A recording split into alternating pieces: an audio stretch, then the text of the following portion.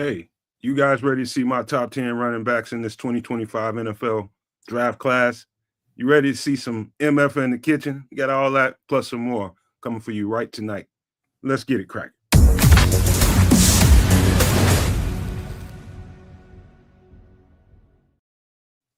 Yo, yo, yo, no maniacs, super no maniacs, and all in between. Welcome to some extra sauce. Got a very special one for you tonight. Not only, and you guys are gonna probably humbug and bicker about who I picked as these top 10 running backs in the class. I'm already expecting a little dust up in the chat, but these are my thoughts, my picks. And if you guys want to come on here and do your own picks, you can come on here and do it. I'll be fine with that. But this is the way I evaluated all these running backs in this class. And I almost forgot two running backs. The first two you guys are going to see are the last ones that I loaded into the drive to pull up on the screen, because I'm like, how did I get through all these backs and not pull up these two? So it's going to be interesting, the two backs that you see. But we got all that plus an MF in the kitchen coming up for you tonight. My guy Chef Trip is going to be cooking up some vittles for you guys like he does at the end of the month, every month. And I don't know exactly what Chef Trips has got up his sleeve, but it's a good thing I got a little something on my belly, man, before we got started, because I know he's going to piss me off with something good, and I'm going to want to eat something after the show anyway. But that's how Chef Trips rolls. So I'm going to pass it on to you for some pleasantries, kids. My guy in Canada, what's cracking? See, what happens when we put a little bit of time on the intro is like heads don't show up. So we're gonna give the heads a little bit of time to show up, give you guys a little bit of respect. But I will start out with the Super No Maniacs, like my guy Marlon Johnson. He's a Super No Maniac. My guy Charles Johnson, he's the minister Super No Maniac. The Nodge is out there as well. King Booker World, Victor Perez is out there. Derek Guy's out there. I'm sure all of those homies will be coming through sooner or later. Speak of the devil, there is Osama Ben Johnson himself. Yo, shout outs to all you guys. Come on in, come on through, join in the fun. I'm gonna do the darn thing with my guy Triple. Triple I will be actually in the chat today. We got the chef in the building.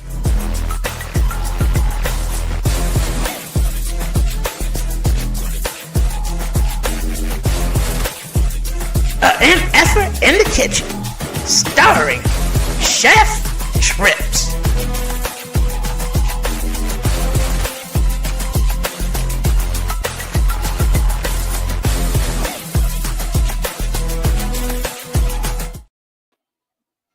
And there he is.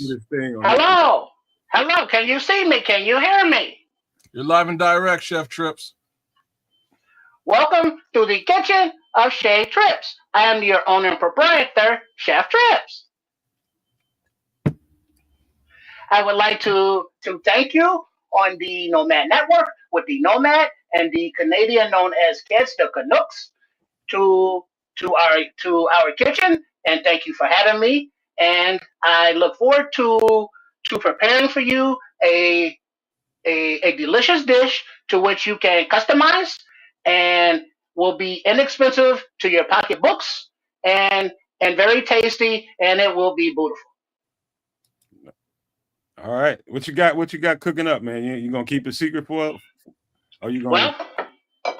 Well, we're going to turn on our heat to a medium high heat, and then now you can use vegetable oil as your oil just to get a little coat on your pan or your skillet or your wok, whatever you prefer. Because remember, when in your kitchen, you are your own chef.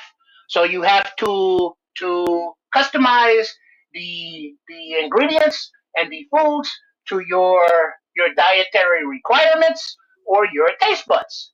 So I am using the oil right now, and for the meat,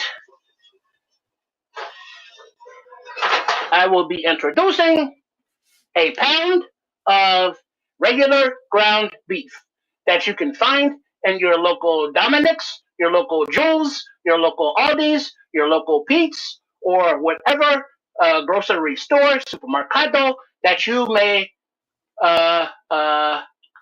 prefer. Then we will get a little sizzle dizzle into the skillet.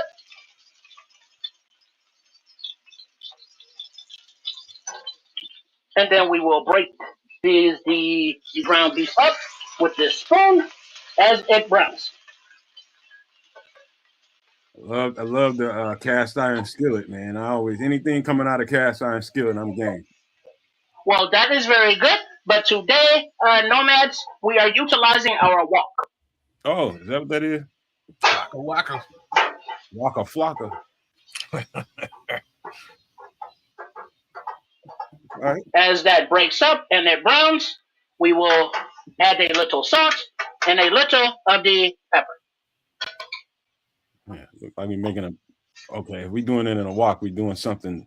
We're doing something here. I'm ready to be surprised. So Trip, I wouldn't like. Is that lean ground beef or just regular ground beef? This is the ground beef that comes from the cow. That's a fair answer, sir. Yeah. Okay. So in other words, you can use whatever beef you have available. So If it is very greasy, you can drain the extra fat as necessary. you knew exactly where I was going. I'm like, okay, if that's regular ground beef, that thing's gonna make pretty good amount of oil there. But as this now is breaking up into the chunkies, and we will keep doing it, we will introduce our next ingredient, which will be some onions. Onion. There we go. And we will leave a little more to have a little more crunch later on. Okay. Yes, now the party's getting started with the smells. Right. The onion. Yeah, that is very true. I wish that I had the technical knowledge and expertise to invent the smelly camera. Let me give a quick shout out to the people that just Damascus Roberts just bust up in this piece. Derek Guy Supernova Maniac just bust in. Levante Rogers just bust up in this piece. Let me see. Vic Pereira just bust in, and Jake Capone and Don just bust up in this thing. Shout out to everybody, man. Y'all keep it coming. Keep the comments coming. Seeing what I don't know. I know just about as much as you guys. Me and kids don't know nothing. We just waiting to see where this is going. No, we go somewhere we're good, but at the same time, somewhere that leads me to straight up hunger and eating late at night. So let's see what the chef got cooking here, man. I feel like I did a pretty good job filling up the tank this time. We'll see, man. Oh, you filled up early? You're smart, man. You knew he was coming through. I knew he was coming through too, but damn. What's up, Ron C. Lawrence Kennedy? What's going on, guys? No, we multi-streaming. Go for it. We will add our garlic to the party. I knew garlic was coming to the building soon. And he wasn't getting out of there without no garlic in there. You're right, man. Them two together, now you're in for it. I'm waiting on some bell peppers or something. Yeah, that's yet to be seen, but I'm sure it's on the menu. Spoiler alert, I do not have the bell peppers this evening for this recipe, but if you do have that in your kitchen, it will be more than delicious in this dish. Mm-hmm. That is the beauty of the customizations. You know what, man? I'm one of the lucky people, man. Between my house where I grow the vegetables, sometimes in the summer we grow some peppers, and I give quite a few of them away. But my mother tends to go to a farmer's market out in the country somewhere. And she comes back with a couple of big bushels of green peppers and bell peppers and shit, and she's just passing them out like, "Hey, take some of these." So I got a freezer full of them. Now, for those who have a bit of the sweet tooth, I am adding a little bit of brown sugar to our meat. Hey, you can also utilize honey, or you can skip this step entirely. Swift just busted up in this thing wanting to know what you're cooking. Do you know why we have the bread and the brown sugar? I don't know. that keeps it very, very fluffy and very moist, and so your brown sugar does not compact together. So how So much the brown sugar you bread- put in there? This is just the canister of brown sugar. So whatever it comes from the store, you open the package up and you dump it into the canister with the slice of bread, and the bread takes all of the moisture from the canister and absorbs it and just gets hard, no diddy, and the brown sugar remains soft and very fluffy and powdery, and it doesn't get all clumpy and stuck like when it has the moisture in it. Interesting. That's a great trick. Never seen nobody do that. Me neither, but that makes a lot of sense. I'm gonna have to test that out. Prove Well, the theory. that's why I'm that MFer. Yeah. I don't Yeah. keep brown sugar in the house.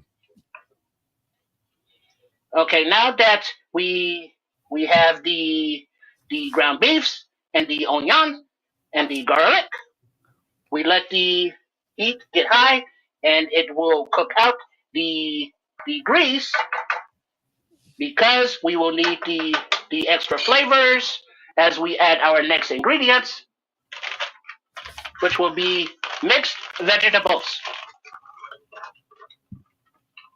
What's the So mix no- here? I see a little carrots, some corn. Oh, he's getting ready to make he's going to make some stir fry.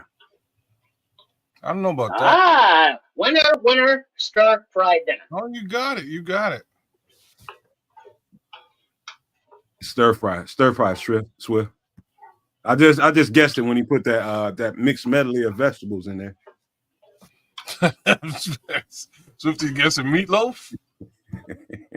Hey, Derek got some trips be tripping, man. Now we get all the flavors to start marrying together, and we let that on the medium high heat, so it's not burning, but it is not simmering either. Hey, Swift said you making some kind of Hungarian meatloaf or something? No meatloaf, but this is a dish that if you have these very basic ingredients, you can prepare them in a different way altogether in one pot. Very quick, very fast, very easy, very delicious, and it's not the same old. All right. Now I can sense where this is going now. I can definitely sense where this is going. See, as now we are cooking out the excess grease. You drain it. You're just gonna boil it out, chef? That is correct, sir. That will add the more of the flavor and keep the frying aspect to the dish. Okay. What kind of rice you gonna use? Brown or white? I am using the whole wheat, rice, not the white rice. So that is that like long grain rice you're talking about, or just regular size rice? I believe this is regular size. We can look in a minute, but I try to cut back and make things healthier where possible. So we cut out the white sugar. We use stevia instead, or the maple syrups, or the brown sugar, or what have you, or the the monk fruit is very good also. And we cut out the white rice, and we cut out the white flour. We only use the whole wheat flour. No white devils in this kitchen. I'm glad to know where you're going now, because I thought you was about to make some of that hood hamburger helper. Hood hamburger helper start looking kind of like that a little bit. Now, as this boils out, you see the heat in the wok. Now you could also sop it out, or you could pour it out, or you can let it ride and just have it as gravy. Mm-hmm. I spoon it out over here. But the more we cook it, the more it will come out anyway. We will check in a few minutes. But I would like to say hello to all the maniacs, and thank you for having me. And I hope you try this dish in your kitchen if you think it is interesting or looks tasty to you. And then also, I have to say, look for my channel with all of the ingredients and the instructions on how to prepare these dishes on the website of Sports Chicago Style. And then you can also find my videos on the YouTube channel at Sports Chicago Style, where I do the video recipes. Very quick, very easy, very in, very out, very squeezy. And then we put it together, and then you see it, and it's entertaining, and then bada boom, bada bing, you get the idea, and then you do it for yourself, and it is beautiful. So make sure to follow our channel on all of the social media platforms of the Facebook, of the Twitter, the Instagram, the Blue Sky, and like and subscribe, or subscribe to the channel and like the videos. Thank you. Hey, Scrolls in here hacking and cutting up already, talking about you hooking up some Asian prison food. Now, as you can see, the grease, where is the grease? Gone. Where has the grease gone? Oh, it went somewhere. It ain't evaporated. But it has helped with the frying aspect, because the heat, as you can see, is nice and medium high. And you may not be able to hear the sizzle, but I know you cannot smell it because it smells beautiful. I'm surprised. So now that the grease is now, we will add our brown rice. This looks like the regular short grain rice. This each container holds 2 cups of rice. I have 2 containers, so that's equals to a pound of ground beef to a cup of rice per quarter pound of ground beef. So if you have 4 people in your family that you are trying to feed and you want something different and tasty, you make a pot of this. So it looks like you already hooked that rice up. Now you're just adding it, right? Mm-hmm. That is correct. The rice is better for the fried rice if you cook it the day before, because as we talked about earlier with the piece of bread and the brown sugar, the rice of the day old dries out as well, and so there is not the same amount of moisture, and so it fries up much better instead of adding moisture and water to your frying pot. Okay, I'm gonna ask you a question now. This is probably gonna be some real cultural differences between it's just personal differences too. But when you get your fried rice, when you order your fried rice, you order out, you get your fried rice. When you get it home, when you assemble that plate to make your fried rice up, what are you putting on it? What are you putting the soy on it? You putting the duck sauce? What are you putting on it? Because I put a little soy sauce and a little duck sauce on mine. Well, I like the soy sauce. I like the duck sauce. I like there is the duck sauce, the hoisin. There's another one that about that hoisin. The hoisin's good stuff, man. The hoisin, and there is another one that I cannot think of right now. But as I mix this up, as you can see, the colors are coming together, and the flavors are incorporating all together. And there's a nice sizzle going on at the bottom of the pan. So now that this is in, we will add some of the sesame oils. Now you're talking.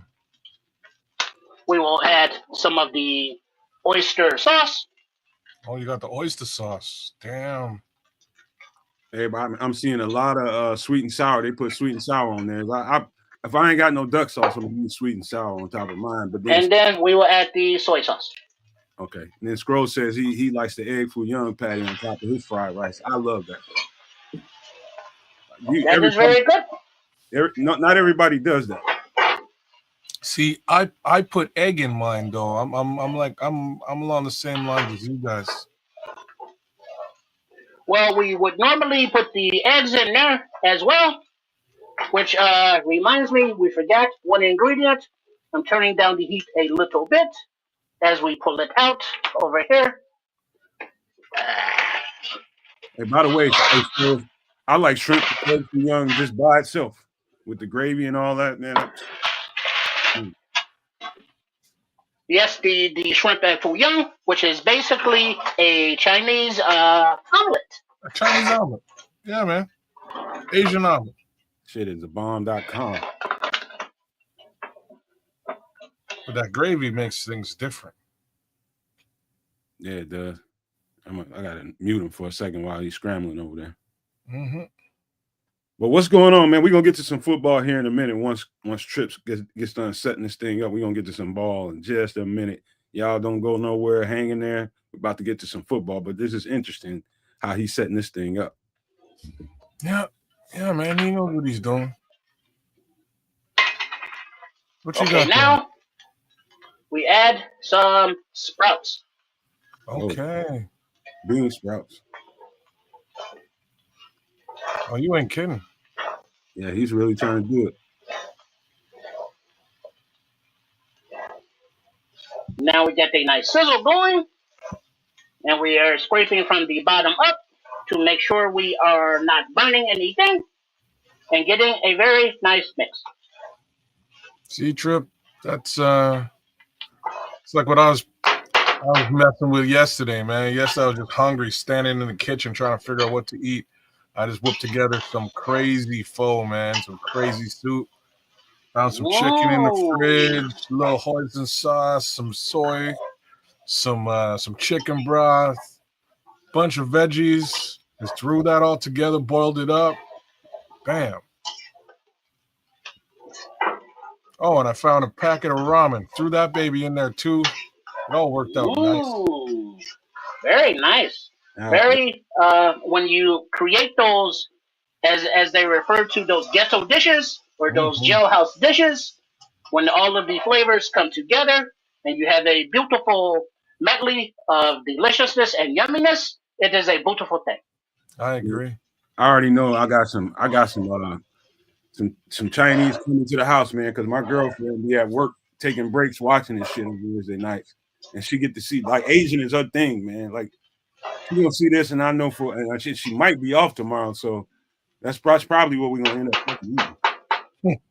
Well, spoiler alert: the video that I have coming out is a short on. I have a request for the duck sauce, Yeah, so I will be preparing that in the next video on the Sports Chicago Style channel.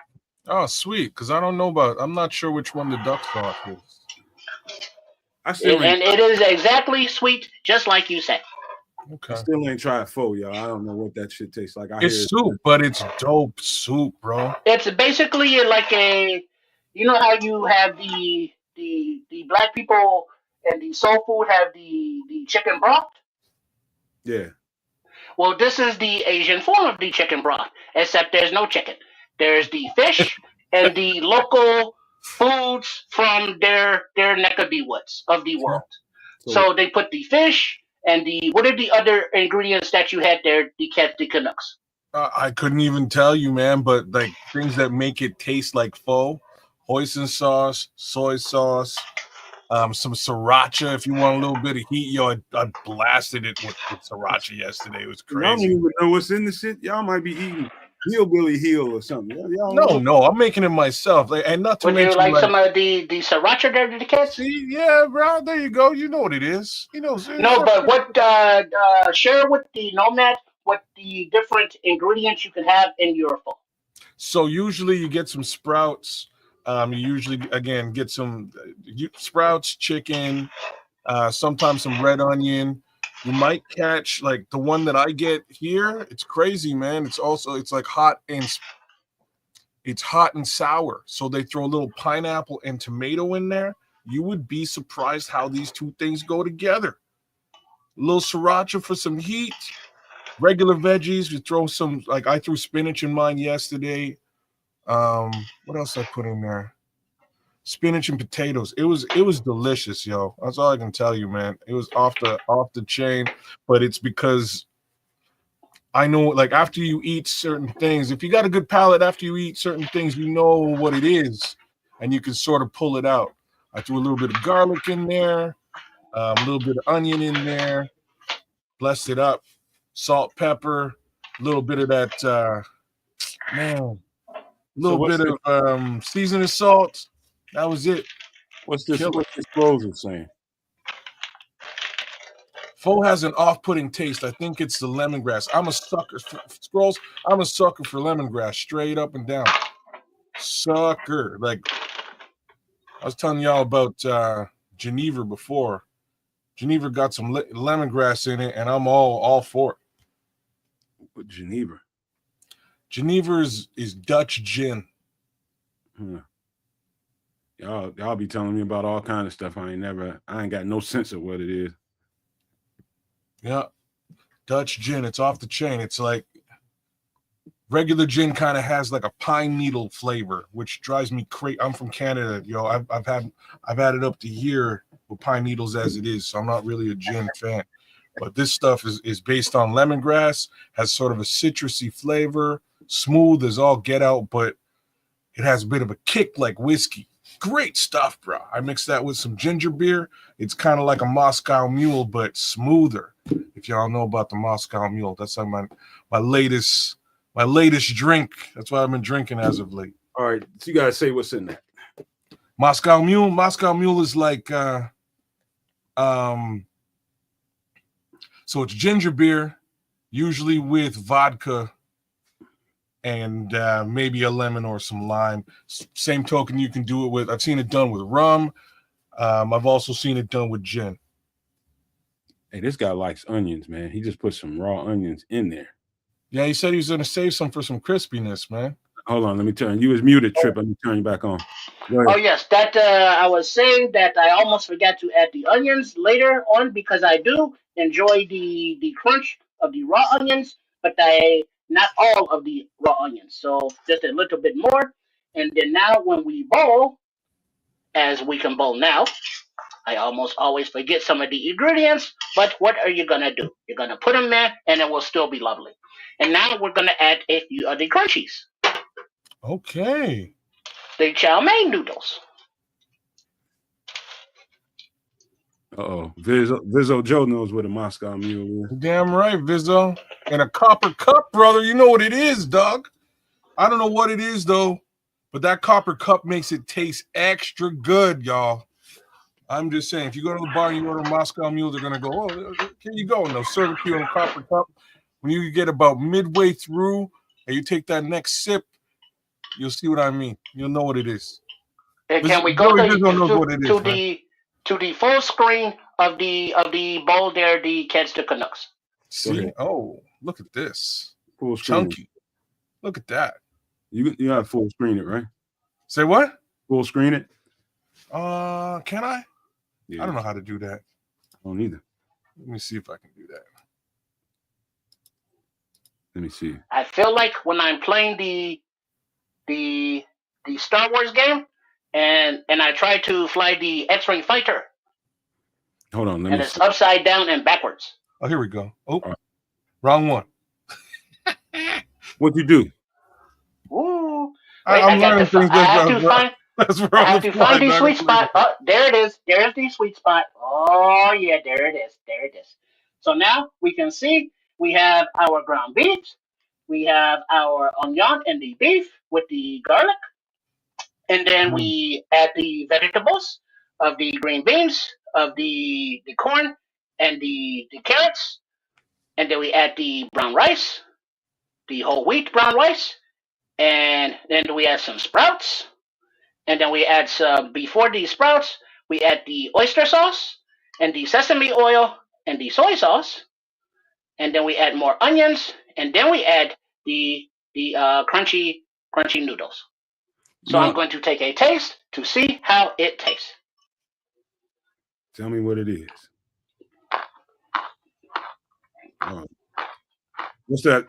Them little noodles, or is it them onions crunchy? That's the noodles, man. That's the chow mein. Okay, because I ain't gonna lie, I'm a weirdo, man. I don't like raw onions unless it's in like a taco. This is beautiful. It is very delicious. You can taste a little bit of the sweetness on the meat. So the meat is sweet. Watch it now, catch the Canucks. Watch out now. And And there is the crunch from the chow mein noodles, and the raw onions are very subtle, but there is that crunch to them as well. It's just not as as boisterously crunchy, but it is very good. The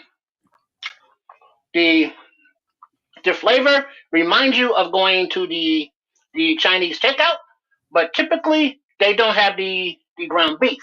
It was more of the pork, of the shrimps, the different meats, but not the ground beef. You know what I mean? Yeah. I do. And so this has that same flavor, but with the more inexpensive, easy, accessible, but make it delicious meat of the ground beef. And no matter the fat content, you cook it until the desired amount of grease is out, or you sop it out, or you get the healthier cuts. Trip just fucked me over. See, Man. I'm learning new shit. He's Check it fucking out. me over. He's fucking me over, man. I'm gonna have to eat Chinese tomorrow. That's a much more robust version. Like you can make that at your crib. I'm with it, man. I'm with it, Trip. Well prepared. When you did you know what I like though? Like when you threw in your mixed veggies. What came in the bag?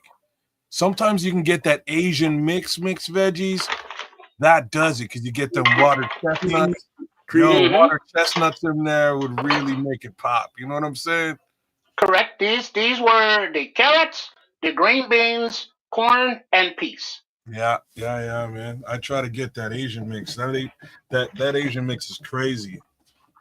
So I say to all of you that enjoyed the cooking here at the Shea Trips in the kitchen, and are there any comments or the questions from the Nomaniacs in the chat while I have a swig of beer?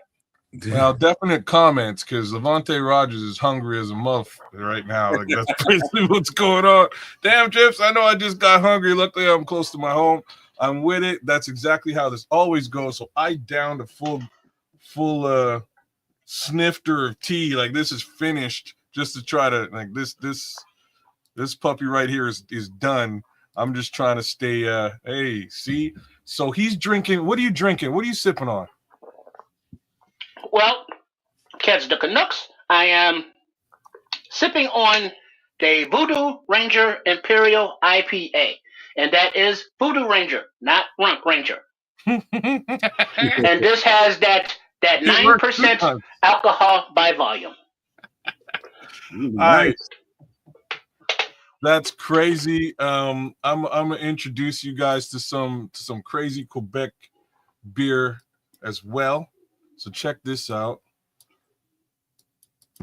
This is Paul Rodriguez. He says, "What did I miss from Wolfgang, Bobby Flay, Guy Fieri Trips? You missed the stir fry of the century. So this is what we call en français in Quebec, le fin du monde. And y'all know French? Nope. Any idea what that means? Took it in high school. Voulez-vous coucher avec moi et ce soir? Well, no. This means the end of the world. That's what this means. And straight up and down, this is 9% alcohol, close to an IPA. This will beat you up. You will regret life decisions the following day. This is the other one. This one here is called Maudite. And that means like the devil. Like if you check the picture out in the back, it just means like the devil, like straight up and down. This is also 9%. This will put you may be visiting the devil the following day. This is a crazy beer out of Quebec I used to drink back in the day, back in them Schlitz days. You know what I mean? The malt liquor days when you're young and broke and you have access to the corner store with a couple of bucks. Mm-hmm. Yeah. Well, now that we are old and broke, we can drink on the inexpensive high alcohol IPAs and make inexpensive foods with the ground beef, rice, and mixed vegetables.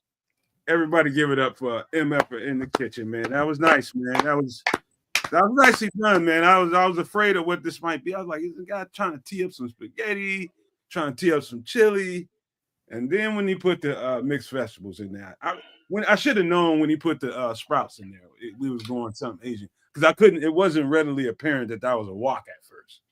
It did look like a cast iron skillet. Wok will do Well, you good, man. I thank you all very much. And once again, thank you for having me. And please let me know in the comments if you tried this dish into your kitchen and what ingredients, how you customize it with what meats, with what vegetables, or however you. But please share. I am interested to know. All right. Cool. Give it up again for MF in the kitchen, man. Y'all give him a hand, man. That was nice, man. I appreciate that. All right, Trips, you need a minute to get back into the other side of this, or what? So you can have a conversation, or you gonna stand there? Well, no, I was going to turn it back over to the Triple R as my demonstration has done, and I will let him get in, and I have a kitchen to clean up as all of my help is afraid to come to work now for some odd reason. All right. So we're gonna tee up a little bit of conversation while you get it together, man. You ready to be taken down? I'll take you off screen. Well, thank you once again for having me, and on the way out, once again, sports Chicago style, and play the intro or outro, please.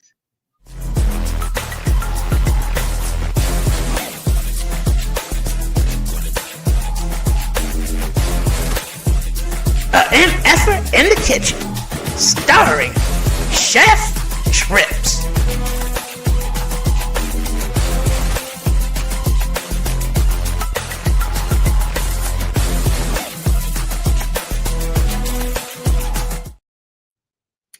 That's just awesome. Yeah, it was. I was a little nervous. I ain't gonna lie to you, kids. I was just like, okay, because Trips will do some wild stuff from time to time, man. But that was pretty cool, man. It made me want to kind of venture out into a territory. He made that look very, very easy, man. Trust me, man. We live a similar lifestyle. Me and that guy. I'll tell you that much. Sometimes you're just in the kitchen talking about like, what the hell am I gonna eat? And you find things and you just figure out things, and next thing you know, it's delicious. That's all I gotta say, man. Like that's what happened to me yesterday with the pho. You know what I'm saying? So the scrolls yesterday with the pho, I didn't use pho broth. I used chicken broth. You can run it with chicken broth too, so you don't get that lemongrass flavor. Like I know what you're talking about. But it worked out very well. It was just really that sriracha and hoisin that took it all over and really gave it that faux vibes. But yo, is what it is, man. Shout out to Chef Trip, doing it big, doing it large, doing the darn thing. Hey man, let me tell you, I stumbled into, like, you can fuck around and make a mistake and stumble into some greatness in the kitchen when you just next thing, because I asked my girlfriend, she said she wanted some spaghetti, and all right, I make it when I get off. I had to work until like 6. Worked a few extra hours and shit. And I was just like, take everything out for me. When I get there, I'll hook it up. And so, I'm expecting there's going to be some ground beef, onions, and peppers and all that kind of stuff. She had all the onions and peppers, but she forgot the ground beef. Oh, no. And so many people, some people like meatless spaghetti. Like when I'm eating, fish and spaghetti, I like a meatless spaghetti. Okay. Yeah, I read them with you. Yeah. Okay. But in this situation, it was spaghetti. Spaghetti was the dish. It was like, I gotta have some meat in it. Wasn't nothing in there but some goddamn bacon. So I'm sorry. Check out the scrolls though. Like if Trips was frying catfish, Minister would have magically popped up. That's all Minister Charles want, man. Him and that catfish. I bet you PJ would be right behind him too, man. PJ would show up too. Damn. Oh, sorry, bro. I gotta start this comment that Ron C. We'll come back to you, Ron C. That's a good question. That's a good topic of conversation today for sure. Yeah, but so anyway, I stumbled into a situation. I was just like, man, listen, I need something, and so it was nothing in the refrigerator but my girlfriend, when we're gonna eat bacon, we eat like bacon like once a month, maybe twice a month, and she had bacon in there. I was just like, she got mad when I did it until she tasted the sauce. So I just diced up all that bacon with the onions and all that stuff and just hooked it up, browned it all up with the onions and poured that and start making that sauce on top of that thing.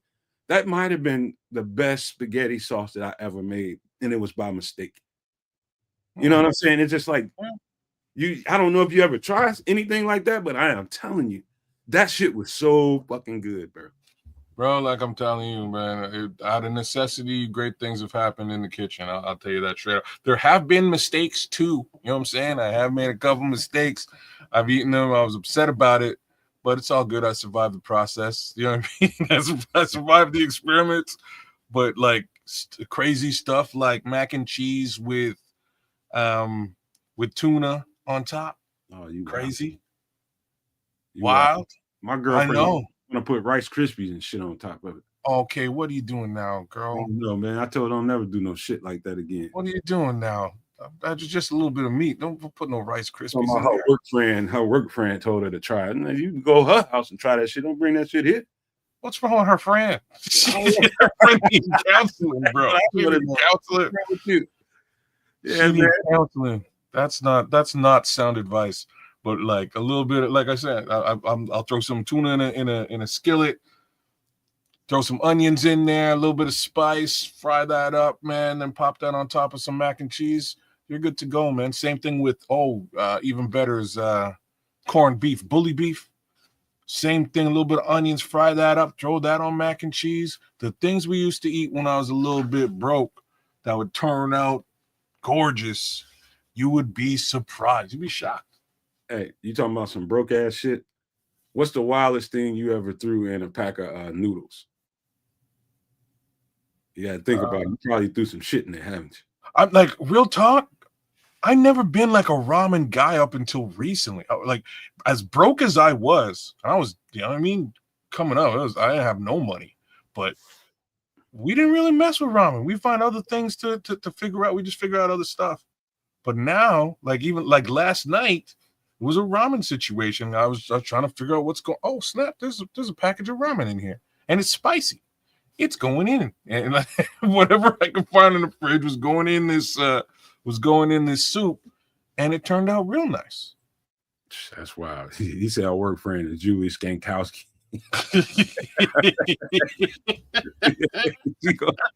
He gonna text me cussing in a minute because I know they probably looking at this shit. Oh man! All right, man. That's enough. So, all right. Before I get through with the food conversation, we gotta get nitty gritty into the football. The wildest thing I ever did, it might not sound wild to y'all, but man, it was one of them poor ass days, and being a bachelor, all I had really was just random couple of things in the refrigerator. It was some leftover ham that had been there for about a week and a half, some Thanksgiving ham, and I had some fucking ramen and a half a pack of cheese. And I made the ramen up, diced up the ham into bite-sized pieces, and mixed that shit all up with some cheese and some. Oh my god! And put the chicken powder on it, the chicken seasoning. That shit was fried. How did you do that? How did the cheese enter the mix? Did you soup up the ramen? Exactly. So what you do is when you empty that, get all that starchy water out, and then you put a little bit of hot water back in. Then you pour on the, it's still hot. So you put the cheese in and start whipping it up in there until it melts down in there. Then you put the powder on it, throw that ham in there, and whip it all up. Man, you got to get it a little bit soupy on the bottom. But once you're done mixing it all up, there'll be no soup left. And it's just all there. And you would recommend this to other human beings? Fucking right. Okay. Fucking right. All right. That shit was off the chain. That might have been one of the best things I ever made in my life. Matter of fact, I'll take your advice. The shit was crazy. Wow. So let's get into the football because I know that's before we do, the craziest stuff to put cheese on is French toast. Yeah, it's good as all sin. You'd be very surprised, but crazy, wild. That's lightweight weirdo shit, kids. Yeah, I'm telling you, it's super weird. It's not me. It's my wife's thing. She loves it. First time she made me French toast, there's a big chunk of cheese on it. I was like, what are you doing? what have you done? You've ruined breakfast altogether. I don't want none of this. She's like, you need to eat that. Man. Okay. Oh snap. It's really good, shockingly good. But yo, a little bit out of left field. What kind of cheese was it? Just regular, like you would say, like American cheese, like regular ass cheese, Yellow cheese. cheddar cheese. Okay. Yeah. Yeah. Surprisingly good. Blow your mind. Oh, see, the scrolls kind of put it down though. McGriddle. He's like, I can see it because they put cheese on McGriddles. He's right. He's right. Man, I ate a McGriddle one time in my life. My stomach was tore up for the rest of the day. Never touched one of them again. Word? That's the only, like, it's the only thing. I don't go to McDonald's at all. It's the only thing I will eat at the McDonald's, though. Really? I swear to God. McGriddle. Only meal I will eat at the McDonald's is a McGriddle and maybe a hash brown to go with it. All right. Well, right in time is Triple R. It was Triple Right R. when we're about to start this football conversation, because here's the comment that's got my attention. And, you know, I'm just read it off. Ron C says, Tevin Jenkins signed for $3 million. That's a low amount due to his injuries. Listen, there was a time when we were talking about Tevin Jenkins was going to break the bank and be a $20 million football player. How Well, far have we Look, fallen? we thought at least $8 million. $3 million is a bit of a, like, $8 million is the number that I thought the Bears might have had a problem signing him for. 3? Yeah. Damn, Tev. That's a man. I didn't think his market would be right. We talked about this all off season, talking about what his market might be and how can they let him get through free agency and maybe sign him back on the low end. He just didn't want to come back here. Mm-hmm. I gotta be. It's hard for me to believe that they didn't offer him a little bit of something, man. You know, but man, that's pretty rough right there. $3 million. That's bad. Low wallet share is what you call that, man. Shout out to Tracks in the chat, man. Big ups, buddy. Man, yeah. I'm kind of I guess I'm not surprised. So, anyone know if Nate Davis has a job? Haven't heard. No, I think didn't Nate Davis pretty much be like, you know, I got my money, my mama dead, fuck football. Damn. God. Where the filter at? Put that filter on his ass. I mean, this is extra sauce. There ain't no filter on extra sauce. Crazy, man. Know how I get down. Wow. I don't mean no harm, but I'm saying we saw when preseason when Flus was out there hugging that big ninja. It was like, that ain't good. And that was, you know, then he was hurt and then he was not there. Then he was like, hey, I'm out. And it was like, was it because, I mean, that his, you know, she probably like drove him to Pee Wee football, was in the stands going, that's my baby. Play Nate, you big so-and-so. And, you know, was with him every step of the way. And then it's like, she's gone. And it's like, man, I don't, fuck football. You know, no word of a lie. I heard he was doing renos, man. That's the word on the streets. He was doing who? You said he was turning tricks. He was what? doing. What'd you say he was turning tricks? What'd you say? No, I didn't say he was turning tricks. I said he was doing renovations. Oh, you know, I got nothing. Maybe that's what I heard. I heard he was fixing people's houses, making doing construction. Hey, whatever he need to do to make him a happy person, good on him. But as far as the Bears go, fuck him. You know what I'm saying? I don't mean no harm. I don't mean nothing personal. But Ryan Poles was like, hey, I'm gonna get this free agent from Tennessee Titans that's been clearing away for Derrick Henry, and we're gonna bring him in here. We're gonna solidify the right guard position, and we're gonna keep it moving. Come to find out, Derrick Henry was clearing the way for himself because right. And then they get here, you know, $30 million, you know, later it's like, oh yeah, I don't love football no more. And I was like, oh, and so now we've been in a flux at right guard ever since, son of a. But I can't call him. That's his mama dead, so I take that back. Lord rest her soul. I know a lot of Nate Davises, man, and they just don't have that switch, man. It's like they already don't want to really be doing it, but it's beneficial to them. You know, I'm talking about college players. They know they're getting ready to probably turn pro. They don't want to be out there, but they do what they have to do to get through the moment.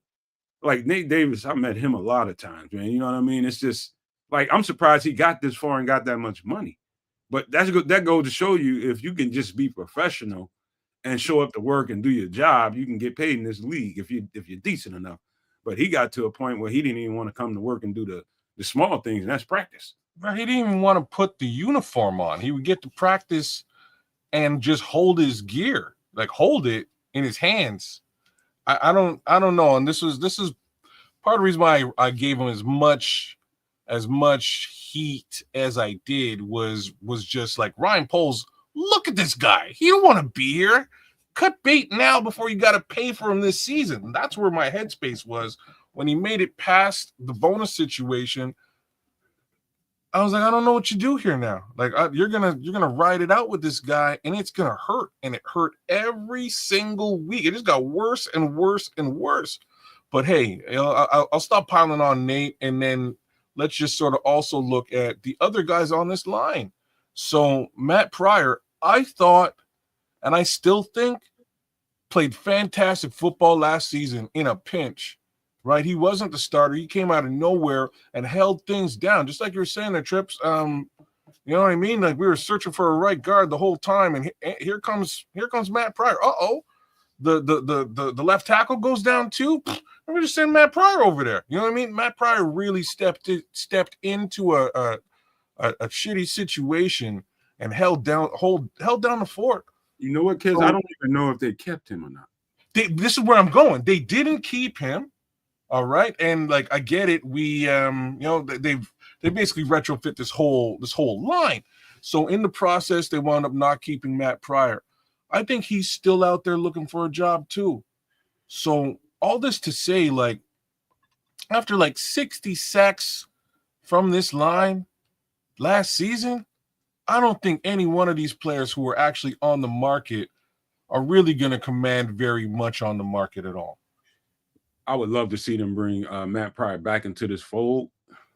But I know here's what I know. They're going to draft some depth. They're going to draft some young bulls at guard, you know, whether it be 1 or 2 in the draft or, you know, draft 1, get a couple of UDFAs and work with them. But I know we're going to get a couple of young bulls that come inside this building for sure. But I do love what Matt Pryor. Matt Pryor might have been the most valuable offensive lineman on the team last year.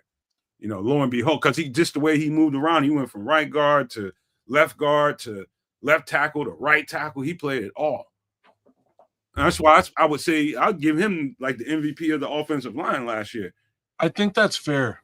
You know what I mean? Like I really do. Like there were other guys who stepped up, and unfortunately they got hurt too. So Bill Murray stepped up, played very well, got hurt. Jake Curran stepped up. I think it was for like a single game and had a stellar game, but got hurt. And again, as these guys are dropping like flies, here comes Matt Pryor, comes through, holds down the fort. Like I give that guy big respect. Yeah. Man. I mean, now look at what was that fucker Lucas Patrick couldn't stay on the field. And then we had the feel good guy and Musty. He could always stay on the field, but he sucked. And then we had Shelton. He was on the field pretty often, but he got his shit pushed in quite often as well. Bill Murray, went down with his injury after looking good, and we can't say that other than knock on wood, Darnell Wright. But other than that, the offensive line has just been a shit show since Poles got here, and we know we've been on his ass to fix it, and we've been, why don't we have this? Why don't we have this? But it's a process. This is what, year 4 of Ryan Poles, and we have we hope our franchise quarterback who we took at number 1. We have DJ Moore, we have Rome Odunze, we have Komet all under contract. Tyler Scott, he gets an honorable mention, even though he ain't did shit yet. And then on defense, we got Edwards under contract, JJ, whose deal looks like reasonable now as these cornerback contracts have gone through the roof. We have to address some safety issues. and interior D line, an edge, and some offensive line issues. Other than that, depth, we good. We can build toward the future. So we can't be totally mad at where we're at overall. You know, we want to be farther, but it's a process, and the power of polls compels you. Man, Minister Charles is chefing it up there, man. He's trying to rival Chef Trip. I'm responding to him right now. I'm about to write it now, but go ahead, kid. I'm just saying he's doing some craziness, but yeah, this team had some troubles last year without, you know, it goes without saying. I'm just saying that after 60 sacks or close to 60 sacks on your quarterback, it's hard to go. You know, there's tape out there on you in that line. You know what I mean? It's hard to go and negotiate a big money contract. Hey, like, I'm Tevin Jenkins. You want to hire me? Sure. Well, we watched y'all give up 57 sacks last season, so we'll give you $1.50. You know what I'm saying? Like the offer is so low wallet share, it's a bit insulting, but at the same time, I think Nomad nailed it. I think there might have been a little bit of bad blood at the end of it all. I think Tevin definitely felt like he deserved a contract offering from Ryan Poles at some point during last season, and then he got hurt, and that pretty much sealed the deal that it wasn't coming. There's like, you're hurt, bro. You've been hurt every season. And then look at his market value at what he was signed for. That tells you what the rest of the league thinks of his reliability. It ain't shit. It's not personal. He's a good kid. He rolled with the punches. He matured, you know, right before our eyes. He didn't pout, complain. He showed up to work, but his body was just like, no, I'm not doing it. You didn't have enough milk as a child, or whatever the problem is. So it's like, we see what it is, but if we want to get that late or mid compensatory round pick next season, we need Keenan Allen to sign for more than $2 million, I think, because they needed $5 million between them to get a later round pick. But that's another thing. Also, as this team adds more talent and the subsequent off seasons, the players go to other teams, we get more compensation back in return. So I think that's the reason why Keenan Allen is still on the market, though. Really? I think so. I think teams are like, we can't really give the Bears extra capital because just two more third rounders for the Bears would blow things out of proportion. I have to say that, especially in a draft like this. If any of that capital came in this draft, it would not be in this next draft. year. It would be next year. And it wouldn't be 2 third rounders. It would be like a compensatory, like 3rd, 4th, or 5th, whatever it is. But I mean, it builds up as a talent builds up. I think it's actually a 4. It does build up. You know, as the talent that you lose goes to other teams, builds up. So the more talent you amass, the more talent you lose, and hopefully you're replenishing that talent. But yeah, you can replenish that talent with the compensatory picks as they sign other places. So, you know, that we've sucked for so long, we couldn't, you know, take advantage of that benefit because we didn't have any players that were signing for more than we were signing free agents, because we've been in this loop of giving away draft picks and signing high price free agents, and it just hasn't worked out. So it is refreshing, even though Poles has said build through the draft picks that he's given up for Tooney, for Jackson, the gamble on Keenan Allen. You know, he tried to do some shit with Claypool for Montez Sweat. They were calculated risks, and I think one out of four paid off. Let's see, Sweat. You know, we still like him. Yeah, Sweat paid off. What were the other ones? Well, Jackson we just got. Tooney we just got. Allen. Do you think Allen was a failure? Yeah, I do. Okay. I mean, I'm not arguing. Here's why I think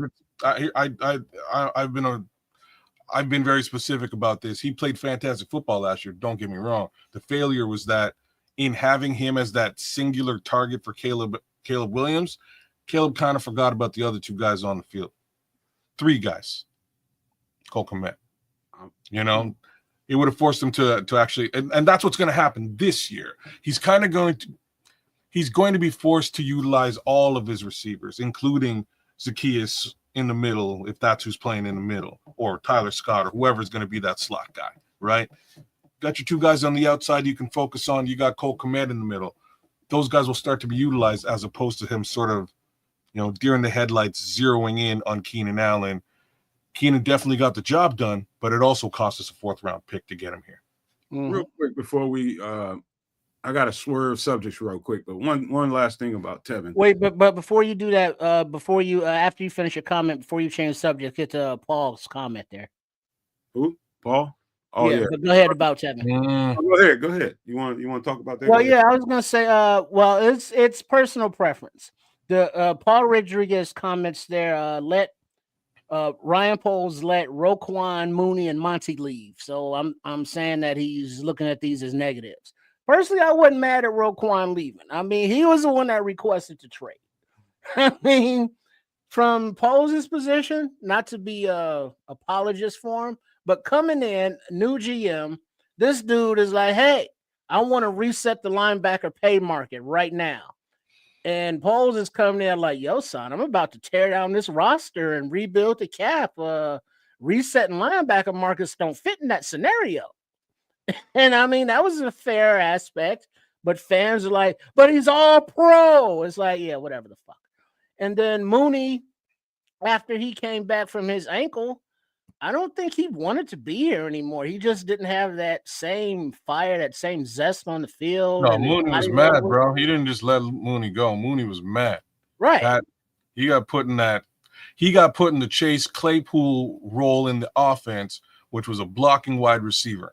And between the three of us here and the world, I don't think the homie even likes blocking. I think he hates it. You know what I mean? I think he hates blocking, and he wasn't getting the target share that he used to get, which then caused him to drop a bunch of balls. Confidence was down. The connection between him and Justin was gone. At that point, he wanted to be gone too. Change of scenery, baby. Free agency. He was like, "Yo, Chicago has been real. I'm out. Fuck all you." Man, you gotta understand, man. Like the turmoil and the just losing by itself, just losing is awful. You know what I mean? Which for your psyche, because you're putting in all that fucking work. Like, I wish people would really understand how much work it takes just to get ready to go to training camp. We talking about training camp and just getting your body right to do that. And then getting through training camp and getting ready for a season. And it all go to shit. And you questioning your coaches and the decisions that's being made. The GM, did he do enough to protect the quarterback so we can get this shit off and make this shit work? All that shit going on. And you get tired of that. Mooney, I strongly feel like Cole Kmet is at that point in his career with the Bears right now. It's a lot of people that be like, hey, leave Cole Kmet alone. I'm not fucking with Cole Kmet. I'm just stating the obvious that I think he's probably sick and tired of this shit. Well, he made. I don't doubt that everybody was sick and tired of Flus and his hits shit. His bull hit shit. Shit philosophy. Right. So that, but you see that President Warren and Ryan Poles, or Warren allowed Ryan Poles, however the situation went down, but George McCaskey backed the fuck up, gave him this checkbook and like, here you go, President Warren, handle your business. And Warren was like, Ryan Poles, handle your business.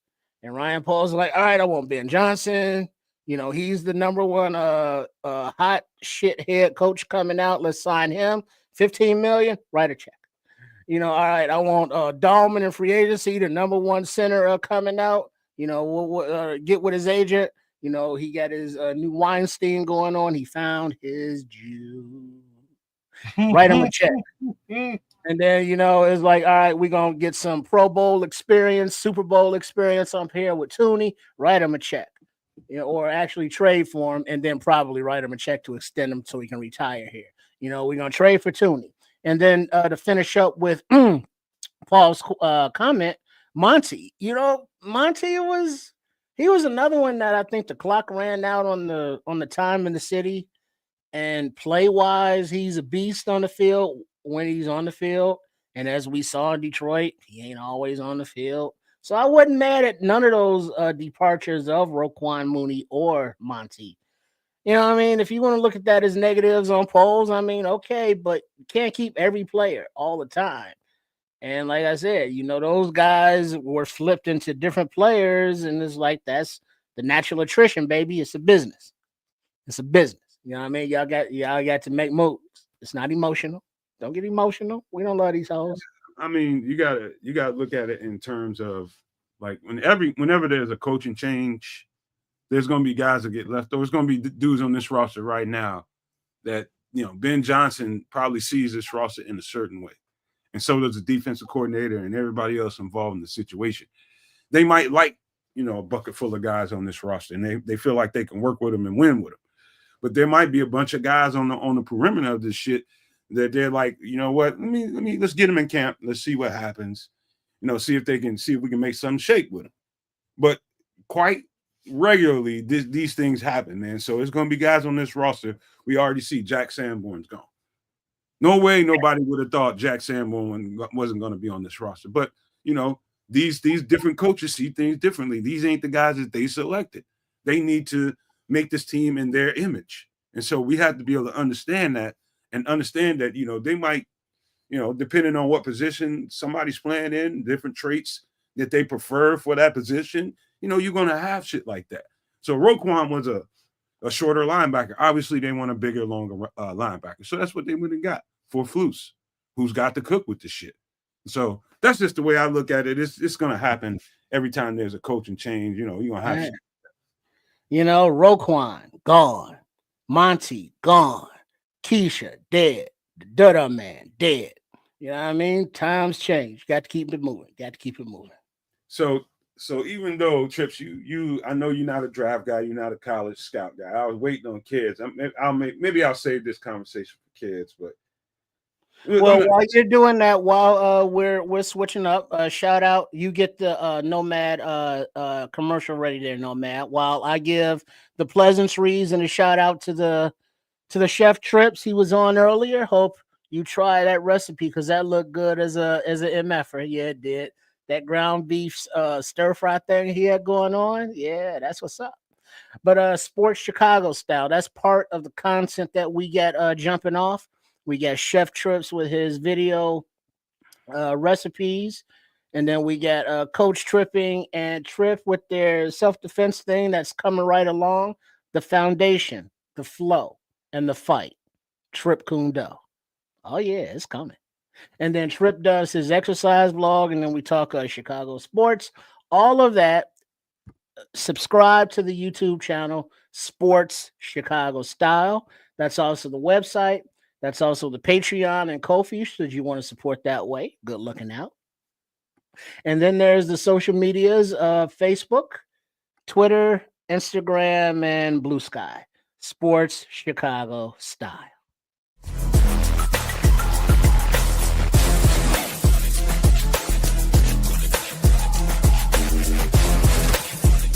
An effort in the kitchen, starring Chef Trips.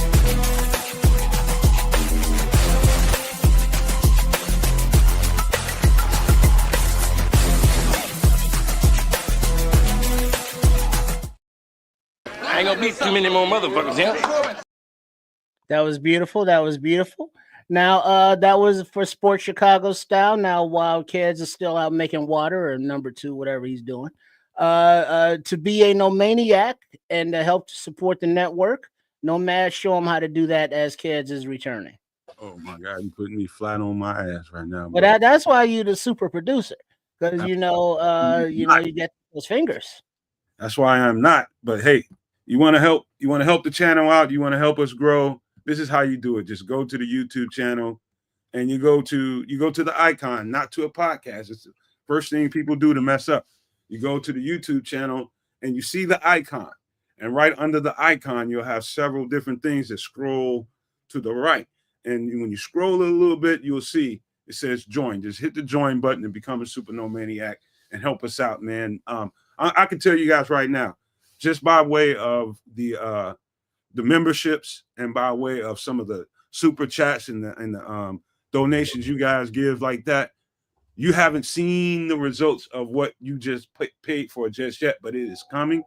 I'm putting it to good work, and you guys are going to see real soon what those things that every time that you give to this channel, it goes to a good cause, and it just helps us grow this channel. It's going to help us blow this thing out, branch it out a little bit, and get to where we need to be. So just so you know, you're not just pouring money into a hole.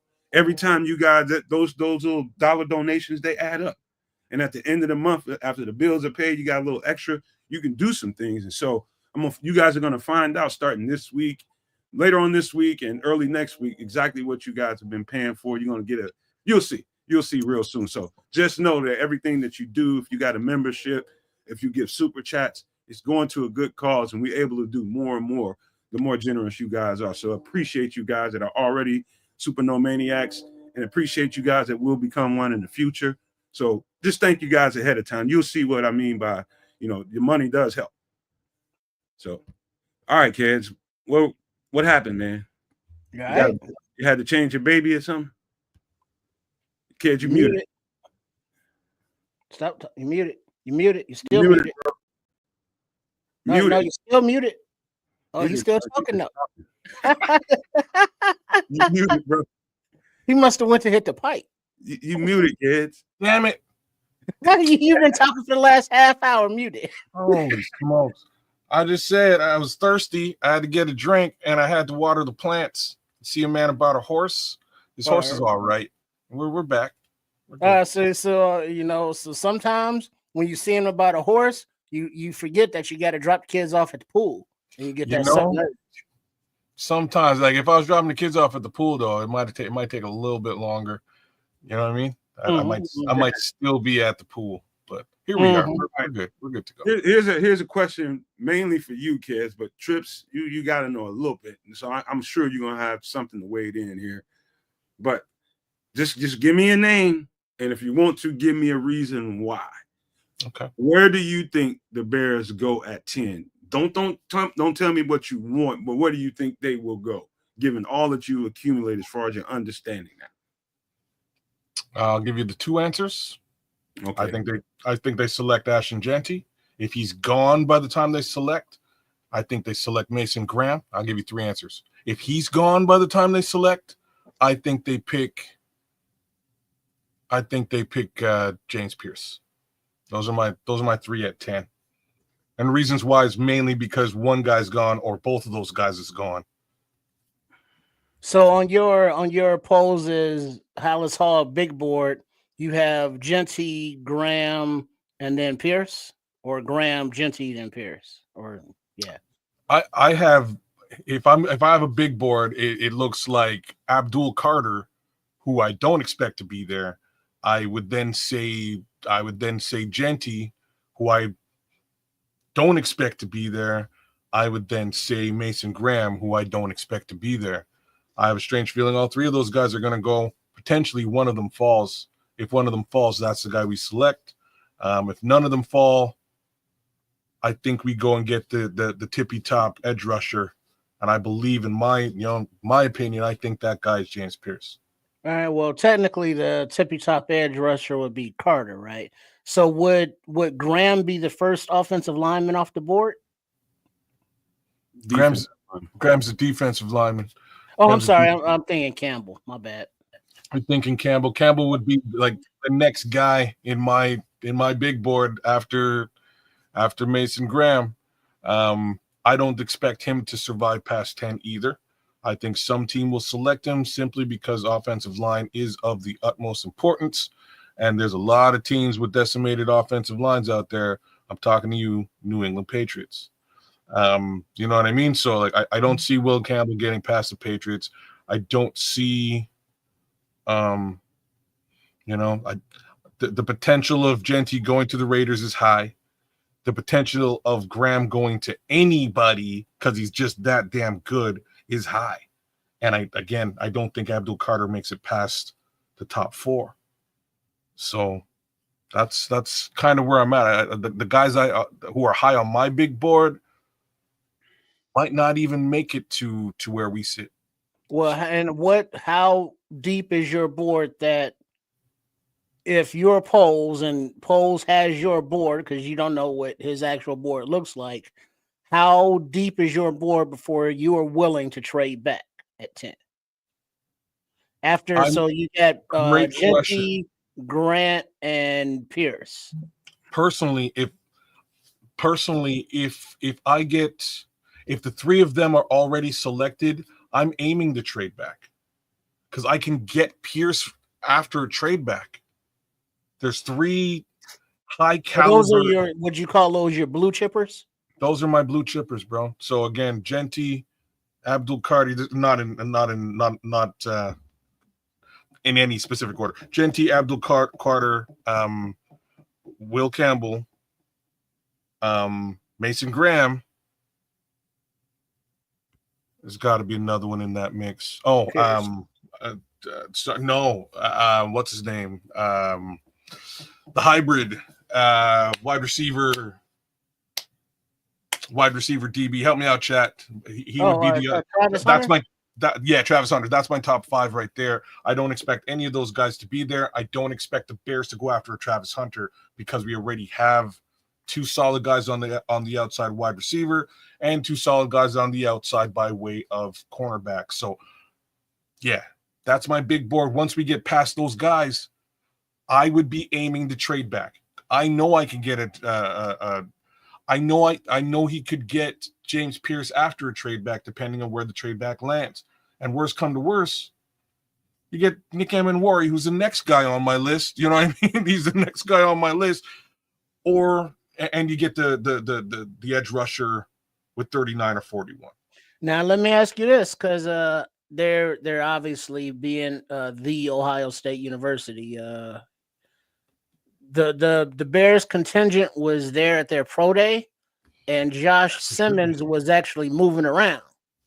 Oh yeah, yeah. From you know what I mean. So he could be back in actual play as oh shit, he's good to go. He's healthy.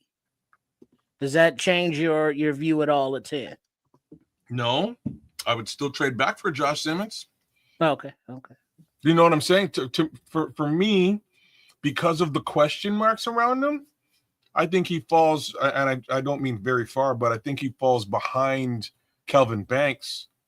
I think Kelvin Banks is much closer to the Bears 12, the Bears 10 pick than anything else. I could see the Bears selecting Kelvin Banks at 10. Personally, I would trade back, especially with the knowledge. Like I hope they bring him in for a 30 visit if they can. And we're talking about Simmons here. I hope they do, because that's a perfect scenario as well. So like I'm saying, so there's 3 guys that I would be looking to select after a trade back. Pierce is one, Simmons is the other, Amenwari is the next. So let me answer my. Go ahead, kid. No, you go. I thought if you're not done, go ahead. No, go ahead. No, I was going to answer my own question, and the original question was, what do I think they want to do at 10? I think if they keep this pick, I think there's a couple of players, 2 or 3 players, maybe 4. And I think they really would love to get Will Campbell if they can get him at 10. I really think that's what they want to do. If they cannot get Will Campbell, they might strongly consider to get Mykel Williams at that point. And I really don't know what they might think of Mason Graham. I really don't. I really don't know what they think of him, but he's in that conversation too. You got to throw him in that conversation. But here's what I do think. I think depending on how this thing plays out, if Will Campbell is gone and there's any kind of conflict about whether or not to get Mykel Williams at this point, they're probably still debating on whether they think he's worth that pick. As I'm hearing stuff out of Hallis Hall from Biggs that they like both of those 2 players a lot. Talking about Will Campbell and Mykel Williams. Now, if there's any kind of question mark surrounding either one of those 2 guys, and if one of those guys, I know Will Campbell's going to be gone. I'm pretty damn certain he's going to be gone. But if he's gone and there's any questions about Mykel Williams, that's the part where I think they can move on, go ahead and take a trade back if there's offers for it. But I do think if that board shifts just a little bit and tilts just a little bit, somebody goes off that board in that first handful of picks that nobody expects to go, that could change the game big time. Like that just heard, I think Levante Rogers might have said that he's hearing that Armand Membo might go before Will Campbell. That would shock me. That would shock. Don't be surprised. Again, if you, I'll say two things. If you specifically need a left, if you specifically need a tackle, Ahmed Membu might be your guy. I'm just saying. Not to take anything away from Will Campbell, because again, Quentin Nelson went in the top few picks. He's not a tackle. He's just a future Hall of Famer at his position, right? So a little bit ambiguous as to what the position is going to be for Will Campbell. I think he's going to be a guard. Levante just lit up a fact. Wait, hold on. Yeah. Campbell, I saw something on the Twitter where Campbell was interviewed, and he was like, "Yeah, ain't nobody said shit about my short arms all season, and I was wrecking shop. Now I got measured. All of a sudden, I got short arms. Fuck all y'all." And I'm paraphrasing. And it's for real. It's real, man. I can't watch his game. Like when I watch his game, there's nothing about his game that says to me, okay, his shorter arms are inhibiting him. Like, I dare anybody to watch him consistently play football and come back and tell me that those short arms are inhibiting him. Like the only person I seen him really give him work was Landon Jackson. You know, but again, I haven't watched all the games. I don't see that. I think he's gonna be fine. I really do. I think it's just a whole bunch of bullshit. You know, that's just what happens this time of the year when it comes time to draft people. But you dominated at the SEC. This is the highest level offensive lineman can play in college. He's dominated at the highest level. Why doesn't that translate? Like I say, it's going to translate, just not necessarily at the position, right? Like that's just the facts. I think the kid's elite level. He's an elite level offensive lineman. Again, I'm not sure if he's an elite level tackle in the NFL. I'm about to say similar things about Josh Simmons now that Levante Rogers kind of clued me into his arm length as well. He's only got 33-inch arms, which is just about a half inch longer than the guy we're talking about right now. Just want to put that out there, especially if we're talking about Ryan Poles and looking at his three key draft picks on the offensive line. You can even throw the Canadian Eagle into that mix. All them guys got arms. Mason Graham is the one I'm worried. I think he might drop. I got a feeling he might drop. I don't know. Like, real talk, I think if he drops, it's because Jackson Dart made it in the top 10. Like, there's really no reason other than, hey, we desperately need a quarterback that kid should drop. He is a special player. Doesn't matter what team he winds up on, the world will see it soon enough. My only questions, and I think we addressed them last night with Swifty. Swifty gave me a good little, a little spin on how they can use him in rotation. My only worry was, like, how do you get him on the field with Javon and Grady Jarrett in front of him? But there are ways to do it, right? So here's what I think, man. I believe in every draft. See, here's the thing.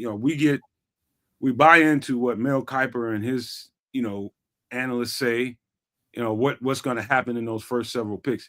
Every single year, there's going to be a player or two that sneaks up in there that's way better than people are projecting them to be, where they're projecting them to be drafted. Like, it's a couple of guys that come right to the top of my head, and I picked them on that mock draft that I did yesterday. And that is Landon Jackson and Jonas Savaiinaea. Those guys are dogs, man. And, I'm not saying they're going to jump in the top 10. Not saying that whatsoever, but there's always that looming. There's some teams out there that really target somebody. And if they start getting a little nervous, like, I don't want to wait that long, somebody might get them.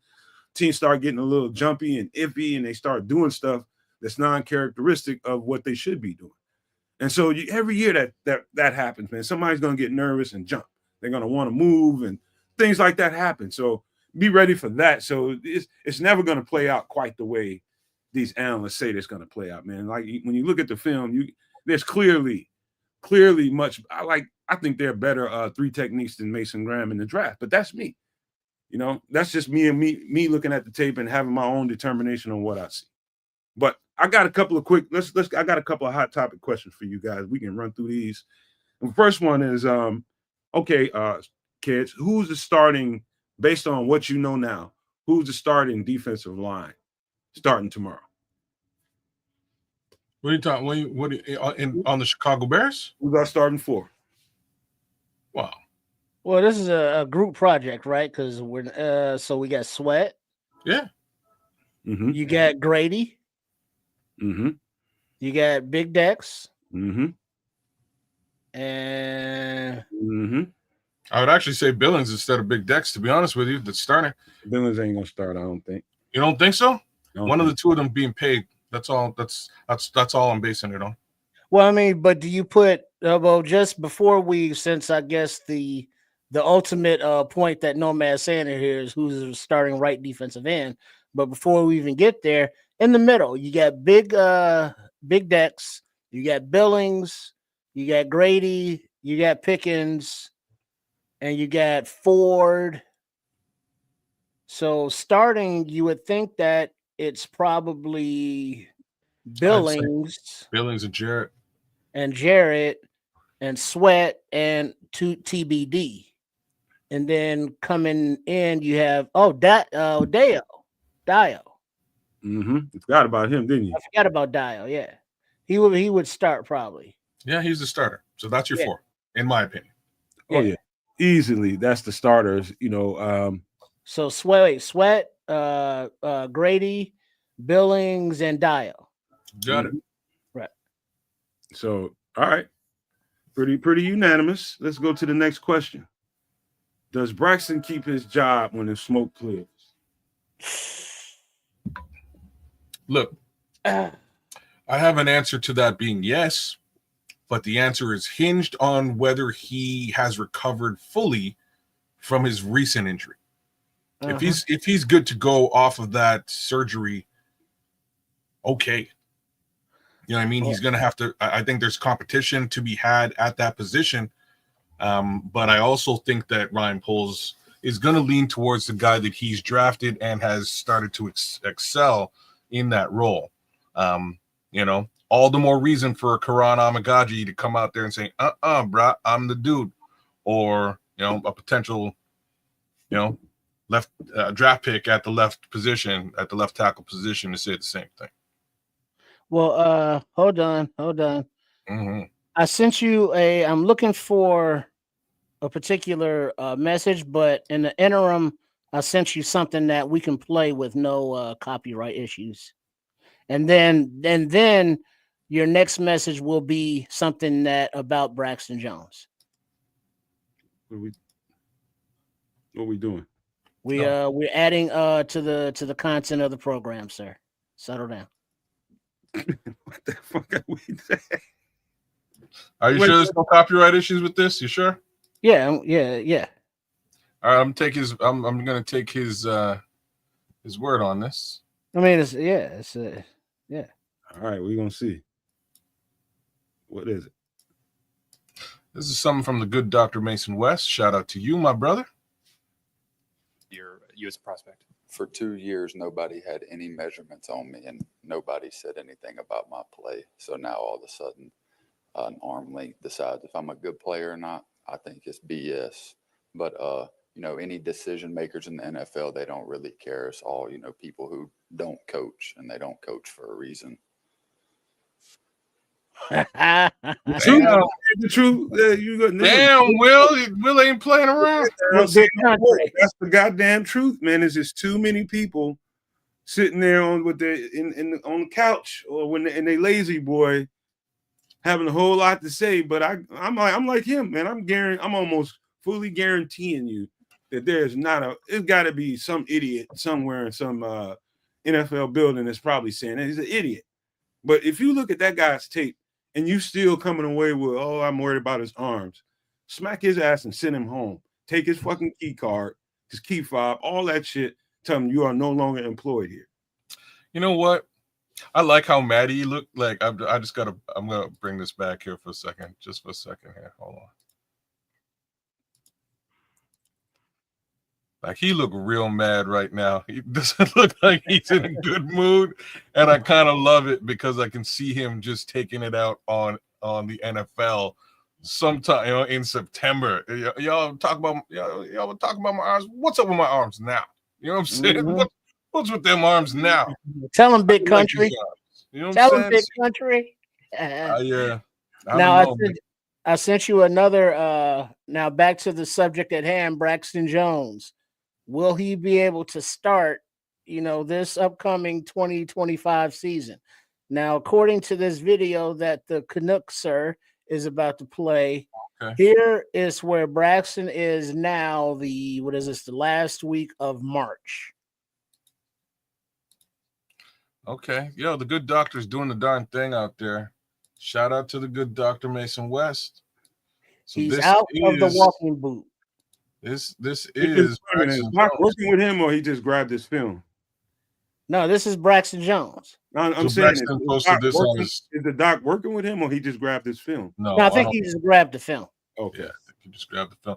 This But I looks mean, like. he's still limping. Good point. Yeah, you see that? You catch that limp, huh? If he's ready for training camp, he'll barely be ready at this point. And so, I mean, that's my only apprehension is instead of him continuing to get stronger below the waist and help set that anchor, he can't get stronger now because he just got out of the goddamn walking boot. And now he has to rehab and get flexibility, range of motion, rebuild the just basic strength of his lower body and that leg and that ankle. And what's he not doing? Training for the season, preparing, lifting big plates of weight. He ain't doing none of that shit because he's still in the rehab, still in the pool phase. And so that, makes me think it's like, Mace, was it Graham, the Connerly, the whoever the fuck at left tackle is probably going to get a real good look because remember, this is a new offense and Ben Johnson don't know nothing about no Braxton Jones. He's Ryan Poles guy, so Ben is like, hey, all right, we traded for our all-pro left guard. We got the top free agent center. We traded for a solid, possible Pro Bowl right guard. And then we have an up-and-coming right tackle. Hey, Ryan, the fuck we doing at left tackle? Oh, well, we got this fifth rounder in Braxton Jones that you mean the little dude from the HBCU was pushing his shit in every time we played Detroit? That's my left tackle? And he listen, I don't want to take anything away from Braxton Jones. There's traits about Braxton Jones's game that I know that Ben Johnson probably likes, man. He's fast, he's quick, and you need to be that kind of guy in the kind of attack that I think Ben Johnson is going to employ. It's almost April, he's still limping. Yeah, he's gonna want to get after people on the ground, and a quick, fast, twitchy offensive lineman like Braxton Jones is going to be a nice piece to have. However, I do think firmly that they plan on really upgrading that position and making Braxton Jones earn it. Now, given what I just saw on that tape, I don't know that he's going to be in any position. You got to realize, man, April is going to be here in a few days. April, May, June.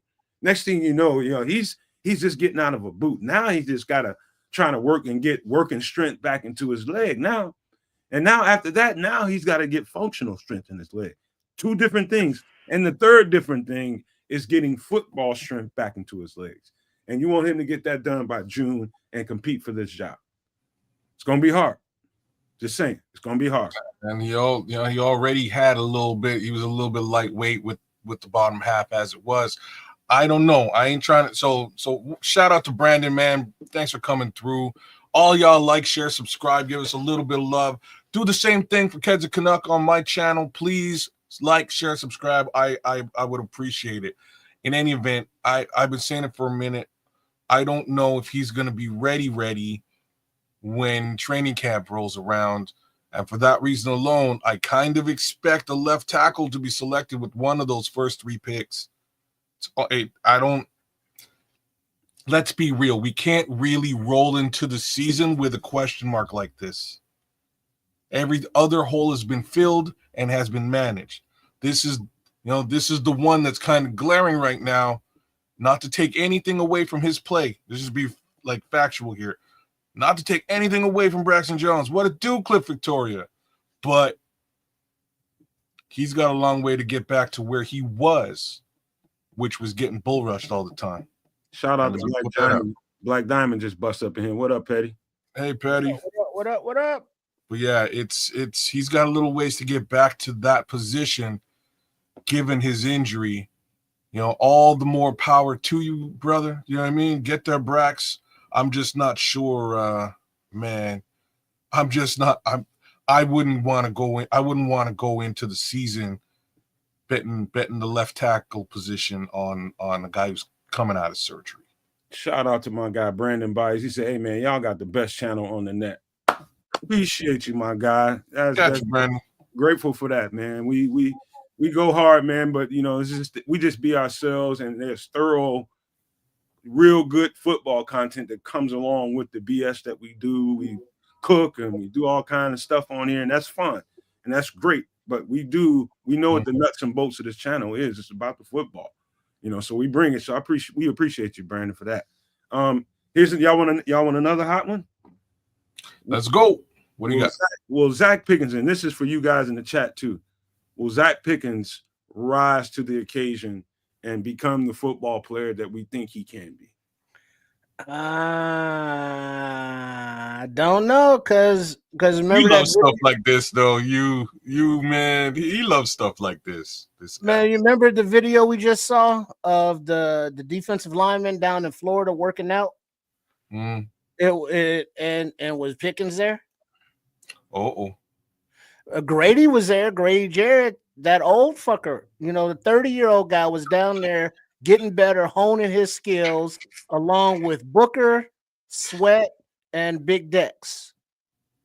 Where was that Pickens? I didn't see Pickens in that particular because he wasn't there. Montage. It was only four. It was 4 players there. He wasn't one of them. That's what that was the question. Not like why wasn't he pictured? Why wasn't he there? Working out with them. That's my question. Oh man, it is a good question to be posed. It's probably a pretty good excuse, man. He was on vacation. He don't want to read into it too much. It could be some shit going on.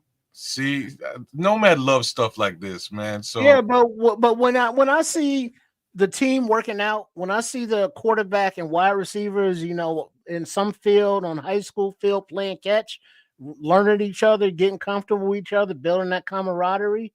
I want all the receivers there, and the ones that are there seem to want to put in the work, where the ones that aren't there, it's like, well, what, you on vacation? All right, but it's time to work. You know what I mean? Let's get better. And if the old guy's there, why isn't the young guy who when he was on the field with his groin injury issues, he didn't produce? And not to throw draft status into it, but I'm throwing draft status into it. He has expectations. They're all in the league now, no matter where they got there from. But we invested a lot of draft capital into him. And it's like, where's the return on that investment?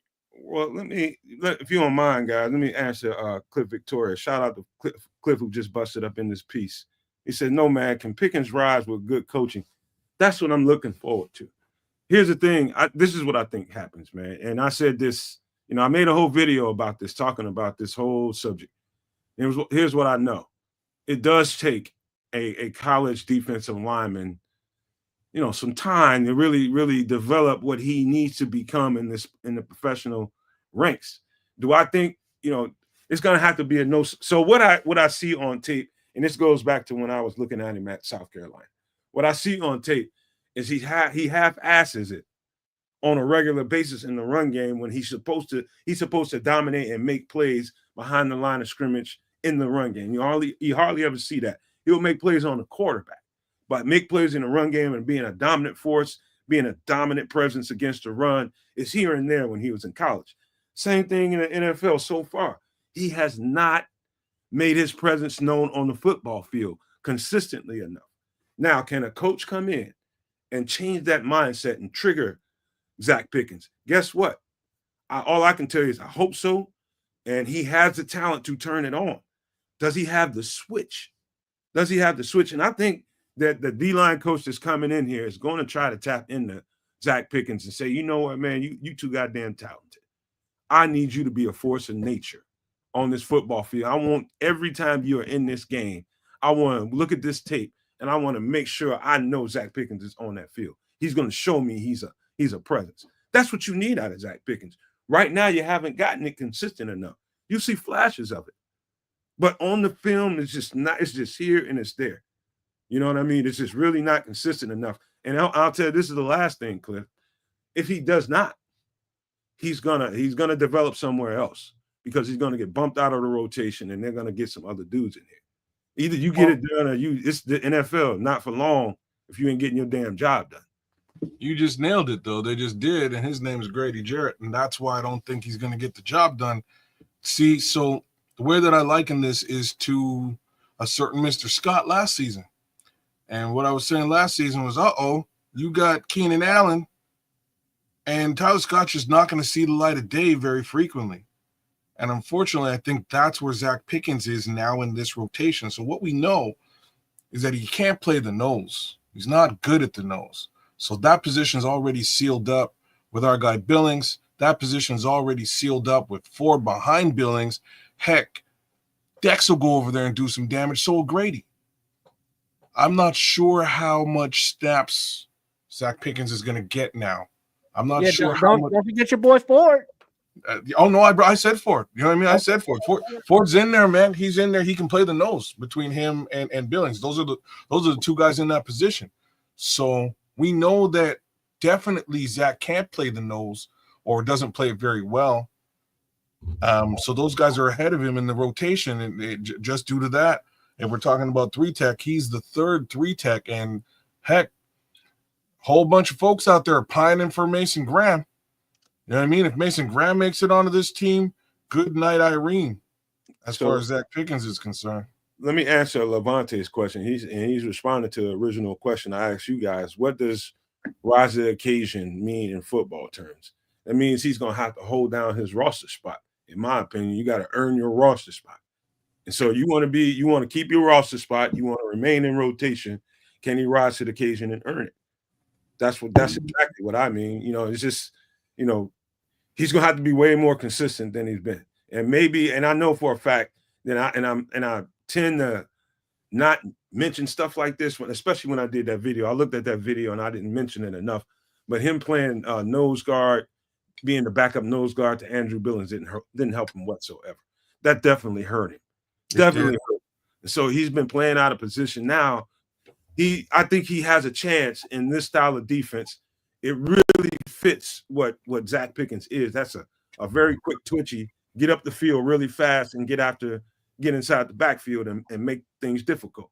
It bodes well for Zach Pickens. They wouldn't have brought Grady Jarrett in here if they didn't have questions about Zach Pickens. Yeah, that's a great way of putting it. And that's why I'm worried about it. You know what I mean? I don't know what level of snaps. Like if somebody gets injured, he'll get an opportunity. I think that's really what rise to the occasion means. If somebody gets injured and it's okay, Zach, you're in. Zach needs to perform admirably and or better potentially than the guy who was in front of him in that lineup.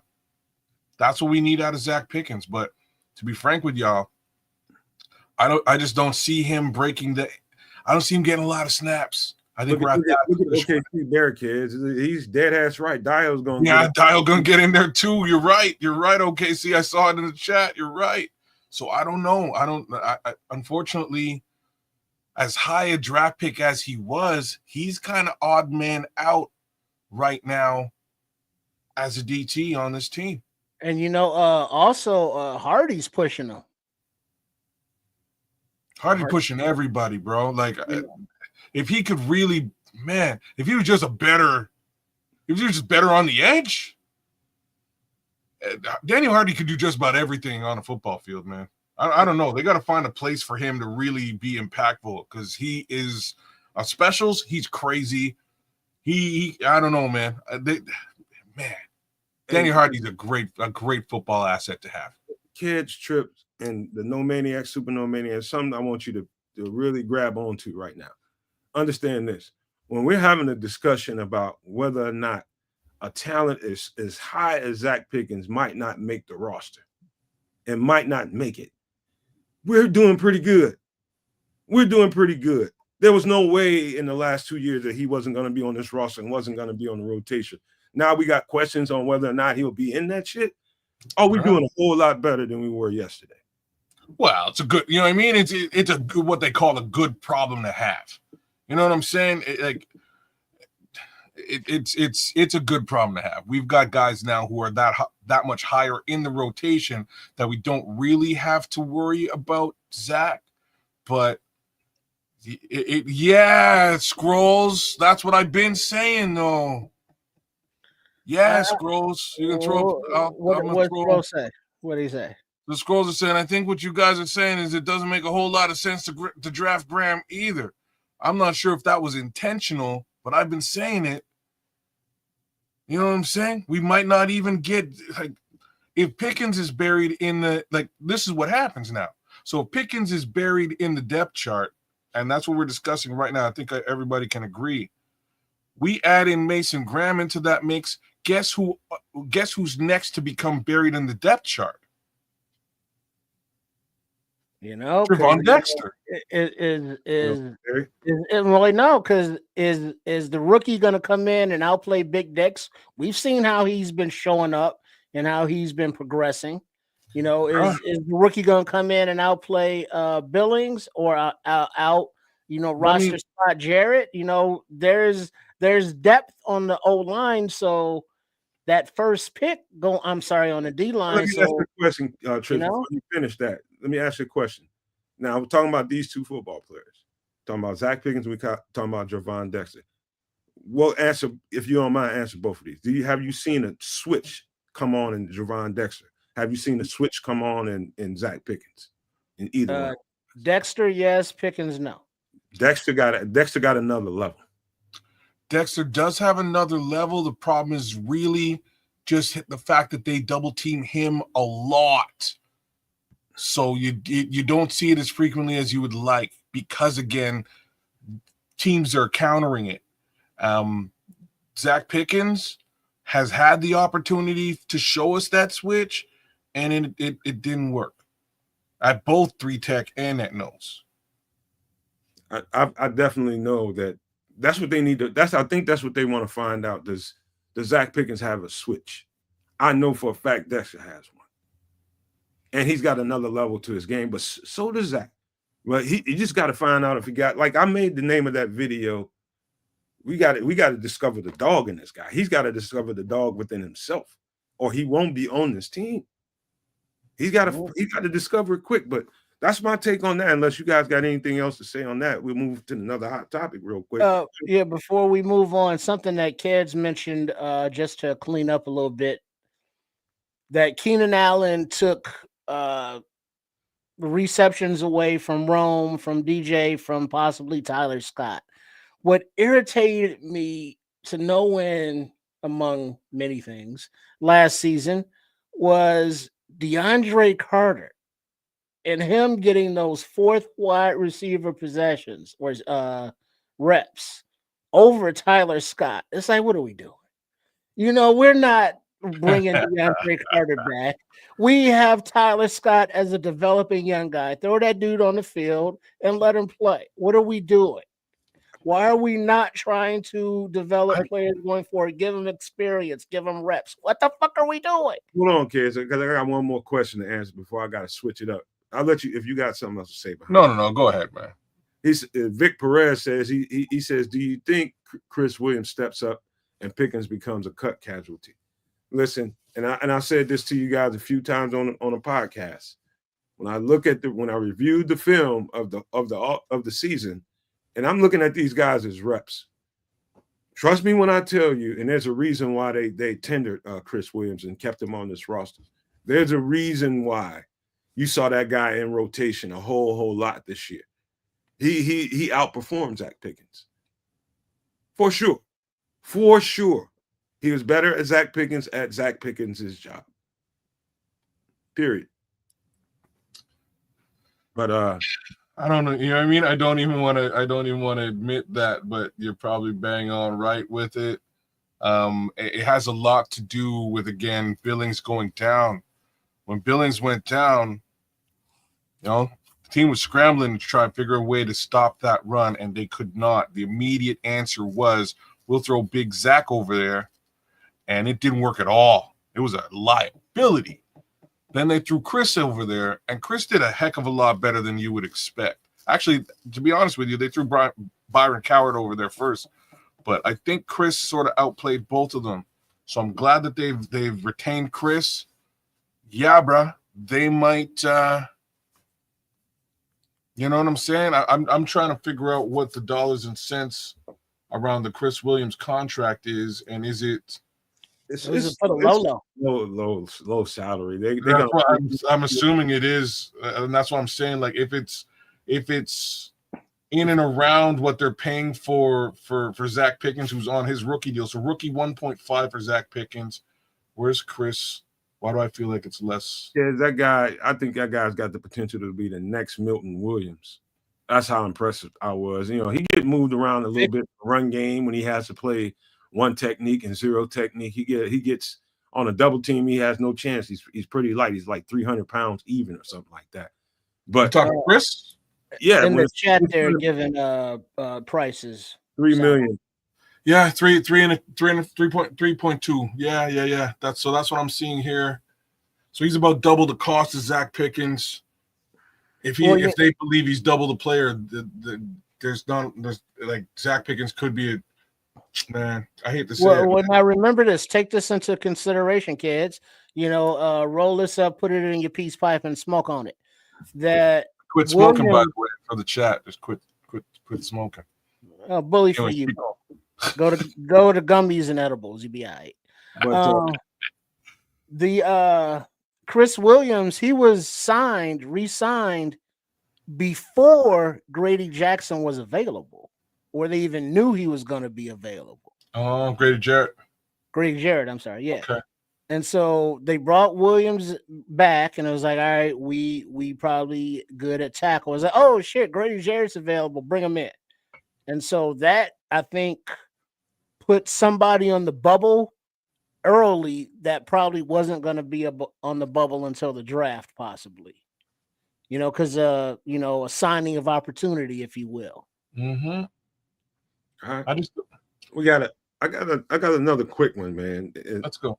I got another quick one. And this is for you all too in the chat.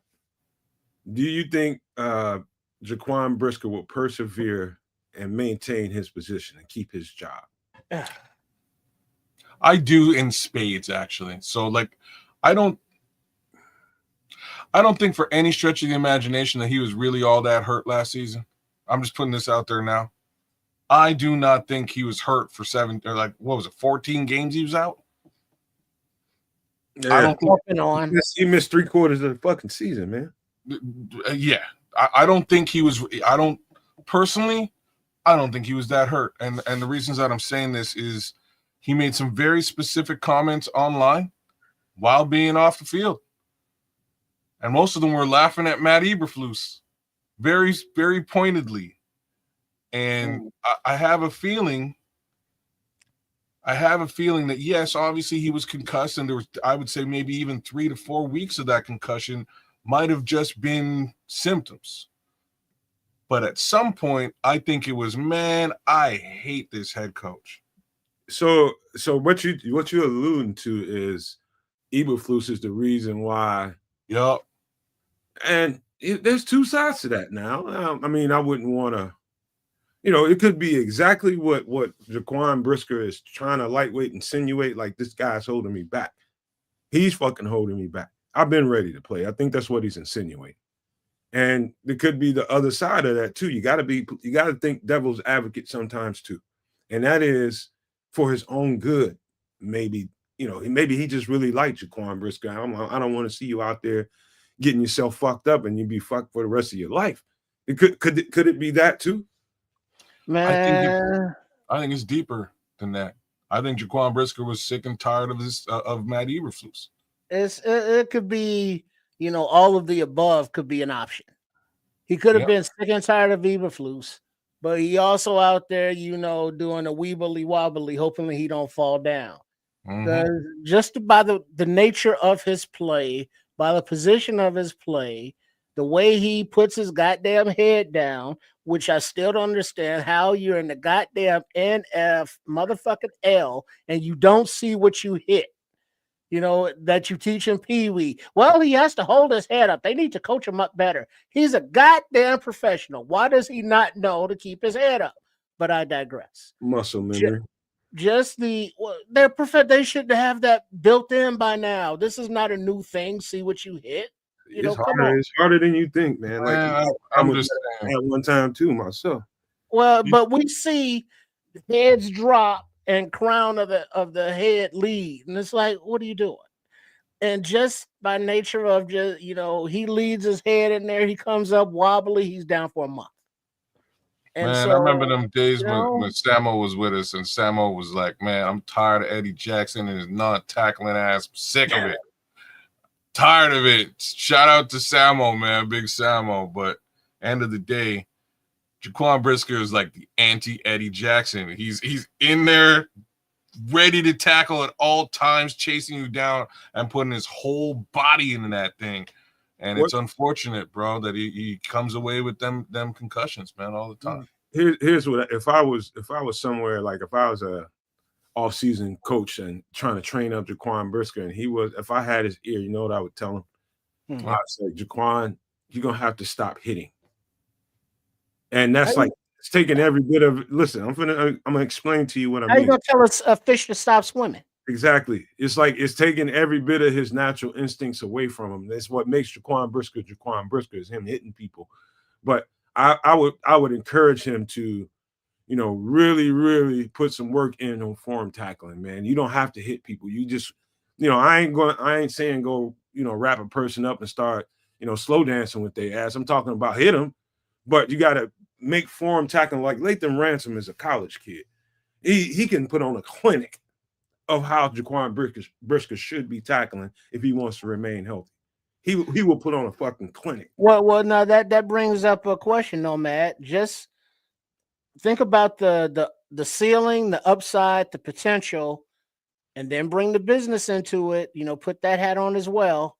When you look at, do we take a chance and re-sign Brisker, or I saw that the Bears contingent interviewed safety Makiba. Is that his name?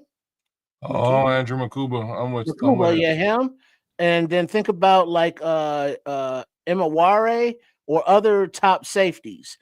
Would any of these have a ceiling higher than Brisker, or is Brisker the guys that is better than any of these guys in the draft? Say that one more time. I was looking at do any of the prospect safeties in the draft have a higher ceiling than Brisker? Oh yeah. Yeah. Oh, wow. that was a real fast fucking answer right there. I would say Imaware does. You talking to a real Jaquan Brisker fan, and I'm just being honest with you. Go ahead, kid. I'm just saying I would say Imaware does, but I am also a pretty big Jaquan Brisker fan, man. I love that kid. I think he brings his all to that position, and I can't ask him for anything more than that. Unfortunately, I gotta ask him to protect your head, bro. You know what I mean? You gotta protect that head, because one more of these might not be good for your long term health. You gotta be healthy out there, man. You know what I mean? You gotta wear that Jimmy helmet. Like Harris once said, gotta protect your head. You gotta put on that Jimmy hat. Or helmet, rather, not Jimmy hat. That's different. That's a condom. But Jimmy helmet, that's different. That protects your head. But now, kids, answer that question before Nomad goes. Are there any potential prospect safeties in this draft that you would prefer over Brisker? Yes. Again, Nick Imaware. If push came to shove, for me, Nick Imaware. And you got to understand how much I love Jaquan Brisker, but you're asking me a question that I ain't got no choice but to be honest with you about. You're basically trying to get at, can we upgrade over Jaquan Brisker? Yes. I think that's all you're trying to ask. Is there better safeties out there than Jaquan Brisker? Fuck yeah. Yeah. And as much as I like Jaquan Brisker, that's the truth. But now that kind of answers the question, just like when we talked through the defensive line issues and how crowded that is. Now that Brisker's coming up on his contract year and we're looking at his health issues, Dennis Allen is like, I want to work with something. What are we looking at safety? Oh, the Mkiba and Kuba. Oh, the Mwaris of the world. Oh, the, whoever safeties of the world who could potentially have a higher ceiling than Brisker does. So if he's upgradable, safety, don't sleep on it as a pick, and Brisker being adios. Oh, I wrote the Damn, wrong. I just brought the mood down. My bad, y'all. No. I wrote the wrong. I wasn't on point because somebody mentioned the safety I was talking about out of Navy. It's Rayon Lane, not Jalen Lane. I got so many fucking players swimming around in my head, bro.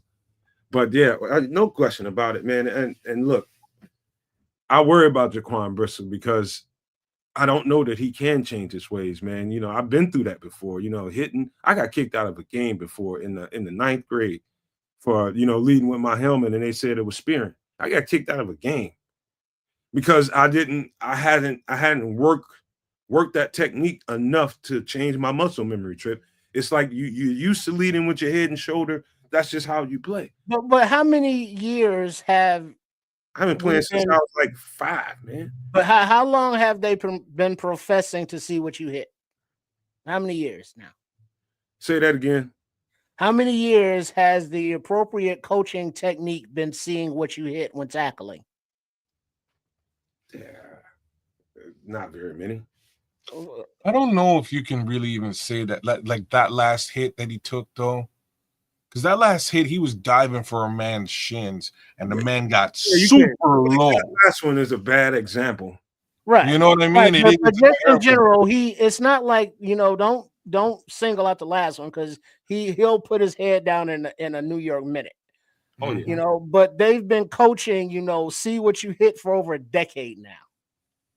So, I mean, it's easy. What I mean? That's what I'm saying, man. It's easy to say it, but when you're actually out there in the midst of it and you got the adrenaline going and all that testosterone and you see a play happening in front of you and you need to go play it, it's not to be like one of those commercials. Stop. How should I Well, see what you hit. You drill it. That's what coaching's for. Yes, that's what practice is for. That's what you hit all the goddamn dummies for in the off season. That's what the coaches yell at you for. Talk about your mama like she a dog as long as she ain't in practice. God bless her soul. And then they give you a hug when necessary, but it's like, son, see what you hit, or you hurt the team because you get a flag. You get kicked out. You get called for sparing. You get hurt the team by being out the next game. See what the fuck you hit. You get paid millions of dollars to play this goddamn game, this sport. Yes, it's Warriors. Yes, you are going full speed and you trying to bring it, but see what you hit, because guess what? You put your head down, not only could you hurt the team, but you could hurt yourself in many different ways, from your brain to your neck to your spine, all of that. Stay off trips at lawn. But shout out to Oliver Chapman. I ain't seen Oliver here in a good long minute. Oh, it's good to see you back in the chat, man. It's really, really good to see you. Big love, Oliver Chapman, man. It's just easier said than done when you're in the midst of it. That's all. But we'll move on to the next. Well, how do you teach the shorties? If you was a peewee coach dummies, right now, with dummies, but see what you hit. Right? Names now. Ain't gonna be too many more. Use the dummies, man. That's what you do. But you coach them to see what you hit, right? Yeah, you got to. But it's like you. All right. So I remember one time helping out one of my friends that was doing. He was a 9th grade, 10th. He was a junior varsity's coach. I went out there. He asked me to come out there and help out. And so I'm out there in practice, and he's constantly on this kid about something similar to that. This guy was just completely dipping his head all the way down, like to the ground, like you're looking at the dirt. It's like he was scared to hit what he was hitting, and he was that's like he would make contact, And he would tell him all the time in practice, he's like, boy, I'm going to take you out the game. If I see you do that one fucking time in the game, I'm taking you out. And he did it one time I was out there doing a game, and he took him out and he never let him play again for the rest of the game. And I told him, I was like, man, that might not be the best way to go about that. You know what I mean? You take him out, you penalize him, but then give him a chance to redeem himself during that game. And if he does it again, then you know, but I've been getting on his ass all week in practice. I'm like, dog, I understand that, man, but it is muscle memory. He calmed down and he heard me out. But, you know, that's the kind of shit. I know we're talking about junior high versus a professional football player, but that's how strong the muscle memory is, especially like for somebody who's kind of intimidated, a kid, versus Jaquan Briscoe, who's ultra physical and wants to do. He's got the worst of intentions when he comes in contact with you. It's just hard to get that out of you and just form tackle. He knows how to do it. It's just in the moment. Fuck that. I'm tagging his ass. Well, the next time that some bitch is laying in that MRI machine getting a goddamn CAT scan, he'll think about that shit. All right, let's get to the next one, man. That was fun discussion right there. All right, so what do you guys? Wait, before we leave out, Smitty Q, give me a. He said, give him Emenwari, Starks, or the kid from Notre Dame. Who's that? Talking about Justin Safety. Damn, what is it? I can't think of his name right now. Watts, Justin Watts, I think. All right, so Xavier Watts. Xavier Watts. All right, so I mean, just think about that. Just when you think about what Ryan Poles and all, you know, Cunningham will do, it's like, all right, defensive tackles off the table for the first pick, more than likely. Safety could be on the table. Yeah. All right. Let's get to. Hey, Levante says, do you all know that you can be textbooking your tackle and still get concussion? You fucking right, you can. Oh yeah. I mean, it's football. See you coming, and he just dips down to your level. And That's what happened that last hit. It wasn't like I can't really blame Jaquan for that one, man. He got super low and didn't expect the running back to get quite as low as he did, and next thing you know, it was a helmet to helmet, but boom, like. Well, that's what I hate about the damn flags is because they're moving so fast and changing levels so quickly. When you're going to tackle here, by the time you get there, now the receiver is there. Now it's helmet to helmet. You can see he wasn't trying to hit him helmet to helmet. No. And you can't always adjust for that. And that should just be football, not necessarily a sparing or leading with the helmet. You can tell when they turn into a missile and put the head down and then go straight to the ball carrier. I mean, you can see the difference if you're paying attention. But in this day and age with all the reviews and the cameras, nobody knows what the fuck is what anymore, but whatever. I'll tell y'all what, if y'all haven't hit the like button, if y'all love hardcore, detailed, nuanced football conversation, instead of that cookie cutter, I'm saying the same shit as the next goddamn podcast, and that's how I'm gonna get my likes and views. You like some real deal hardcore Chicago Bears football conversation. Yeah, it came to the right place. Make sure you hit the like button if you appreciate the comment. And if you're not subscribed to the channel, make sure you hit the subscribe button and come on in here and talk with us because we ain't done. Guess what the next question is? Well, hold on. Derek Guy. What? Yeah, this is a question I wanted to know. He said Amar Emenwari is a 1 of 1. So he's like the 1 of 1 of safeties, like the prototypical size, speed, skill. Who else? So Genty, I guess you're gonna say, is like your running back 1 of 1. And then like what other positions that are available to us would be 1 of 1 that we could get at 10? That's a whole lot. Save that conversation, man. Hold on. Okay. I remember that, Derek. We're gonna bring that back up. I'll start so we can bring it back up. That's an interesting conversation because I got some thoughts on that, homeboy. Trust me when I tell you. All right, so the next question is, what do you think now? What do you think now of the Bears not signing Jack Sanborn? Now in hindsight, are you upset about it, or are you good with the situation now? Because we did lighten our room a little bit. Yeah, I'm fine with it. Like I say, I really like Amen Agbagbamiga. I have to say it. You know he's just really here for special teams, right? Well, you're saying that, and that would be the thought. I don't think that that's what they think. I think that he's been elevated to potentially fill Jack Sanborn's shoes, unless they find another linebacker, A, in free agency, B, in this here draft. Real talk, though, I don't think they're going to spend any more money on that particular position. Not in free agency. I think they're definitely going to get a. See, I didn't mean for the conversation. Your mind automatically goes there, kids. When you start talking about linebacker, you think you like that guy, and I get it. But I'm talking about the value of Jack Sanborn, him not being here, being a popular football player here in Chicago, and people being really upset with them not offering him a contract. Looking at it on the other side of it, kids, how do you feel about it? I know you didn't really give a shit no way about it.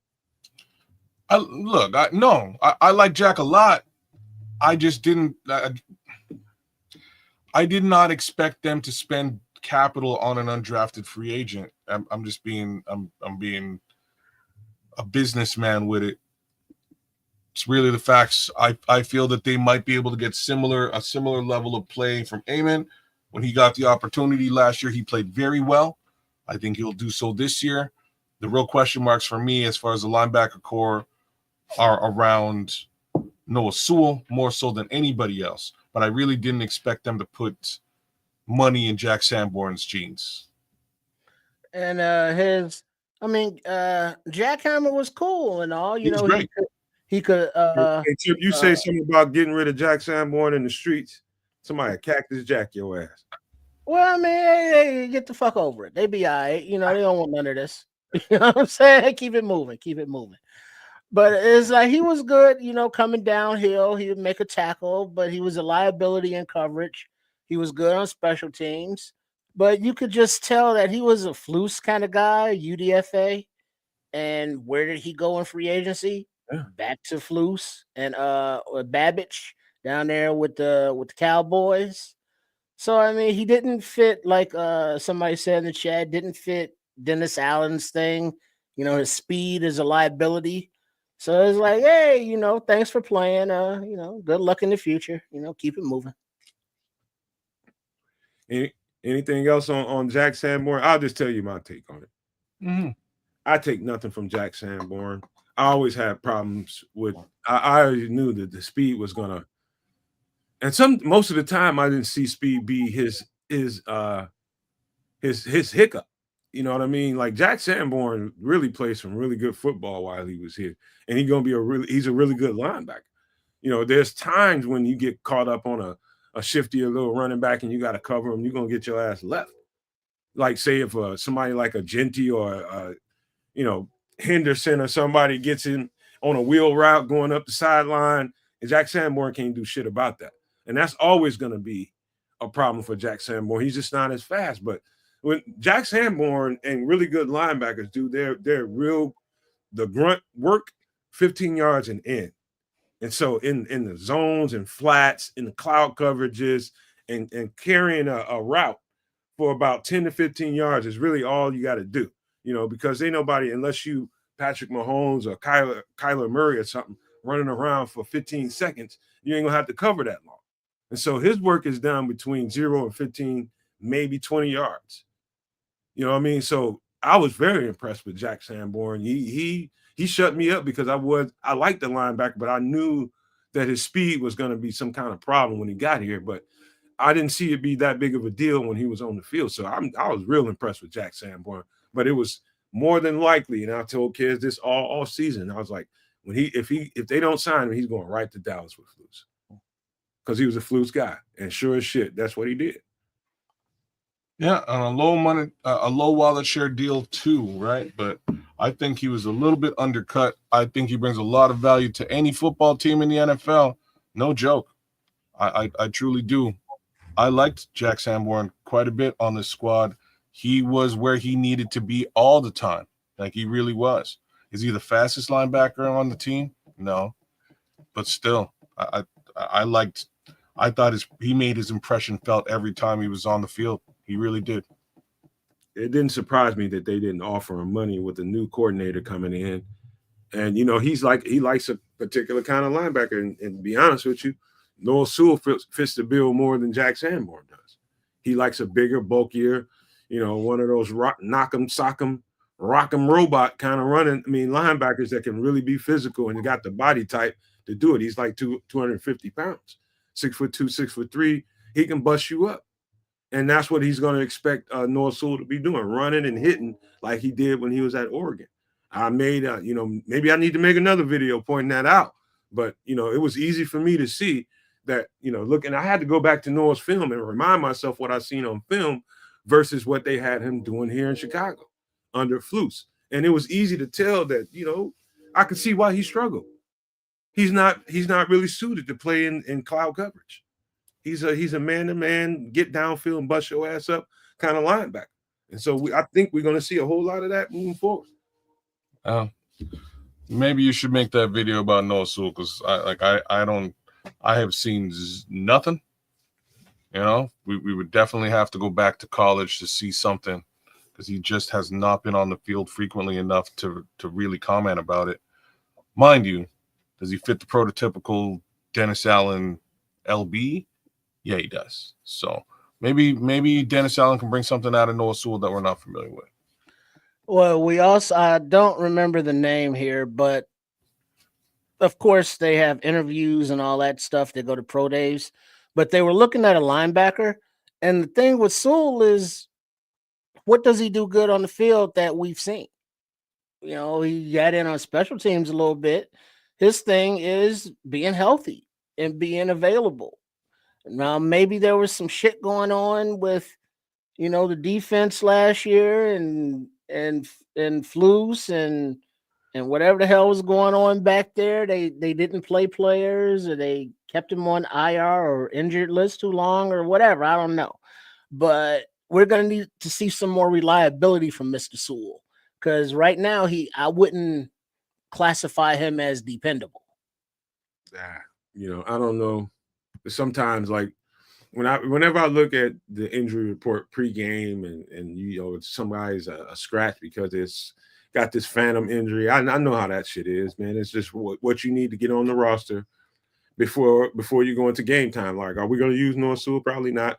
Let's pull up another slot corner. Or we want to bring up a fucking slot receiver. Whatever it is, they just decided to prioritize somebody over a linebacker, really. And most of those injuries was probably phantom shits. That's all it is. But that's just the way the NFL is made up. It's a damn shame that we only get to play with 53 fucking players. I still, to this day, if I was an NFL PA, I'd be fucking banging the table every time I got a chance to in the meeting. Like, why the fuck are we still dealing with 53 players as bad as attrition is in the NFL? Why are we still dealing with 53 fucking players? Wait, hold on, no, Matt. Hold on. Hold on now. Stay with me now. Stay with me now. 90 during the whole camp, and we only get to play with fucking 53 players. And you coming up on 17, 18 games. You play a game Sunday and then maybe Thursday. You know what I'm saying? So you got 2-3 days of rest and a longer season. And you got a 53-man roster. Stay with me now. I think the NFL makes enough money where they can say, hey, we can have a few more players so that the natural attrition of the human body doesn't erode the play quality of our game because we are working our players like mules. And where is the players union? It's like, hey, y'all, we play Sunday and then we got to fly wherever the fuck, Berlin, Ireland, Brazil, Chihuahua.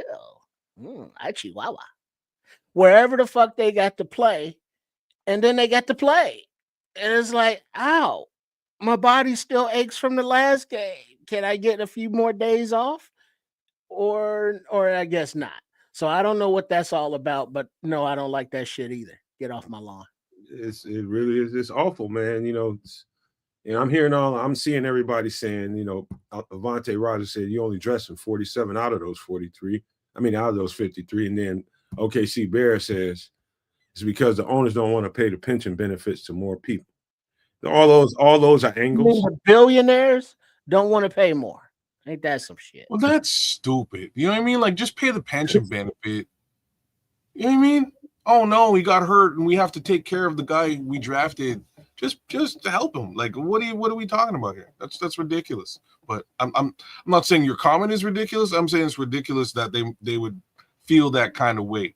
The people who should really have a problem with it is the insurance company that's been paid and now has to actually put the money on the table and manage those types of situations.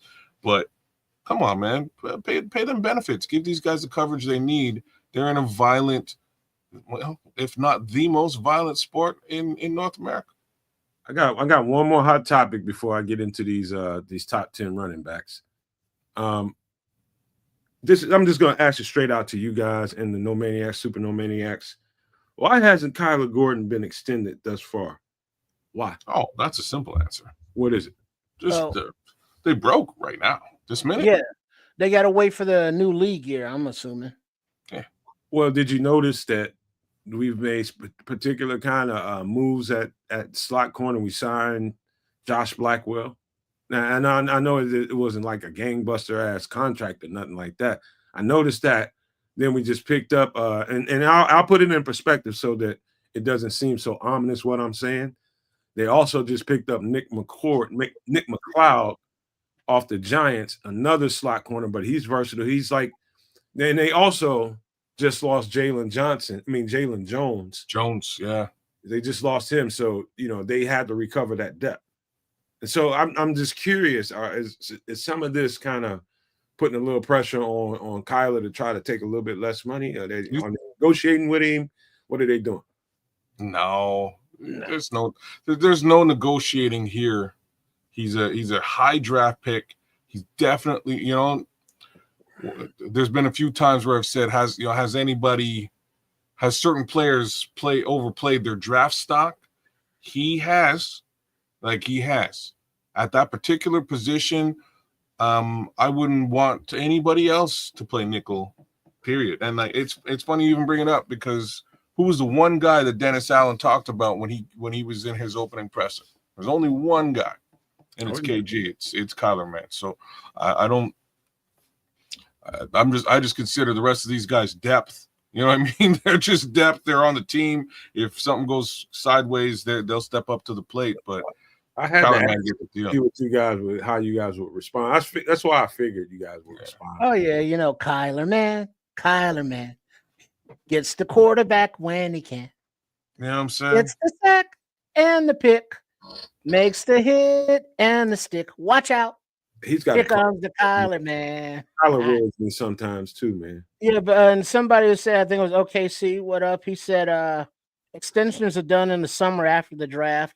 And I do remember a few guys getting extensions, dapping up guys in camp. So, I mean, there's time for all that. Mm-hmm. I'm not worried about it because, the way Dennis Allen, the way he calls his defense, the defense he runs, Kyler man is probably poised for an all-pro type season. All right. I'll tell you what, but real quick before I get into these top 10, that's really a top 12 because I made a huge mistake while I was setting it up. Because I did it at the last minute and I forced myself, I crammed it, and I should have spent a little more time on it, but I feel confident in what I did. But really quick, the latest visits, 30 visits that have been scheduled, of course, is Will Campbell that I've heard of. There might be more. Will Campbell, these are the names that stick out to me. Will Campbell, Josh Connerly, offensive tackle from Oregon, and my guy, Brashard Smith, running back out of SMU. So it is like that guy in particular. Let me tell you something. It's like I feel like I'm just patting myself on the back, kind of, because I didn't want to feel like I was on the island. I can remember seeing a whole lot of kids, and kids like, "Who is this guy? I'm gonna have to check him out." Hopefully, you have by now. Bro, I've checked him out, man. I love that kid too. Like he's definitely one of my late. If push comes to shove and they don't get one of them top 4 running backs, in my opinion, I can see them double dipping at running back later in the draft, and I would hope he's the Lightning. For sure. You know what I mean? I hope he's that Lightning though. So he made my honorable mentions list, which I will try to get to a little bit once I'm done with this. Let me turn my mouse back on because it's dead right now. Get to some of these guys, and I know y'all gonna be ready. It's gonna be a kerfuffle in the chat, and y'all probably gonna be shooting arrows at me because You ain't gonna agree with the way I see this. And that's the reason why I'm me and you're you. But here's now see, let me explain myself here. Because I messed up and I forgot to include some guys, don't pay any attention to that these guys are not included with a ranking on them. So basically you're getting 12 backs. And so Jaden Blue out of Texas, 6 foot, 200 pounds, is definitely in this conversation. He's one of them guys that, you know, he's going to be the lightning. And I heard, matter of fact, I heard, and I need to correct myself. I heard that he's got a visit scheduled to Chicago. I don't know how to do that. And I also saw that the contingent was down there checking out his pro day, and he's scheduled for that 30 visit. So Jaden Blue is one of those guys, you know, don't pay any attention to that. He doesn't have a number ranking on him. I just remembered to include him in the list a little bit later, along with this guy right here, Cam Scatterbo. And y'all gonna be like, what? Why ain't you got him in the top 10? You mother, y'all gonna be ready to cuss me out. But I got crammed for time and I had to hurry up and do it. But he's in that conversation in the top, I'd say 5 to 7 guys, I would say. But, you know, sit this to the side for a second. We can come back to that. But let's get to number 10. So before you do, oh, there's Taj Brooks. I love it. I'm just going to say that Jaden Blue, I believe at his pro day, ran 4.25 and 4.22. Just wanted to throw that out there for Jaden Blue. He's fast as all get out. Oh, yeah, he's fast as shit. He's faster than a goddamn scalded alley cat. Oh, yeah. I mean, that's just it, though. He's fast. You know, but we can get into more conversation about him, but Cam Scatterbo, we'll come back to this, but we got to get to the top 10. And that is number 10. It pained me to put Taj Brooks down this far because I am thoroughly impressed with this running back, that power and that decision-making when he's running the ball, the patience. It pained me to put him all the way down at 10 because when it comes to the thunder part of what we're trying to set up here in Chicago, this is one of those backs that I know that he's on that board in Hallis Hall. If we're trying to get this thunder and lightning combo together and trying to get a physical running back, he's on that list. Taj Brooks is on that list, you guys. And kids, you looked at him too. You like Taj Brooks. I ain't gonna take all the air out of the room. Go ahead. No, he's one of the guys I scouted last year, and he doesn't leave. He gets the job done, right? Contact balance is definitely something he has in his repertoire. Decent lateral movement, you know what I mean? Good hands. I like this guy. Like, and you kind of laid out exactly what I'm saying here. But it's that's what you get with Taj Brooks. You can get Taj Brooks, unfortunately, a fair amount later than one would think. I thought he was going to jump into last year's draft, and that's why I scouted him when I did. I think he would have went much higher in last year's draft if he came out. This draft this year is just too. It's too deep, man. Okay, it pissed me off that I had to put him way down at 10. I know what you mean. Like when I find him when I'm mock drafting so far back, I'm like, what is this guy doing back here? But it is what it is. Nobody knows in the grass. Nobody knows, and don't let people tell you exactly what round somebody's supposed to be going. It's just projections. The people that think they know every damn thing. I don't know where the hell Taj Brooks might be drafted. Somebody's probably valuing him much higher than these projections. I promise you that. I say 5'6" right now. That's what I'm seeing for projection. All right, let's get to the next one. Let's get to number 9. I've been trying to get a drum roll. Number 9. To a lot of people's surprise, Caleb Johnson. 6 foot, 225 pounds. This is me, Junior. Number 9, very versatile, every down running back with good hands and long speed. Listen, when I look at running backs, I look for a certain something. And you know, there's gonna be a whole bunch of people out here that be like Caleb Johnson down at 9. No, man, you crazy. But I got a reasoning. There's science behind the way I think. And this guy right here, without that offensive line being dominant and really poking holes open for this guy, I don't know how well he would do. Number one, I don't know how well the shake and bake, the wiggle I'm looking for. You see a little bit of it there, But in order to survive in the NFL and be a really good running back, you're gonna have to make some people miss. And I just didn't see a lot of that. I seen straight open alleys for him to run down, and he just pressed the hole and got downfield and left people consistently. You know, that part is really, really good. And you hope that you can put him in a backfield that can really, you know, put that on display for him. You know, just get the hole open, he'll press the hole, and boom, he's down. Once he gets in the open field, it's hard to catch him. But the reality is, in the NFL, you're gonna have to make people miss. I didn't see him doing a whole lot of that. Yeah, you're right. And so that's just why he's down so far for me. I wouldn't put him this far back, but I hear everything you're saying. I'll give him a little bit of extra love here. He's a patient guy, and when he hits the hole, he accelerates the hell through it. Other than that, bit of a bruiser, and for me, I wish he had a bit more lateral agility, and that's part of my little beef with him. So we'll leave it there with Caleb Johnson. Any thoughts, Trip? Sophisticated say, you lost your mind. Yeah, I don't know. You know, just whoever the fuck. I don't care. That's hilarious. I appreciate it. I respect Sophisticated. I hear y'all, man. Y'all don't understand how I look at this shit, but you done with this one, Trip? Yeah, yeah. Keep it moving. All right, let's go. Let's get to number 8.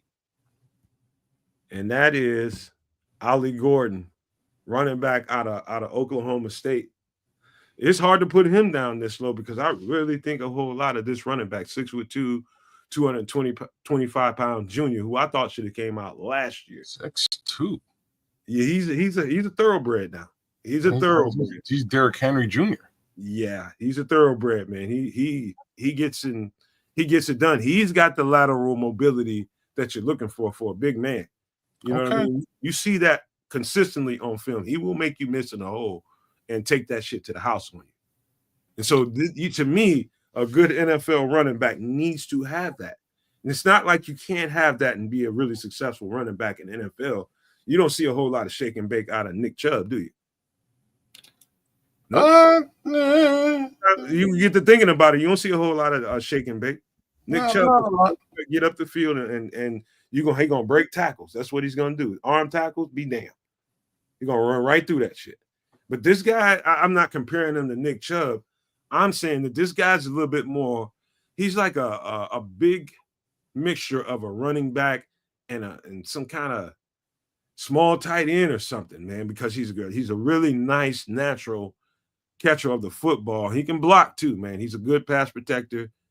This guy is going to get on somebody's roster, and he's going to be a thoroughbred. And I hate to put him down this far, but I think Ollie Gordon II is the truth, man. But what say you about Ollie, kids? I don't, like I said, Derrick Henry Jr. I don't have much to say about this guy. I would have to do a bit of a deeper dive on Ollie Gordon. He's one of the few running backs that I straight up slept on in this class. So if you're putting him and I'm gonna say this out loud here, folks, for folks to put into perspective, if you're putting him above Caleb Johnson, that's saying quite a bit.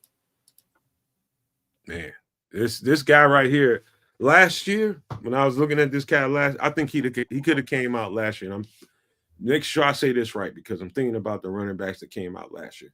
I'm pretty sure he could have been one of the first 1 or 2 running backs off the board last year. That's how good his tape was last year. And I don't know why he stayed for this extra season. Maybe somebody got to him and said, you know what, the NIL money is going to be good. You don't got to be in a rush, whatever it was. But I thought he should have came out last year. And he still put up dominant numbers, you know, beside the fact. But, you know, this guy right here is going to be a dominant running back in the NFL if somebody features his skill set and, you know, mixes up the run and pass. I mean, this guy is bad. Just telling you right now, the more and more tape you watch on Ollie Gordon, it's a little bit of a long strider, but so was Eric Dickerson. Got the job done. You know. As we look at Nomad's list of top running backs here, there's a picture, kids, that shows the brain contingent of Ryan Poles. There, I believe, is Ian Cunningham, Coach Allen, and there was another coach in that picture. but they were at Ohio State's pro day and not anybody watching Genty. You got that picture, kids? I do have that picture. Let me throw this up here.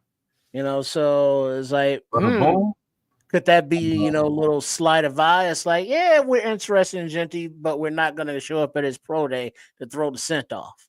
Or they like, yeah, we ain't even thinking about that kid because he won't be available where we're picking. Or, yeah, we're looking at other options. So, yeah, so you look at this picture and, you got the contingent out there.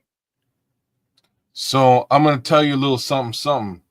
So the contingent was here because there's multiple players on this Ohio State squad that they should be paying attention to across the board. You know what I mean? There's a bunch of them. I'm not even going to bother listing. They happened to send Eric Bieniemy on a solo mission. Where do you think he went? The running back coach. Did he go to what is it, Boise State, Boise, Idaho? You went to Idaho for potatoes, man. You went to I'm not the hoe, you the hoe. Don't move to Idaho. Oh, okay. So Bieniemy, who is a professional coach, professional running back coach. Sorry. A professional running back coach with Super Bowl experience. And if he's out there checking him out, I'm sure he knows what he's looking for. So, watch out now. Let the speculation continue. Go ahead, no man. No, I was done. I just wanted you guys to make sure you can pull that down. Make sure. You was only at 8. Yeah, I'm only at 8, but I just wanted to make sure you guys got a chance to air out what you thought about these guys. So, as we go down, because Kids is going to have more of an opinion on any of these guys, and then see what the chat says. But I'm just here for support. I'm just gonna have to start walking around with a slingshot or something because I'm scared of Minister Charles right about now with this one. But I think this guy right here, bro. Yes. I mean, I got further. So what's gonna happen here at the end of the day is somehow Damian Martinez is gonna be his number one top back, which is just crazy. Not quite. He's number 2. Spoiler crazy. This is craziness. I'm just throwing it out. Don't worry about it, man. Damian Martinez, since you're running your damn mouth, he's next. Spoiler alert. Crazy. He's next. He's number 6. So, right. What do you think about Omarion Hampton? Let me just shut up about it. There's honestly nothing wrong with this kid whatsoever. I hope, if we don't get Genty, I hope there's a way we can somehow get this guy. This is the number, in my opinion, he's a number 2 back, period. There's nothing he doesn't have. Wiggle. Thoroughbred's a great word, right? Speed. Look at what you listed. Speed, power, contact balance, soft hands. He is 1,000,000,000% a complete back. There's no questions here. He is thunder, and yes, he's thunder and lightning, and he can block. There's no real weakness to his game, bro. So is he an inside lane runner or up the middle, pounded out? There's a both weakness to his game. What's the weakness? The wiggle, lateral. He's got a little bit of it, but you know what? And that's, to me, that's the difference between Genty and him. Genty has more wiggle. He has more lateral. But this guy got a little bit more thump. So, what do you want? I need a little bit more. In the NFL, you ain't gonna be running through, mile wide fucking holes. What you see a whole lot of when you're looking at the college football game, just not. And so you need to be able to make people miss. He's got the ability, but you just don't see it consistently. And I know what it looks like in college ain't going to be quite the same when he gets to the next level. He's a perfectly suited, built. He's got every dimension that you want for a running back, and you see everything that you want to see. That's my only drawback with him. Is I don't see the wiggle and making people miss. If the hole ain't there, he's going to get the hell tackled out of it. And he can't make people miss. And so that's a trait that a lot of people tend to look over when they're looking at these guys and get excited about what everybody else says about them. Look at this shit for yourself. And you tell me where you find the lateral agility in his game. It's a little bit there. but not quite enough. And I'm just being really, I'm heavy into running backs, man, and I'm looking for a certain something. And we're gonna move along, but we can come back and talk about him later on. But the next guy up, kids kind of pulled the cover on it. And that's my guy, Damian Martinez. How you got Damian Martinez above I can Omari tell you Hampton? why. It's craziness. He's got wiggle for a big man. That's why. But go ahead. You speak your mind on it. Has a Marshawn Lynch beast mode level to his game, punishing runner. You know what? That is a very good description of Damian Martinez. Again, probably a little bit bigger than Marshawn, a little bit thicker than Marshawn, a little bit more bruising than Marshawn. And not saying quite a bit, but he doesn't have the kind of like numbers or statistical reality that Omari and Hampton has. Like, you know what I mean? I would never, looking at 4 years of college, one guy versus the other guy, I would not put this guy above the other guy under any circumstances. All right. Trips. Minister Charles said you need to do this list when you're sober. Hey, dude, I didn't drink a drop of shit when I was making this list. I was studying the shit out of these running backs, and I'm telling you, this I could see a little something. Maybe some of y'all can't see it, man, but that's how I think about it. He's number 6. Damian Martinez is one of those guys, man. And How is he? Everybody was going to be number 1, but I tricked your ass, didn't I? Oh, you did trick me on that one. But how is his hands in pass catching situations? He's a natural receiver, very natural. It's hard to watch Damian Martinez and come up with some reason why you don't think he's a great running back. He's a great running back. He's just big. And it's not I'm not going to break out for a 70, 80-yard run on your ass. No, I'm a bust a 40 or 50 and you ain't going to catch me. But after about 50, you're going to be able to run me down. But everything else about Damian Martinez to me is perfect. Absolutely perfect. I don't see a flaw in this game other than the long speed. He's got the wiggle. He's got the power. He's got the will to drive. And, we're going to find out on the next level who's right and who's wrong. But I see something in this kid. For real, for real. But anything else on Damian Martinez? All right, let's get to the next guy. It's getting ready to get real interesting. And I think most people will agree with this part of I knew that part of it. But this is Dylan Sampson, 5'11", 201 pounds out of Tennessee, is probably one of the most slept on running backs in this draft. When you hear people talking about the best running backs in this draft, I don't know why this guy's name's not getting mentioned enough. Quite oddly, he reminds me quite a bit of when I was looking at Alvin Kamara when he was at Tennessee. It's got a lot of similar traits to it. Can make you miss in the hole. That wiggle we're talking about, that lateral agility, all of it's there. Long speed's there. He's got everything you want. He's pretty much a complete back outside of the weight. He's light.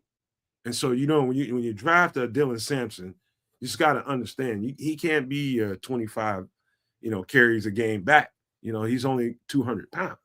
And so everything else about this kid, there's nothing not to like about him other than his weight. He's just got to beef up just a little bit. Yeah, so he's not the thunder that the other few guys that we've been talking about bring to the table. It's a little bit more lightning, but he ain't all that fast. Like he's not Rashad Smith fast. He's all right in my opinion. Then that's probably about the best I'll give him. Good pass catching back, versatile, but I definitely wouldn't put him number 5 on my RB list. And what about weaknesses with limited receiving upside and potential durability concerns? Yeah, he played a lot of running back. He's got a lot of tread on his tires. At a junior? Yeah. He's been there he's been pretty much a starter for the last at least 2 years, maybe I don't know. Maybe I'm missing a third year, but he's been running that ball for them pretty consistently for a couple of years straight. High mileage, and I don't like that. I don't like 2 that years at all. straight, that ain't bad, man. You know, it's Hey, I'll be an ageist and I'll be a high mileageist. Get off my He's- lawn. a good comparison for him is, be honest with you, it's Jahmyr Gibbs is a good comparison to him, but a little bit he's in that category, man. He can really accelerate, man, and that I think that's the feature about Jahmyr Gibbs that people really hang on to is his ability to accelerate. He's Sort of got stop, that start. stop start. He can accelerate all that. The whole thing, man. He's a slept on back in this draft. Somebody's gonna get you put another 10, 15 pounds on this cat, you got you a stud. I believe that 110%. You ready? You ready to get to the next guy? Let's go. This guy, it was very hard for me to drop him all the way down to 4 because I strongly believe this is one of the top 3 backs in this draft. This is RJ Harvey out of Central Florida, 5'9", 208-pound senior. This dude is like, you just need to turn on the tape and see that, like, this guy, good luck trying to find something about this guy that you don't like. Good fucking luck. And like thoroughly impressed. Like this guy, he's kind of like a little giant, man. You know, he's like, this guy plays wildcat quarterback. He can throw the ball. He's like everything for Central Florida. And he's built to do it. It's like you would think you can't really find an injury history that would bother you for a guy that's only 208 pounds as much as he touched the ball. This guy's got a lot of usage, but he doesn't get hurt. He's very durable. Very, very durable. Man, he's one of the top backs in this draft. I don't hesitate when I say that. I think he is one of the top running backs in this draft. It was hard for me to put him at 4, but you know, I'm trying to be a fan favorite with the last couple of backs here, but I think RJ Harvey is that dude. Straight up. Go ahead.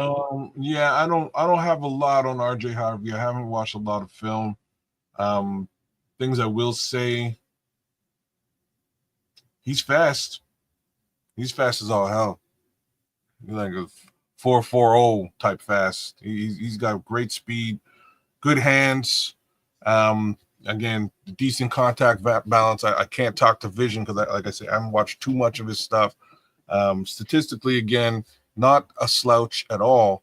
But again, I wouldn't. You know what? Yeah, that's a good look there. Sophisticated thoughts. He's kind of a DeAndre Swift-ish type He's of dude. way tougher than DeAndre Swift. Now I'm talking about physically tougher than DeAndre Swift. I mean, This it's a would good be an comp. upgrade over Swift, Harvey. here's the thing, man. And I want to be clear with everybody. You individually, like Sophisticated Thoughts, Minister Charles, or any damn body else in the chat that looks at the draft for yourself and you evaluate the talent yourself. And whatever it is that you see shaking out as the top this, the top that, how you rank them is how you see it. That's how you see it. I see it a different way. I'm looking at something. You might be looking at something different. I can take the criticism, but can y'all take somebody else's point of view? That's all I'm saying. Y'all getting real sensitive up in this motherfucker now. You're full of shit, Nomad. You don't know what you're talking about. Man, God damn. This is my point of view, man. Respect it. I respect yours. You're real sensitive up in this motherfucker. But anything else on RJ Harvey? How's he's He's senior. definitely not number 4 on my list, but you keep doing your thing. I respect it. You know, everybody ain't gonna see the shit the way I see it. The senior, does that mean like a 4-year starter kind of thing? High mileage guy? I had that kind of numbers, but I balled them up when I did this. When we previewed him, I had all them notes and I should have kept them. I had all that shit written. Like he's got less mileage than some of the other guys, though, and he's got decent numbers across the board. Mm-hmm. I wouldn't say he's got a lot of mileage on him. Hey, fellas, I told y'all it was going to be a little kerfuffle about. Did I not? Did I not tell y'all we was going to be at odds about what the fuck my list was versus yours? Did I not tell y'all? Did I not tell y'all? You did. I was just waiting. Like I said, I was waiting for Damian Martinez to be the number one back in this thing, and somehow you escaped that one. So let's see who's number 3. All right, let's get to the guy. It's gonna be Ashton Genty. Watch. You know, some of them think you smoke. Yeah, you just bad at this, man. You just golly. Can I give you my thoughts? When you can do your top 10, kids. I ain't got no. I really should have. This is a good pick. Keep going. No, you go ahead, wax on this guy. What do you think about him? I honestly, I think he's the truth, man. He's there's not coming into this draft again after scouting him last season. I was like, TreVeyon Henderson or bust. You can get TreVeyon in a second or wherever you could get him. You get him. Get TreVeyon Henderson. He's that good. Whatever team selects TreVeyon Henderson, they got themselves a running back, yo. No two ways about this. Explosive. He will block for you. Physical. Good vision. Decent speed. Nothing wrong with this guy. He's a running back without question. And any team in the NFL would be better having him. That's my 2 cents on this guy. Great pass catcher as well. Trips, you got to know TreVeyon Henderson. Yeah, one of the kids at Ohio State. Yeah, man. There you go. That's what that whole contingent was there for. TreVeyon and Judkins. It was him and there's another back there too. Yes, there is. Was Judkins? Is that him? Seems like and the scrolls nailed it. It reminds me of, they got Henderson and Judkins the way Michigan had Corum and the other dude. The dude that's not Corum running back. That's right. The dude that's not Corum.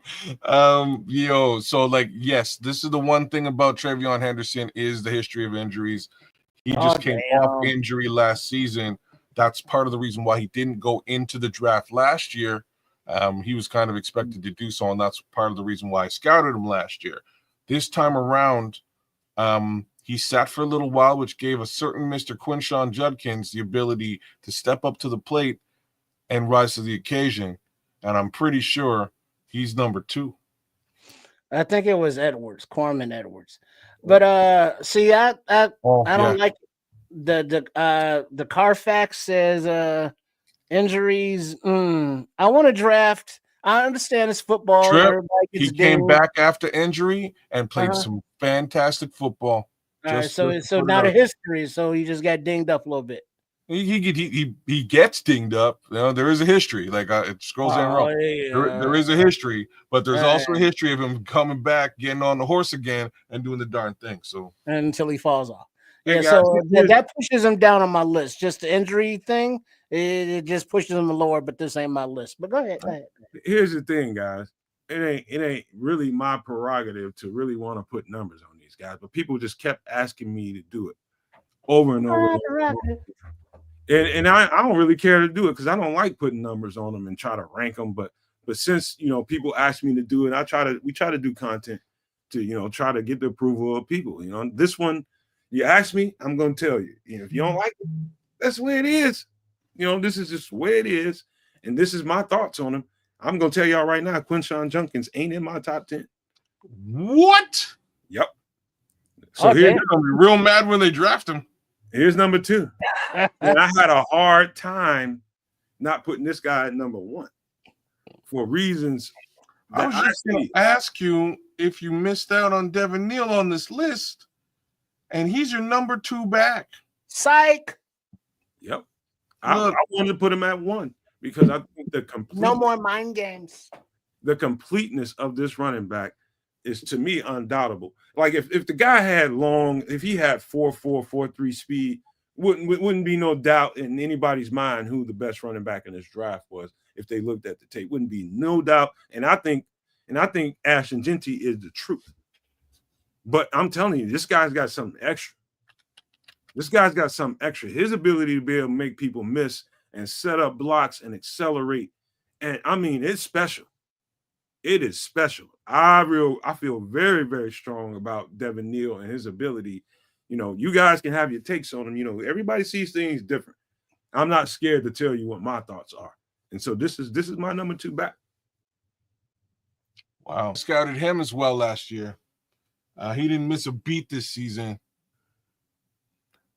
A fair amount of tread on the tires, I do have to admit, but nothing more than the last 2 guys. Let's be real about that.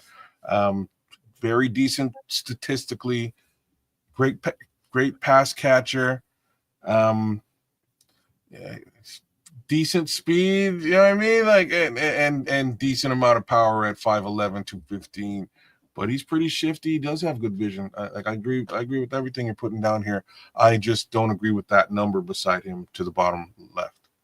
I'm telling you, kids, if this guy was running a 4.4 or 4.3, he'd be the runaway number 1 running back in this draft. We'd be talking about Ashton Jeanty as a side piece. Other than that, he's got everything. Got anything else you want. No, everything. There's nothing he doesn't have, man. Nothing. I'm just saying he doesn't have 2,600 yards last year. Like that's a little bit obscene. At Boise State, cuz. Fair. Okay. All right. I mean, that's you can look at those raw numbers and you got to keep them in perspective, bro. I mean, that's I'm not trying to take anything away from Ashton Jeanty because he's the number 1 back. 2,600 yards is like it's the last 2 guys we're talking about put together. It's a crazy number. And for that alone, you kind of have to go and look at Jeanty. You know what I mean? Everybody does. And when they look at him, they can see why. And I'm not taking anything away from Devin Neal. Personally, again, after scouting him, did you put Taj Brooks was towards the back of this list, right? Yeah. Number 10? 10. Okay. Like Devin Neal, Taj Brooks, and Travion would all definitely be on my list for sure. Like there's no questions about that. Would they be, would this guy be as high as he is? I would have to say no, he wouldn't be. But they would definitely make it into my top 10 list. So just for some perspective, I look at these running backs and I did a lot of, this is the fun part of me doing podcasts and having to, do this thing right here. This is the easy stuff. The hard stuff is getting through the tape and studying and going through the research. And when you flush it out, my eyes are my eyes. Ked's eyes is his eyes, and so is Tripp's and everybody else's. We all come from a different way of looking at things. It's people's opinions on what they see as how they rank them, who's the better one or the other. And so it's not wrong or right at this point. It's just the way I see it. Really, it's not wrong or right whatsoever. I hate putting numbers on these guys, but if you ask me to do it, this is what I do it. This is what it is for me. I see this guy as the number 2 back in the draft. I really like me some Devin Neal, and I think he's got the whole package other than the long speed. Everything else, he's got it in spades. And I'll stand on that. And here's the number 1 back, because you can't take nothing away from him. That is Ashton Jeanty, 5'9", 209 pounds. It says 215 on some sites. I probably looked at a site that said 215. We'll give him that. He is a pinball. That's what he is. I think that's his superpower, is his ability to make people bounce off of and keep his acceleration. That's the key. When he makes people bounce off, it's like when people hit him, it's like they speed him up. Pull up that video while he's talking, kids. Okay. Which video? I sent you one with this kid, Jeanty. With Jeanty? Must be this. I don't know. No, that's not it. That's Jeanty. Oh, here we go. My dude, put some clothes on. Damn. Settle down, Canada. All right, give me a second. Let me get this on. Don't worry about it. Let's keep talking because we got this. Yeah, keep talking while he's pulling it up. So I think that's really his superpower, is the contact balance, and how when people hit him, I've seen times, and it was like, it's not like I only seen it once or twice. I've seen times when guys hit him and boom, bounce him out, and they think they're knocking him to the ground. They just sped him up and put him into another space so he can accelerate. Over and over and over again. This guy, he's legit now. You know, I talk a whole lot of shit about him playing Boise State. If you see me in the chat, I'm gonna troll the shit out you motherfuckers. I'm be like, man, he played at Boise State playing against Hawaii. I'm gonna be talking shit to y'all. But in truth, when I look at this guy's tape, I see the legit motherfucker. He's legit. Now, when he's dealing with NFL competition and fast defenses and people that can really match his speed and quickness, we'll see how he rises. But as of now, I'm gonna say this guy is legit. Legit. And you can't take nothing away from him. We really can't at the end of the day. All right, let me cue this up. Just give me a minute. Boom. I think this is courtesy of our guy Swifty.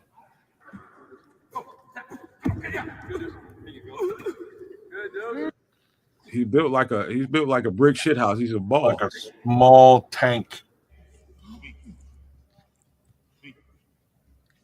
That's a good comp right there. Maurice Jones-Drew, but maybe he's in better shape than Maurice Jones-Drew. I tell you that. MJD was never looked like that. Look at that! Look at that lateral movement, though. I wish I seen more of it on tape. More lateral? Yeah, he's got some quick shuttle moves that make you miss. You got to be kidding me, man! I wish I see more of it. Did you hear what I said? Wow.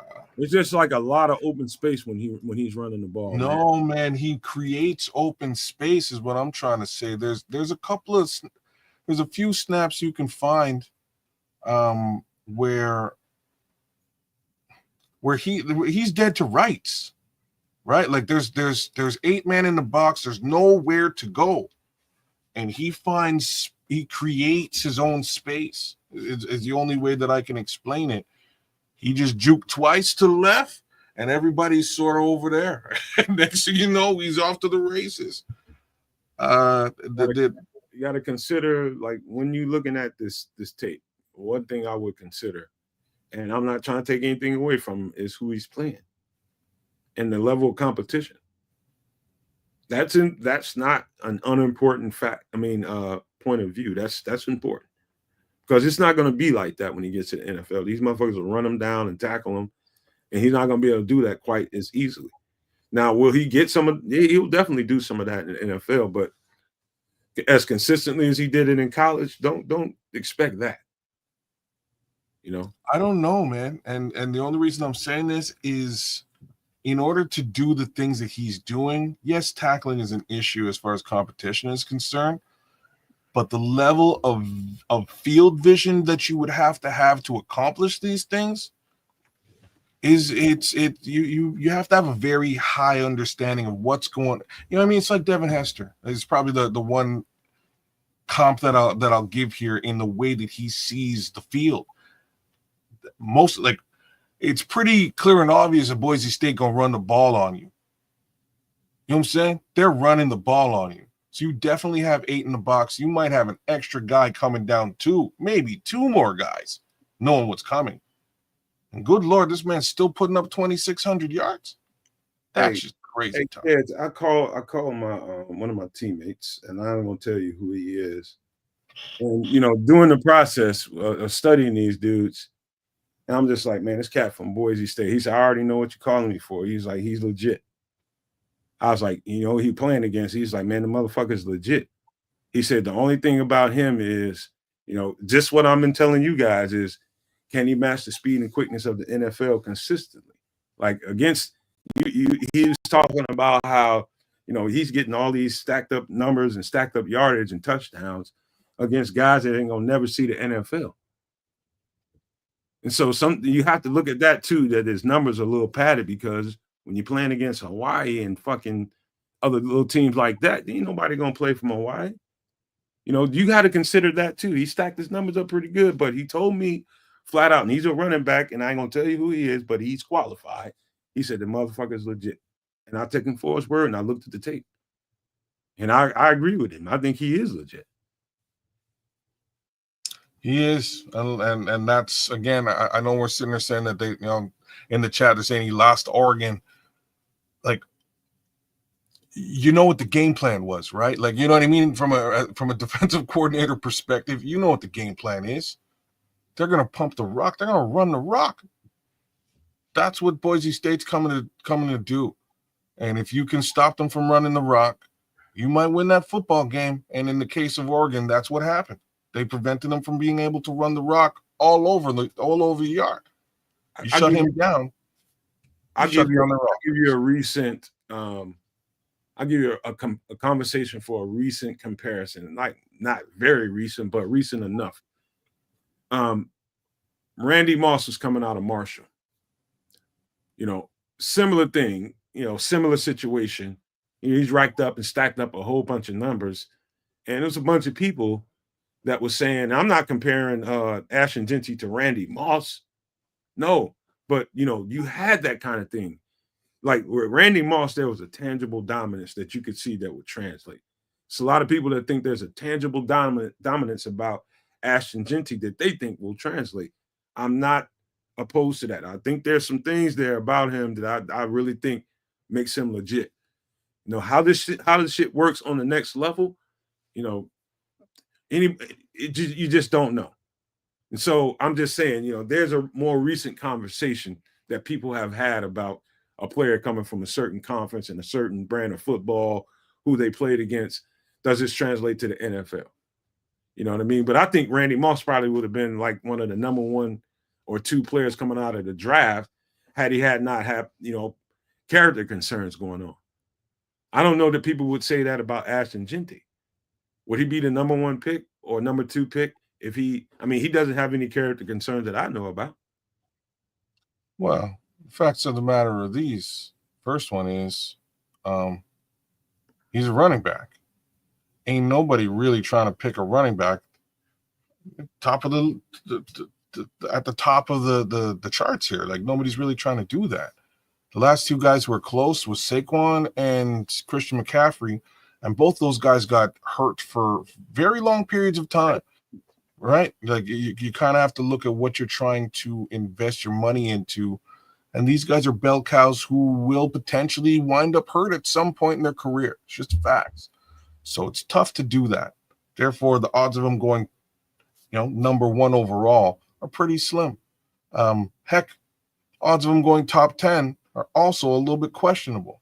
Well, I thought he was a favorite to go to the Raiders. And this is what I'm saying. If that's in speculation, that those teams, as well as myself personally, think this guy's got a little something different than everybody else does. Bijan Robinson was a similar situation. People thought he had something a little bit different, a little bit special, and he went in the top 10 as well. So there's those guys out there, and I feel like he might be one of them guys. One thing I will layer on to Ashton Jeanty and also RJ Harvey. One of the things that really gets, when I hear people talking about these running backs and how good they are and what they can bring to the table, I don't hear enough people talking about, the build of some of these guys. Like that guy, RJ Harvey, and a couple other guys in this draft are built so low to the ground and are so powerful as they are built low to the ground. And you understand why guys bounce off of them. You understand why guys are, because the muscle, the density in that kid's muscle, and RJ Harvey is real. Like those guys, it's going to be hard to, like, when they hit when they get to the contact, they are so strong that they just run right through it. I mean, the muscle density is real. And so because they're built so low to the ground, that's an added feature to why they can be more dominant than some other running backs. It's just hard to get those little motherfuckers down. Being that strong, like you don't understand, like you hit a motherfucker that built and that low to the ground, it's like you hitting a piece of steel sometimes. Like I've hit motherfuckers like him, built just like that. And it's like you're hitting a piece of tin. It's no joke, man. Like this dude is he's set up to be, depending on where he goes, he's set up to be really, really good. I'm still gonna be questioning, can he rise to the level of competition consistently. That's what I'm gonna be wondering about it. I feel like you can. I think we're going to definitely find out real soon. And, the upsides for whoever winds up drafting them is, do you have an offensive line? I don't know if the Raiders do. I don't know what they got over there as far as the O-line is concerned. Do you have an offensive line? Do you have a quarterback to take some of the heat off this guy? In my opinion, some of the backs that you've listed here would provide the Chicago Bears with that "F-you stop me" run game. And I think that's of the utmost importance to take some heat off of Caleb Williams' shoulders. If there's a little bit of balance between the run game and the passing situation, I think the Bears are, very quickly become a dangerous force in the NFC. Well, we're gonna have this argument for the next month because, in my opinion, I don't think none of the picks in the first 2 or 3 should be very sexy for the Chicago Bears. We did that shit last year. Everybody got excited. Oh, we can get a weapon for Caleb. We can do this with.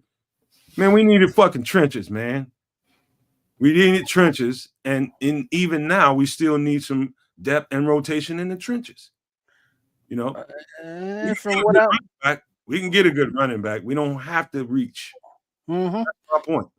See, now, so far from what I'm hearing from this evening is that we got good depth at defensive line. So taking a guy, at the top pick isn't, well, first of all, none of it's a necessity. So we can take the best player available. But positionally, we have depth at defensive tackle. We can get a running back later. So far, it looks like safety is one of the premium positions we need to fill.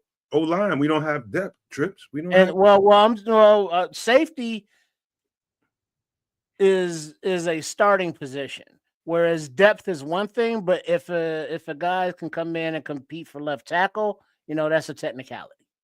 But Emenwari or Starks or whatever top safety is coming in and probably starting and not depth. Yeah, I don't know if you start him. I don't know if anybody starts over Jaquan Brisker. Let's being real about that one. I don't know. If they draft, he gets right of first refusal. If they draft a safety early, they pick like in that first 2 rounds, maybe even 3. They draft that safety early. He's gonna probably, unless Jaquan Brisker just goes the fuck off, he's gonna probably end up being the starter. Unfortunately. So so offensive line, that depth we still got to get, and now the only possible thing I'm seeing early there is left tackle. Looking at your Connerlys, looking at your I saw that they did look at Connerly at his pro day, I think. Yeah, they did. And He's coming in for a 30 minutes. Yeah, that too. So you're looking at your top left tackles, offensive line, and that's not depth. They're probably looking at this guy to come in and, well, they're all going to compete to start, but you take in Connerly or was it Graham, and it's like, Braxton, welcome to swing tackle land. I really do think they're targeting a starting tackle, and they're targeting another edge rusher. I think that's the priority. I think those are the 2 priorities for sure, and I think they can both be had in spades with 39 and 41. Like, you can get some really high caliber talent at those 2, with those 2 picks. Again, but which order are you taking them? I'll show this again, man. This is kind of to Keds' point. You drop trade back, yeah. You trade back, and this is where you can land. Like, you can't be scared. Like, be one of those. You don't even need, and this is where my head is. You don't even need to trade back to accomplish what you have here. You were able to score 4 additional picks in the top 50. Cool. I'm just saying you don't even need to do it. You can get your luxury pick. You can get your high caliber tackle and your high caliber edge rusher. Not just your first 3 picks, with or without trading out. Just facts. The question is, what do you get after that? If you're really looking for a safety or a tight end it's 72 under normal pretenses, you can do that. If that's where you get your running back, again, you can also do that. I'm just worried that there's running back because the position is so beaten up every year. There are running back hungry teams out there. A lot of the guys that you just listed out here today will be gone by the time we get to the 72nd pick. Fire it up, Kaz. Fire it up. Come on. Stop bullshit. No. Y'all really want to do that? Just real quick. I mean, because looking at the process, just thinking through it logically, we've looked at defensive line. It's like, all right, we can get a talent there, but where is he going to play? Looking at running back room, okay, we can use help there and we will, but do we actually need no trades? I'm just taking Genty because just we'll restart it. Yeah, man. You just bulldog that one, kid. I did. Wait, I wanted to. Can't do that, man. I can do things. Just follow me now. So here we are at 39. Go ahead, do yours because I have my own thoughts for this. Go ahead. I'll run it. I can run it back again. So here we are at 39. And look at the list. Both Tyleek and Kenneth Grant are still there. That's some dangerousness on your defensive line if that's what you want to do. But under normal pretenses, we're looking for a OT. There's your guy Connerly, boom, and we're also looking for this guy here. That was easy. You know what I'm saying? So those two picks are again the prototypical edge rusher is there available for us at 41 under normal pretenses. It might wind up being JT. It might wind up being Princely in a worst case scenario.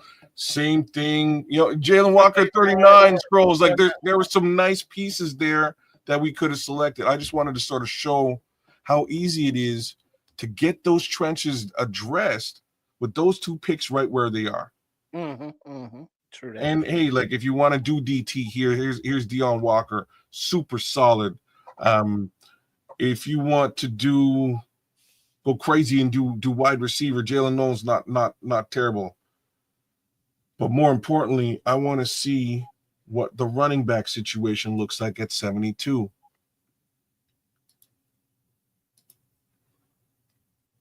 All right, so here we go. At 72, and the idea that I'm sort of trying to articulate to folks is if we did not select Genty at 10, somebody picked him earlier, imaginary. These are the running backs that we'd likely be looking at, and I'm not so sure this is really where we want to be with the running back position. Got a little kerfuffle going on in the chat. What's happening? Yeah, they arguing about Jaden. It looked like Jaden Daniels and Caleb Williams. Oh, yeah, that's last year's argument. Now let me ask you this, kids. With that said, they're also remember looking for what do you call that? A slot guy, like a fast slot guy. They looked at Worthy. Where is he expected to go, or what is he already gone? I guess Worthy. Worthy's going to be gone because he's. Sorry. There's Jalen Royals, who's close to a similar styled wide receiver to a Worthy, if that's really what you're looking for. He's available at 72. Tez Johnson. He's not that fast, kid. No, he's not. He's not Worthy fast. Worthy is world beater fast. He set the record fast, but the kid's pretty fast now. You know what I mean? I can't take anything away from Jalen Royals in the speed department. You got a question from In the Grass. He says, "What does O tackle look like at 72?" Again, it's okay. It ain't what I would want. Embo is here. He's dropped in this particular situation. Holland Pierce, I like Holland Pierce quite a bit. And I know how much Nomad likes Anthony Belton, who's a little bit further back. I like several of those guys up here, but that's why I'm quiet, because I just let you guys have it. I'm just saying, these, you could wait and get O tackle a bit later. I don't think that's what they should do. I think they need the trenches with 39 and 41, and you can get a high caliber, high caliber players at both of those positions. So what do you do with 10? Like I'm trying to show you guys, the running back position will dip in a stark way between 10 and 72, which is where it would leave you. So if you select a Nick Emenwari as the first guy, or a Mason Graham at 10, any of those guys along those lines, if there's no trade available and you have to select somebody. Kids, give me a second. I'll be right back. I got to go open this door. All right. You might be eating your own lunch here when you start looking for a running back down the road. And if that's the case, you will be looking at players like Giddens, Scatterbo solid, Rachel Tootin is solid. Damian Martinez is his favorite back in this list. Ollie Gordon, but again, these guys can be had a fair amount even further back than 72. Oh yeah, there's Simpson even back farther. This is what I'm saying. Like, so RJ Harvey back there. Like, I'll show you where Devin Neal is. I really like this. Jaden Blue's back there. Where's Jaden Blue? That's what I'm trying to say. Like, Jaden Blue's at 195, Taj Brooks 200, Devin Neal 211. Right. Clint Allen, I've heard his name quite often. Phil Maffa 229. So there are guys back there, but the question is, are they game-changing backs? I don't know. None of these names that I'm throwing at you put up 2,600 yards last season. It's a crazy number. Restart it real quick for me. And just real quick, I don't want to just do a draft. I just want to walk through a little something early. No trades. And now looking at where we're at 10. And available. So now look at running backs. You got Genty there. Mm-hmm. And he's a game changer, blue chip guy. Any other blue chips, like just to you kids on this list? How far down do the blue chippers go, if at all? Blue chip Ashton Genty. Super high caliber running backs, in my opinion.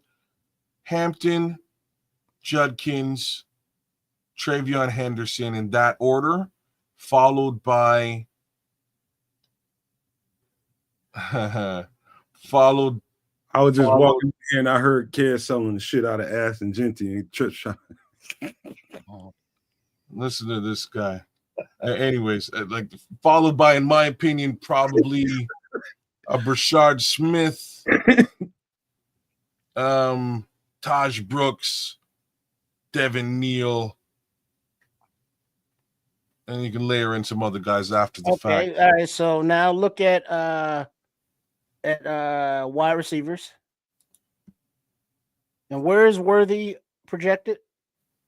You mean Royals? No, the kid that they're the fast fucker. That's Royals. No. It's Bond. Bond? Isaiah Bond? Bond is also very fast. Is he the one that ran the 4.25 that they were looking at? I think Isaiah Bond ran 4.25. All right, so he's projected, was that 60? Mm-hmm. All right, he's a slot guy, right? Yeah. Let me slow down for you guys. Don't make no moves. Listen. Yeah, all the guys that are here there's 50 plus people still here in the chat. You guys are getting late night content, 3+ hours worth of it, because we love you guys, man. We know that you guys love the Bears. You want to talk about it as much as you can talk about it, and we're here delivering for you. So hit that like button, and if you're new to the channel, make sure you hit the damn subscribe button. Pop, hit that sound, bitch, and let's keep us moving, man. But appreciate the content we're giving you tonight. Yeah. All right. Now, how far down looking at the type of player of archetype that they're looking at for a slot guy, other than Bond, how far down do you see any like good slot guys? Like I say, I see Royals at 81, Restrepo at 74, although his speed situation is in question. Well, we want speed because Ben Johnson wants speed. Then I would I would go with either one of those guys, Royals or Bond. All right, so just keep eye out for Bond at 60. Now look at what's the other position? Safety. Mm-hmm. Now looking at safeties on this list, who would you want if you had to your pick of the litter? I'm starting with Nick Emanwori for sure, without a shadow of a doubt. And how deep does the safety list go as far as talent in your eyes? I'd go right down to Jonas Sanker. Malachi Morris. Sebastian Castro's pretty good too. It's a little bit of a deeper list than I really thought it was. Keaton Crawford's not bad either. But like the measurables of a guy like Emanwori changes the idea of the safety, you know. So is He's he the blue closer. chipper? He's the blue chipper safety of this class. In my opinion, yes. Again, other people may argue with that. Like most of these big board guys have, like this. Is there a safety ahead? No. So they've got Malachi Starks ahead of Nick Emanwori. 6 feet tall, 197. Nick Emanwori is more like a Cam Chancellor. Probably the best comp I can give you. And that guy was dominant in that Legion of Boom, man. Eric Guy says, "Come on, Nomad. Let's revisit the Emanwori conversation. What about it? Like, give me something specific. What are we talking about?" So it's Starks. He says he's one of one. That's his guy. No That's question. his guy. No question. I agree with you. I agree with you, Derek. He is one of one. In my opinion, there is no safety that has these measurables and the skill set to back it up behind it. Sideline to sideline speed, the range. It's all. How's his coverage? Yes, you know what I mean. Like he has the speed, the range. He's a wanton tackler. He will get you. He will put you in the ground. Can he blitz? Does he blitz? He gets a quarterback? He can blitz if the need be. That's just not necessarily what. This is, by the way, you guys. This ain't me. This is Trips and Kids working this one through. And he fills a hole in the run. He does. He can if the need be. So if he's the guy for the safety class. If we're talking about safety class, in my opinion, he's the blue chipper of the safety class. That's my 2 cents on it. All right. Now look at offensive tackles. And who do you see, and at what position are they available that are the blue chippers? Left tackles, no right tackles. I don't remember who all the lefts are though. So Nomad, you're probably gonna have to help me out a little bit there. About what? Now, where we at? We're at offensive tackle. Looking at Will left. Campbell went already off the board at 2. So Campbell's gone at 2. Membu's a right. Membu can be. He's talented enough to play both. He's a right under normal pretenses. Yes. Kelvin Banks is also a left, I believe. If you trying to draft a left tackle, Trip? Yeah, we're trying to blue chip our left tackles in this draft. You gotta Josh Connolly, I think. And Kelvin Banks, you can't go really wrong. Josh Simmons is there, but I think there's a difference between Josh Simmons and Connolly and Kelvin Banks. Ariante Ursary is a left. Yeah, he's a left. In my opinion, I think he's the blue chipper left tackle that would be available to us. That's my take. No. Is he the left tackle that will be available to us, or is he the blue chipper left tackle of your opinion? Both. So he's Ursary's number 1 on your tackle board.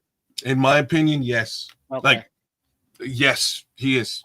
And that's at 41 projected. All right. Yeah. Defensive tackle. Who are your blue chippers here? A bunch of them. Man, ain't nothing wrong with Derek Harmon. Don't get me wrong. personally, I like Tyleek Williams and Kenneth Grant. Wait. But Tyleek, he fell down and go boom boom when he was running his 40. I heard that wasn't nothing. Yeah, but I still don't like it.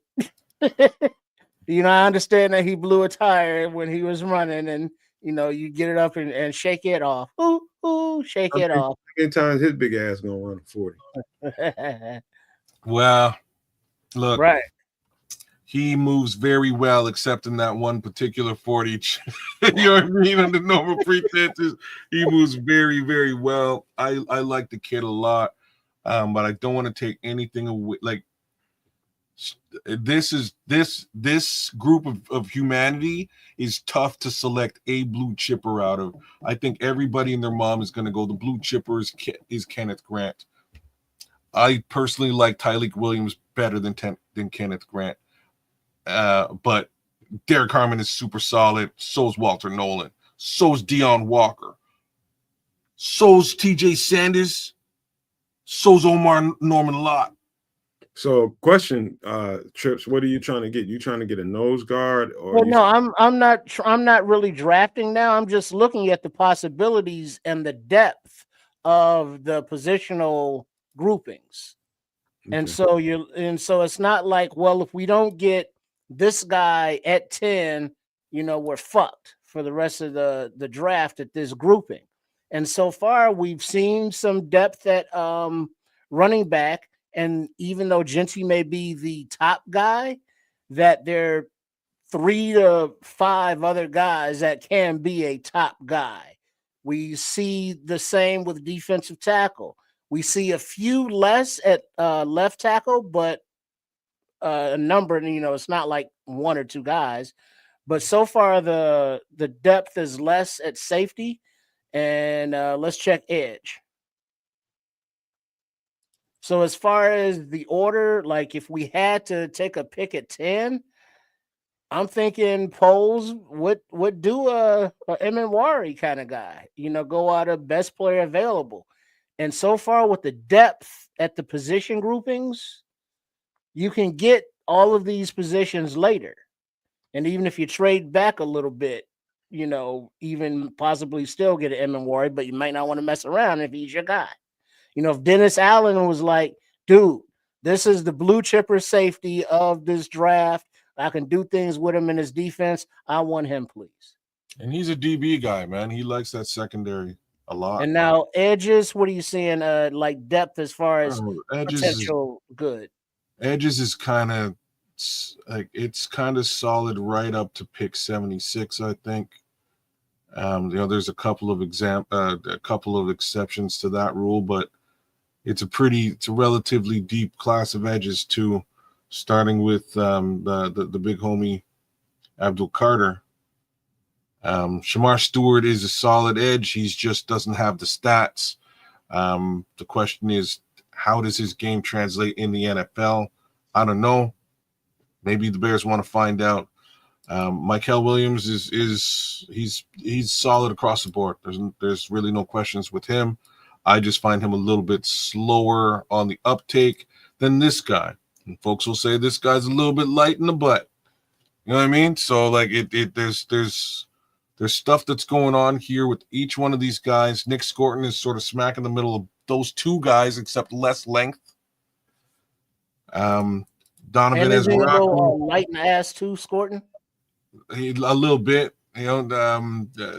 Ezraku, very similar thing, less length, a little bit on the smaller side, but again, pretty fast.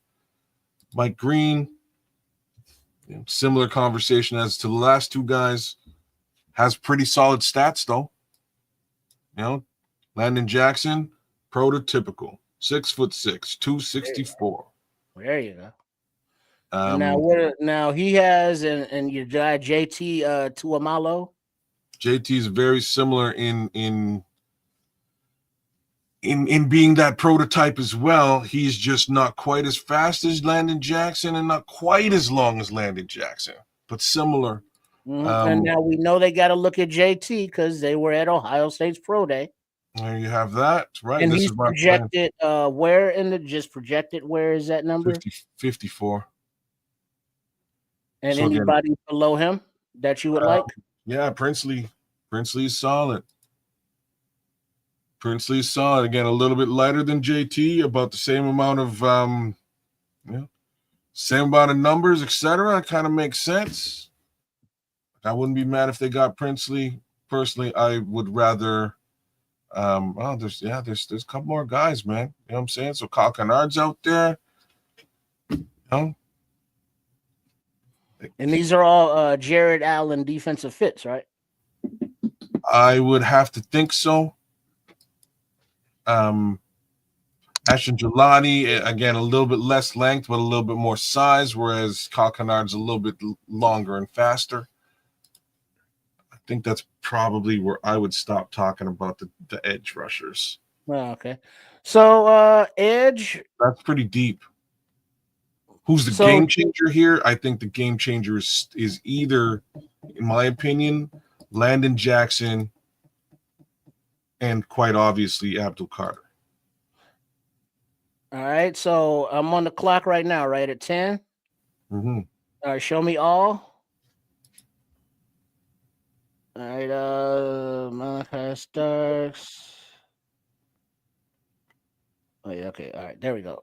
Tab man, keep scrolling down on over there. There you go. All right, you said Michael Williams. Keep scrolling. Keep See, scrolling. There's one more blue chipper we've completely ignored here, but Who is that? Tyler Warren, Man, what position does he play? tight end. Oh yeah, tight end. Look at that list. Because is that how deep is tight end? Have we studied them at all? It's a little bit deeper than one would think as well. So Tyler Warren is your blue chipper here, but Colston Loveland is solid. So is Harold Fanning. So is Peanut Butter Skin. Gunnar Helm is solid too, but for different reasons. He's more of your inline blocker. Elijah Aurora can kind of do all of the above as well, but he's more of he's less of a blocker. So we're kind of thin at tight end, in other words. No, because like then you got your guy Jalen Conyers who can do everything, and he's listed at maybe 215. You know what I mean?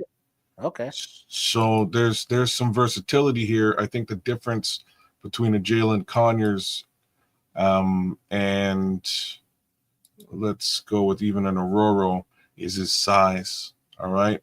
So these guys are just a little bit bigger than Jalen Conyers. Jalen Conyers is probably more of like an H back than a tight end, but I think he could serve the tight end position just fine in the NFL. Okay. All right. So with that said, looking at available, all available, if you're Ryan Poles and you're not trading back, knowing the depth in the class, are you taking Genty? Are you taking McMillan? You know, or who's the unicorn other than Genty? Any unicorn other than Amore at 21 or whatever he is. I'm looking, if this is what we're looking at, I'm saying Ashton Genty. I'm saying Tyler Warren. I'm saying Nick Emanwari. Notice I skipped over my guy James Pierce, but it's just facts. Those would be my three guys that I'd be aiming at. Period. What do you think, Nomad? What's the question again? When presented with what's available on the board now, if you're well, how do I phrase this? If you're Ryan Poles, who are your blue chippers on this board right now at pick number 10? At the positions of running back, D tackle, left tackle, safety, and tight end. Your most important needs right now. Ashton Genty's there. Tight end, you said Tyler Warren is there. There's other guys later on in the draft like Jalen Conyers that Michael Williams is definitely there. Nick Emanwari, Jihad Campbell. We didn't even look at linebackers. And they ain't picking no linebacker in the top 10. I'll tell you that right now. Nick Scorton is also a blue chipper. If you think so? Yes. Tyleek Williams. Hmm. Uh, So with depth of position groups, Keenan what Grant. what is the most rarest position that we need to take early, or they won't be there? There's not a position there that you need to strike right here. That you can't get comparable or just as good a draft pick later on. There's nobody there that you have to have right there.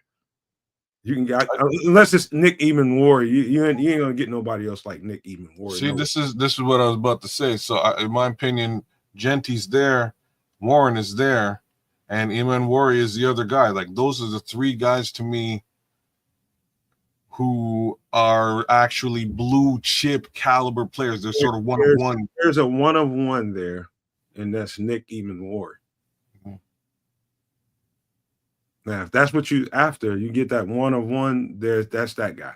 You know, everybody else. Well, when you're picking it in high in the draft, which we hope is the last time for a long time, do you take that one of one? Isn't that the logical move if you're a Vulcan? You could. I mean, they can go down that road and just get that special fucking football player. They can. They set themselves up to do it. Yeah, no question.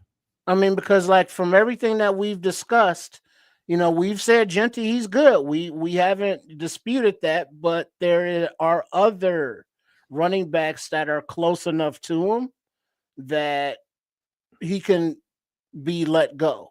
You know, scroll down there a little bit, kids. Now, is Warren a one of one in the tight end class this year? Oh, nope. Nope. Okay.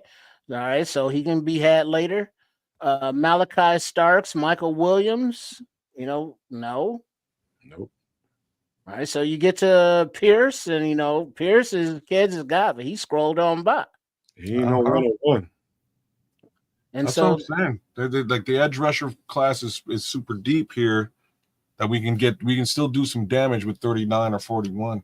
So I propose that the logic says Eamon-Warren is our guy. So if we can trade down, like, what are the trade offers? Are there are no trade offers here?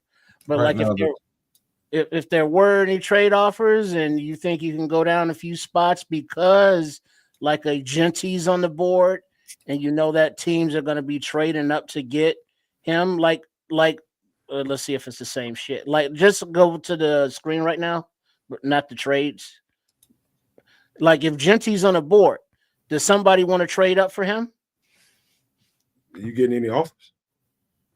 Well, I mean, I'm asking like in IRL. That means in real life, like the kids say. It might be, but maybe not. Some people will just try to wait and see how the shit plays out. All right, because let's see. I believe both Ashton Genty and Nick Eamon-Warren are still on the board after I took 20 I took that trade. Can you imagine if the Bears laid it on thick in this 30 visit and really put it on for them? And when they get to that number 10 pick, if that motherfucker falls there and some other teams really, really covered that guy, they set up a great scenario for them to be able to get something out of that. Who went at 10 in this scenario? Go ahead, no man. No, I'm just saying, if they really laid it on thick when it came to Ashton Genty and really put on for him and really put some shit out on social media and made it look like, remember when I was talking about that Jedi mind trick shit that they can do and really get for that pick, you know what I mean? Right, make the other teams think that you want them, so they got to offer more to get you to give them up. Mm-hmm. Who went at 10 in this scenario? So you notice they kind of did what I said. You know what I mean? They sent everybody to Ohio State and sent Eric Bieniemy solo to Boise, and that's exactly what you do if you're not trying to blow up your spot. You send one guy out there to take a look at him, and you focus on Ohio. Look at me. We're going to pick all these Ohio State guys. Look at us all. We're all over here. Look at me. Don't look at what's going on over there in Boise. You don't see Eric Bieniemy all by himself. Don't worry about it. He's not over there. With his hoodie on and glasses, eating a cheeseburger. You don't see him over there in Boise and French fries, obviously. You got know what you got, Trip. But looking at this, like, if if this is where's the next pick? 39 Mm-hmm. is where are we at now? Where are we picking at? What number is this? So what I did, because the big homie Mark Wallace was like, man, just trade down. So They I ready, did. they ready for y'all to do something. Right. So I traded down. So I traded down to 20. Okay. Look who's Oh, we're still at on. 20. Okay. Yeah, I would have to go with him and Warren, bro. Bro, if I make it here and Genty is still on the board, there's no try way to I'm leaving with that. shit. Don't try to sell him, kids. Let him do what he's gonna do. Well, but I mean, just looking at the depth of it, if Genty's not the one of one, you know what I mean? I want the one of one. And so if that's Emmett Warren, give me him. And then you go to the next pick, and then you look at the at what's there. It's like, no, that's too far back. Next. No, wait, well, that's possibilities. But what's on the board? Who's not what, but who's on the board? Where are we at? We're at pick number 39. You got Grant, where we're Watts. We took a tackle. Irsay is the tackle. Isn't Irsay that you said was your blue chip or left tackle? Mm-hmm. Give me him.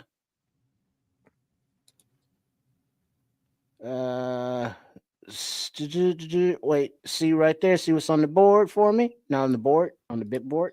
Running back wise.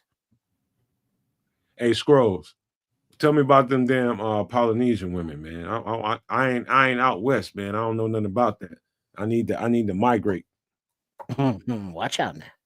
All right, Caleb Johnson, Judkins, scroll down a little bit.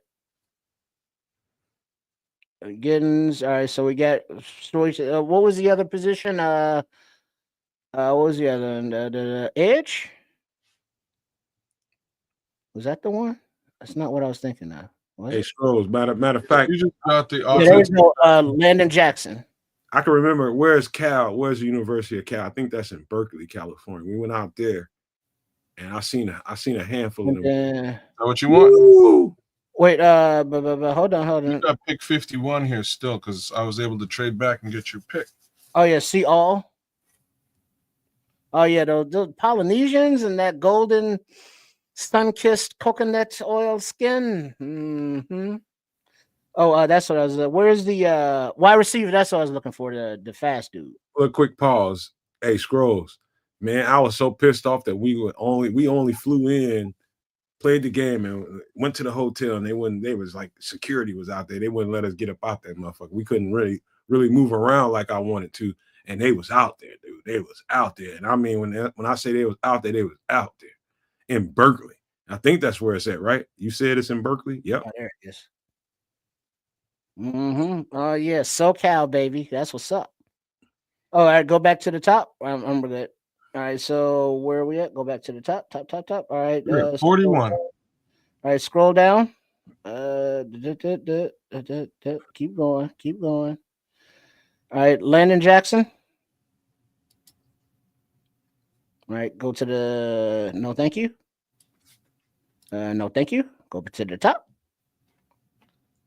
All right, go specifically to running backs. Kenneth Grant dropped, bro.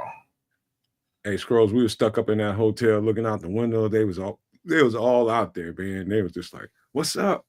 We was just like, "Shit, we can't go nowhere." Give us Judkins. All right, go to all. No, thank you. Welcome to Miami. Yo, if you don't take Kenneth Grant, Yeah, I know you was about to cuss me out. Take Grant. wow, he dropped to 72. That's crazy. Hey, shit happens. You maybe failed a drug test in the He digital. must have. Somebody said he's smoking weed out of gas mask. Go to all. Pictures. Yeah. All right. What are we looking at here? Wide receiver.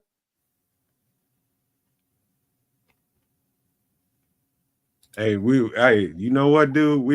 I think some motherfuckers got away. I think a linebacker and one of our edge rushers got out. They got jammed up too, but they was out there. They was like heathens out there, man. Them guys was tight. That's nasty. That's my first time. That's my first time being that far out west. Give us the Lambert Smith. He's the a nice slot on this list, right? Yeah, but you can get them much later. Oh, where? How many more picks we got? You got 2 more picks. 148 and 233. 148, 233, and 240. 3 more. Oh, okay, and 24. All right, best available. We got the Grant, so that's edge. We got tackle. We got left tackle. We got running back. Is this best available? Mm-hmm. All right, scroll. We got a safety early. We got running back. We got D tackle. What about interior D line? Best available. Who looks good to Well, you? you did get Kenneth Grant. I'm sorry, offensive line. Check that offensive line. My bad. So you got Ariante Ursary at tackle. If Right. you want interior O-line, let's see what the guard situation is back here. Miles Frazier ain't bad. Oh, that's not a bad look.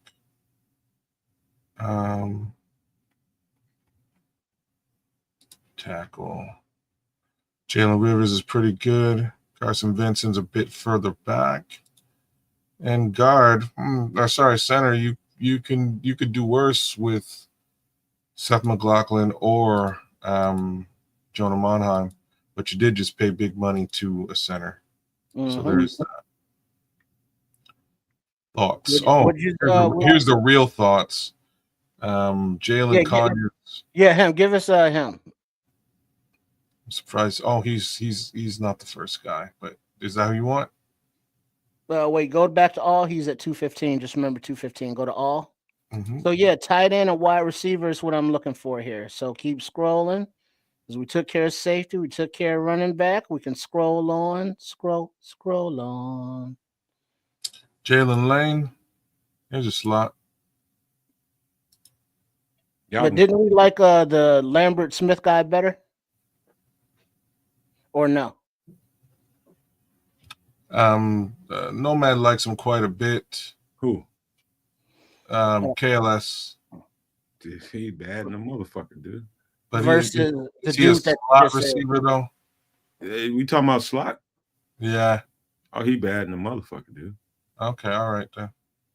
What? Hey, Scrolls. You said Barkley was Bay Area, some of the baddest sisters, period, in Oakland. That's where y'all should have kicked it, man. Dude, I didn't even get to, like, when people ask me have I ever been out west or to California, I say no, because we just flew in, went to the hotel, went to eat, went out there to practice. We just did regular routine shit. They didn't let us get loose out there. I don't know why they were so restricted when we got out there, man. I was pissed off about that. They don't want y'all getting locked up, catching cases. That's it. I knew you were talking about Berkeley, bro. I know it. Oh, isn't that linebacker? Scroll down a little bit. Isn't that he good? Keep going down, the other way down. I remember Jack Kaiser. Kaiser the Saucy. Yeah, you just passed him. I know. I'm just looking to see if there's any more linebackers around here. Kaiser Saucy. All right. So what you want to do? All right, next pick. Yeah, I want to get that slot receiver KLS and the tight end of Conyers. Make sure you write the names down. Conyers now, then.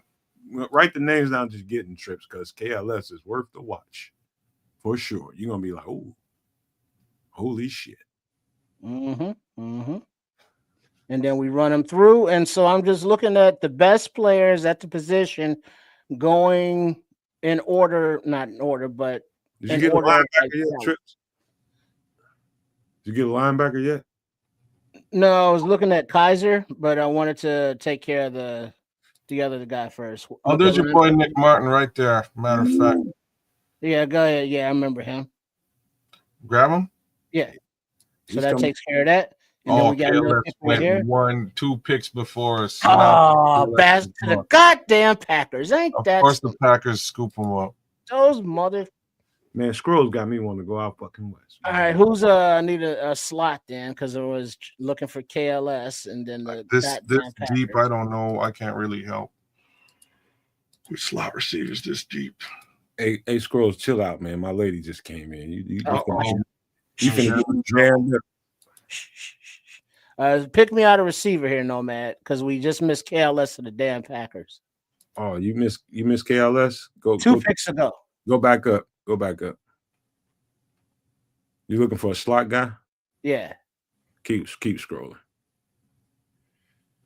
Oh, keep going. It's a lot of receivers here. That's good. Keep going.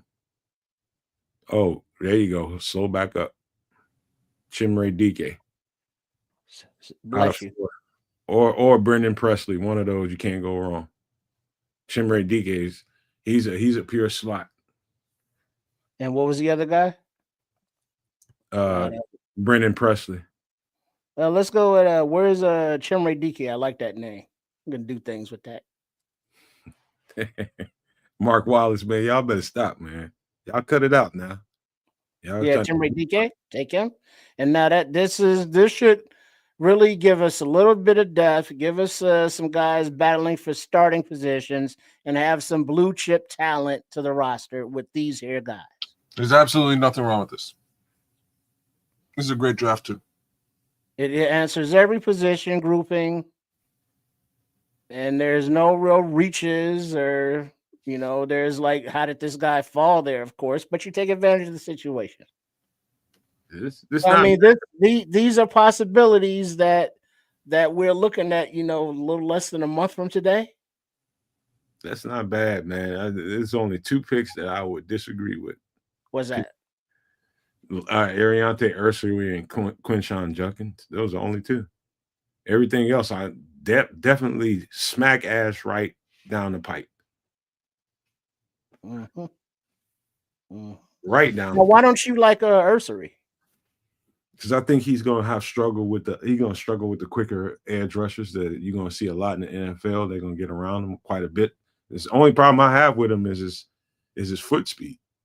I see a flaw there, and I think there's going to be a team that's going to be trying to make sure that he's a tackle, but I don't know. We'll see. I'm just not sure about him. Maybe I'll go look at him some more, but I have some question marks about him. That's just me. And Judkins, he ain't even make your top 10. I think he's very limited. Very limited.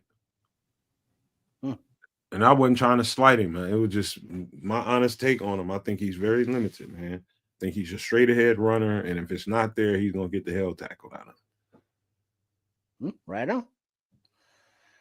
Well, there you go. Because at the time that we picked Judkins, there were a couple other of your guys on that list still. So I mean, just the possibilities. My point being, overall, this whole exercise is that we have options because we are not in need of a position grouping. So we can look for, the best talent available. And I like the way that Poles has gotten us into this position, even though he has caught a lot of shit and people wanted him fired like 3 months ago. It's a good draft, Trips, man. I mean, I got my questions about two players. That doesn't take away from what I think this shit is. I think it's a nice ass draft. Well done, bro. Well done. I'll just say that, man. It's well done. Well, now that we're getting to be a month away, now we know names like Chimere Dike going pick 240. You know what I mean? And so in the next few weeks, we're gonna know it's like, oh, he's scheduled for 450. Man, how did he drop that far? Hey, listen, I mean it when I say you guys. I ain't just talking to Trips. You guys too. Take down the names in this draft and go look at, especially at Chimere Dike, and you'll see exactly what I'm talking about. Like, that guy is a serious sleeper in this draft. I'm like, this guy is going to be a real nice slot receiver. He's like the best thing I can describe him to. He's like, what's the guy out of LA that just got traded because they didn't pay him? No, not Cooper Kupp. Cooper Kupp. He's like Cooper Kupp. He's that dependable. He's like Cooper Kupp. He's one of them. He's going to get on the team, and he kind of reminded me of what's number 86 with the Bears, the really good route runner that was always they had him on the team 2 or 3 times in the Flus regime. Number 86. Flus regime. I was about to say Marty Booker, but you said Flus regime. Wide receiver? Yeah, he's a slot receiver, man. He's constantly making getting on the team, and then when he gets his chance, he's an they respect him as the best route runner on the team. Not What's Pettis. Dante Pettis. That's Okay. He's like a tougher Dante Pettis. That's saying a lot. And Dante Pettis is a very underrated route runner, man. He is really good. Yeah, his hands were a little suspect, but he's down there in New Orleans doing his thing. This dude's got fucking flypaper for hands. And he's got a little quickness. He got top end speed. He's faster than he appears. Like you can see him accelerate past motherfuckers, and it's just like, damn, he'll surprise you with that. You'll see that on film if you check him out. Yeah, he's one of them. He's one of them. He's gonna be around for a long time in this league, and people just ain't talking about him because everybody has their favorites. He's one of the more surprising guys. I would just say when I looked at the tape, I was like, oh, holy shit! Like Florida's got some dudes on that team on both sides of the ball. But yeah, man. How about some pleasantries so we can get ready to get up out of here so I don't have to get slammed with a goddamn skillet or something. Well, we've been getting slammed enough in this chat about these top 10 running backs, so it would just be par for the course. They're gonna tear me apart about that. Anyways, look, big love to all you guys. Thanks for representing with us. By all means, check me out. Give me a little bit of love, a little bit of subscribe at Keds the Canuck here on YouTube, or at Keds the Canuck on Twitch as well. I would appreciate it there too. Big shout outs to my guy Triple R. Follow him at Sports Chicago Style. By all means, give him a little bit of love and some likes and some shares. Oh, hey, I know that guy. Do the same thing for the big homie Nomad here at the Nomad Network. Give him a little bit of love as well. Like, share, and subscribe across the board. Help us grow our channels. This way we can provide a fair amount more content to people like yourselves in the chat. And in that respect, big up to you guys, each and every one of you. And I will give you a little bit of love on our way out the door. Favorite, take down, save the mock draft, but take it down so that we can close. Done. There you go. Done. I guess I should probably save that thing before we get out of here, before I forget. Saved. With all that being said, big shout outs to the Scrolls for keeping it real and for giving love to the Thai and Cambodian ladies out there. Big ups from all of us in for all intents and purposes. Let's also give a little bit of love to ladies from Laos as well. We love you a long time. Yeah, great country, Laos. I like Laos. It's a good country. That being said, Tubuku. Shout outs to Mark Wallace for being down with us deep into the weeds here tonight, late at night, Nomad at night, with some extra sauce. Big love to the big homie D Rocket Dream Burns. What a dude, D. Sophisticated Thoughts was with us all night long. He was very angry with your selections, and so was I. So I'm right there with him. Derek Guy, super no maniac. Derek Guy, that is. Give you a little bit of respect. Shout outs to In the Grass, doing the darn thing with us late at night. Who else we got, man? We got a whole bunch of folks that were with us tonight. King Booker World was down with us tonight. Who else we got? This last hour was just like the Scrolls. You know what I mean?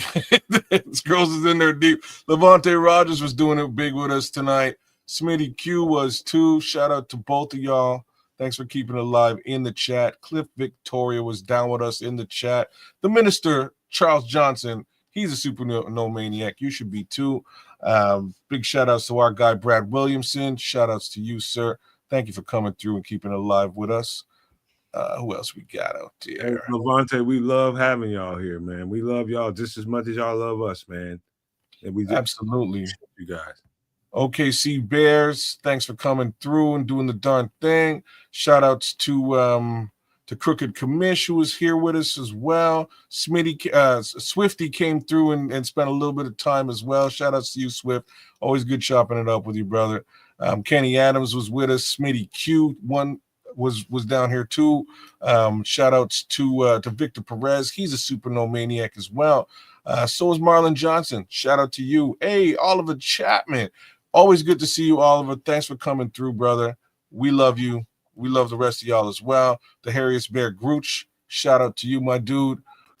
Shout out to Brandon J. Bias. What's popping, Brandon? Thanks for coming through and doing the thing with us as well. AC Adam was in the chat. Man, always good to have you, AC. Who else we got out there? There's a few more, I'm sure. Who am I missing here tonight? Aunt Moss. Aunt Moss was out there with us. I definitely said Cliff Victoria. Who else we got? Oh, Petty Murphy was in the chat with us tonight for sure. Shout out to you, Black Diamond. Big ups to you, sir. Paul Rodriguez was with us as well. Chris Foster was out there. Shout out to you, Bare Minimum. Thanks for coming through, cussing out every single one of those selections of Nomad. It was quite funny to read in retrospect. Shout out to PZ. I didn't get you the other day, PZ, so made sure to find you. Shout out to Don Burr is my idol, although I don't think Don Burr is anybody's idol for real, for real. Shout out to Don Burr, but no love for Don Burr. Shout out to Ron C in the place to be. What it do, Ron C? Shout out to Dr. Earl. Shout out to Trax. Big Trax was down with us tonight. Who else we got out there? Jay Capone the Dawn was down with us tonight. And we may be running out of runway here, I think. Who else we got? Anybody else? Oh, Osama Ben Johnson.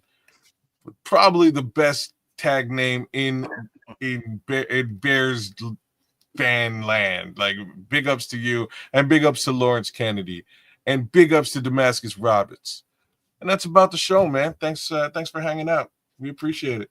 Right on. Oh, shout out to Chef Trip.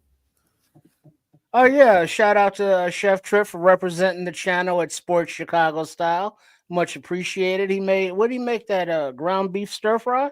That was looking pretty yummy. It's pretty. I'm hungry as all get out right now, but it's just time for bed. So and if any of y'all came into the show late and missed Chef Trips, he came on early and did a live cooking thing. It was nice. But real quick, Scrolls. Have you noticed that the Cambodian, Filipino, Vietnamese, the Southeast Asian women, that their toes, they have that space in between them. Here we go. They gap apart a little bit because I think they're barefoot so much and wear flops that their feet just kind of spread out naturally, and those little round yummies are all out there like that.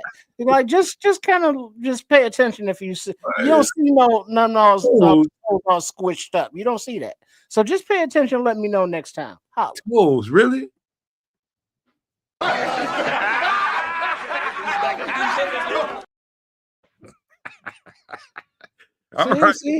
He peeped that. He saw it.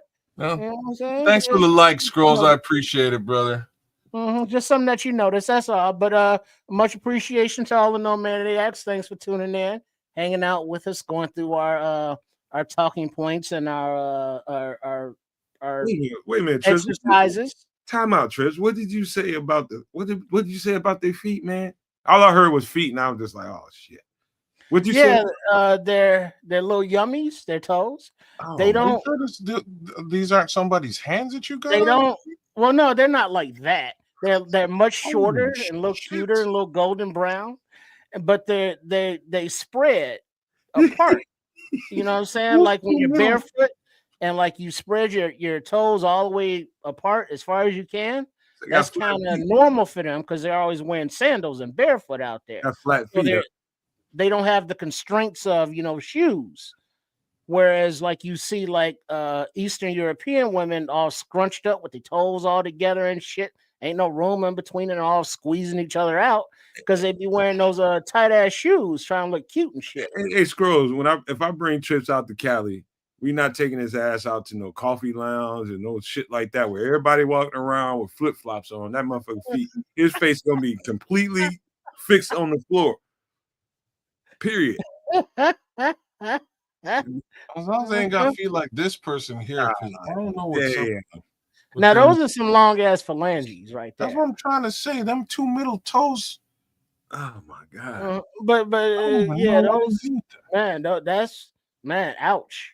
Cause you stubbing some shit on the bedpost all the damn time with them flippers. Feet ain't nothing but goddamn skin and bones with some You know what I nails. mean? Like, you stub your big toe and you get mad. That This shit- this person here would stub like all three of them toes at the same time. oh shit. It's just fucking skin and bones, bro, with some nails on it. That's Well, it. yeah, but it's well, what's a fat ass? You know, some skin and bones with some fat in it. That's some you flesh know what I right mean? there, homeboy. That's flesh. You know, what about some boobies? You know what I mean? You know, Flesh. just That's pretty eyes. Flesh. You know what I mean? It's like, you like your nails. It's like look at your toes, and it's like, oh, they look delicious. Girl. We can't take your ass out to the No, you know, you can't. when motherfuckers be outside getting their meal, eating up on a little umbrella and shit, motherfuckers just be eating and being regular talking. Just gonna be looking at everything. tried to be. Reckon everything tripping through that motherfucker. Trip gonna be on it. Well, they appreciate it when you notice the pedicure, and I appreciate it when they have the pedicure. Man, listen. I appreciate it when I'm not paying for the pedicure. Well, I ain't paying for it. We ain't paying for shit. I'm just saying. Hey, I got my own maintenance costs. You have know your what? maintenance costs. You know what? When it comes to that, the only thing I care about is like if we go somewhere and she got a joints out and she's showing them, make sure them bitches right. That's all I care. Mhm. I don't want to get embarrassed. That's all. Because the motherfucker goes straight up. Oh, look at him. Nah, I ain't trying to do all that. Now you're gonna get them motherfuckers right up, put some shoes on them bitches. That's all. So you understand what ugly feet are. No, I haven't seen them now. I done seen some goddamn cow kickers. I haven't seen them, but more times than not. If I think about it, chicks I've been with had some pretty decent looking feet, I guess. I don't know. But I ain't putting all that shit in my mouth, man. Not all that. They've been walking somewhere. Well, Yeah, but when officially taking a left turn. Keep going. when there's certain, let's say when you're practicing your partner's yoga, quote unquote, and they rub the on the side of your face, and it's like, is it a smooth bottom? Is it the little wrinkles in the bottom? They have a nice smooth heel. Is it a rough heel? God, that lady been walking around somewhere. Like she been walking some fucking where. She been like, nah, man. Well, yeah, You some talking about this lady here? No, any lady. She been walking some fucking where. Well, now, hey, some people are into that. The little stinkier the better. You know what I'm saying? Whoa, Yeah, some people is into that. I'm just saying. whoa. But yeah, I mean, it's like, hey, it's just like the pinky toenail. You got a pinky toenail? Do you not? Do the nails hook over? Do Look at they this go pinky flat? toenail. That Do they motherfucker pretty? look like a small middle finger. Well, yeah, those are kind of That's crazy right. right there. Yeah, That's yeah. I don't know where you found that picture at, but that's not healthy. Hey, I don't think that's healthy at all.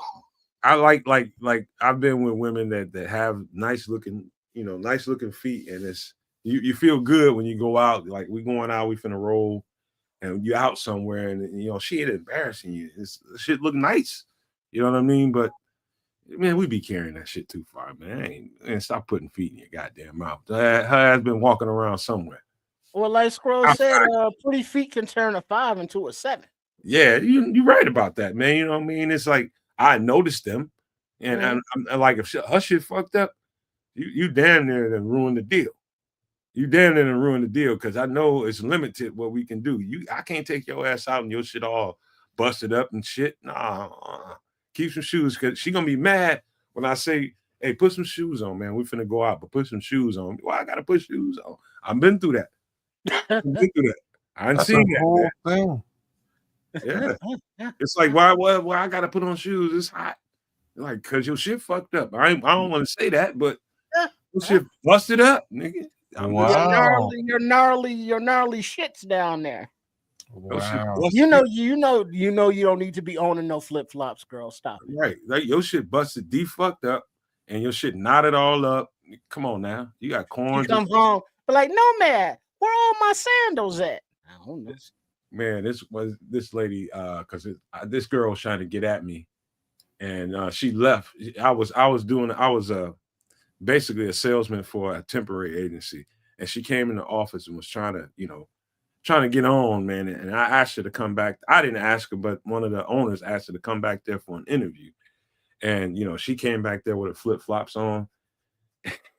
They was laughing at me, and I was just like, "They was like, hey, Nomad, should we give her the job?" I was like, "Hell no." Why? She was very very well presented. I'm like, man, she's gonna go somewhere with them busted up ass fucking feet out, and they're gonna be laughing at her ass when she walk out the door. You can't, like, she was in a pretty girl sales role. That's what she was applying for. And that's a different kind of role.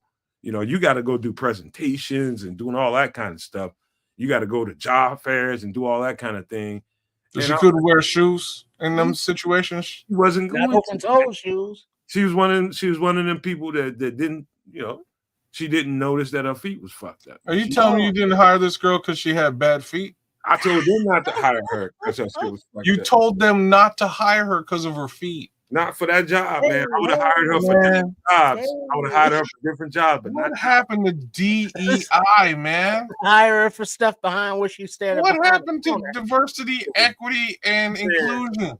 Yeah, that's passe. We don't Hey, play man, that. We don't play that no more in this country. that girl looked like she been running a lawnmower on a 10-acre lot by herself with no shoes and socks on. Be all gnarled up with them big ass black knuckles and maybe a little fur coming off of them. Man, Toenails all guys, ground up and yellow and shit. hey, Trips and kids, you got to think about the environment she's going to be walking into. She's going to be walking into an environment with a bunch of stupid, simple-minded ass, men that see things very simply. Yeah, but time out. She's not pretty enough. How was she from the knees up? She's nice. Well, like, what are we talking about here? Because Ugly ass feet. her joints was fucked up. I know. I ain't trying to talk to no job recruiter and to say, "Hey, how you doing?" Oh, damn! Look at your feet. Hey, Trips, Oh, she'd have walked in there, and that would have been the only thing they would have been thinking about. They not hearing a word she's They'd be saying. like, what you just say? How much can you save us? And be like, okay, I can't stop thinking about your girls, your homegirls is fucked up. Right? Y'all couldn't give her no socks or nothing or something. And she wasn't gonna listen. You know what I mean? You know, these girls are usually line of sight on most things, but like pretty feet could turn a 5 into a 7. I'm laughing my ass off inside right now. I'm just saying this is one of the funniest messages I've ever seen in my entire life. You didn't hear this part though. You trying not to see this part. He said kids doesn't understand. No, I was where I was coming next. I can't use your feet. I don't need your feet. But you understand a pretty face versus an ugly face. I'm aware of many things. Kids, pretty feet versus ugly feet. Listen, man, it all marries together when you're presenting. See, that's the part maybe you didn't hear. I will take my chances with some busted feet. Like I will. Man, dog. Busted feet, busted soul. You've been warned. She can. All she needed to do was not wear them goddamn flops. Listen to this story. This is the worst story. Pantyhose, something. Cover them shits up. All she had to do to get this job was not wear open toe shoes. That's all she had to do was put some joints on her feet, man. Wow. And she'd have been fine, man. She'd have got that job with flying colors. You hear this? In pharmaceutical sales, ladies, for all the ladies out there, no open toe shoes at the interview. You can take your chances after the fact, but not at the interview. Mm-hmm. Get the job first. Morals of the story. Don't let them see your little piggies until the cookout or the pool party. And on top of that, guess what her name was? Ugly feet. Petunia. Olga. Her name was Olga. Oh. Well, that just means she was from Poland, and that's fine. Yeah, they don't have a good foot care. I was just gonna say maybe they don't have high-end foot care in Poland. I'm not sure about the situation in Poland. This baby was so naughty. I mean, they were just naughty, bro. I'm just saying, I know some pretty girls named Olga. 2 of them. And you might, man, but I'm telling you, that one wasn't getting no job that day. I don't know. I did a Uber. Only two. though. Hey, kid, she was getting ready to go work job fairs. You got to, you're gonna be dealing with everybody selling the company, and you're gonna get people. You're gonna be giving the card out. Hey, they're gonna be like, hey, can you come to my office I'm gonna be at the W at 7:00. Can you come by there and give me some more details about the the price cuts you can give me or whatever it is, the markup. You want to mark it up 5%. I think we should get it down to 3. Can you come up to my room at the W? That's the kind of job she was going to be having. And the way she carried herself, she was going to be in them fucking flip-flops. And he was going to be like, get that motherfucker out of here. No, you're not. No What business. kind of job is this? She was going to be presenting. She's going to be At the W Hotel? I was the head salesperson. I was the head salesperson. And she unfortunately, I had to go in the W Hotel to talk. What are you doing at the W Hotel? Holding my own, goddamn it, and making What is money. it? holding Prostitution something. ring by another name? They're gonna make you hold something, that's for sure. Ain't I'm nobody worried about this wholesale situation altogether. What organization? Cats, All right, cats don't not out the organization. Cats they know who to play with. Shane said Don't that- out the organization because we might get sued at the end of I all this. ain't gonna never say that.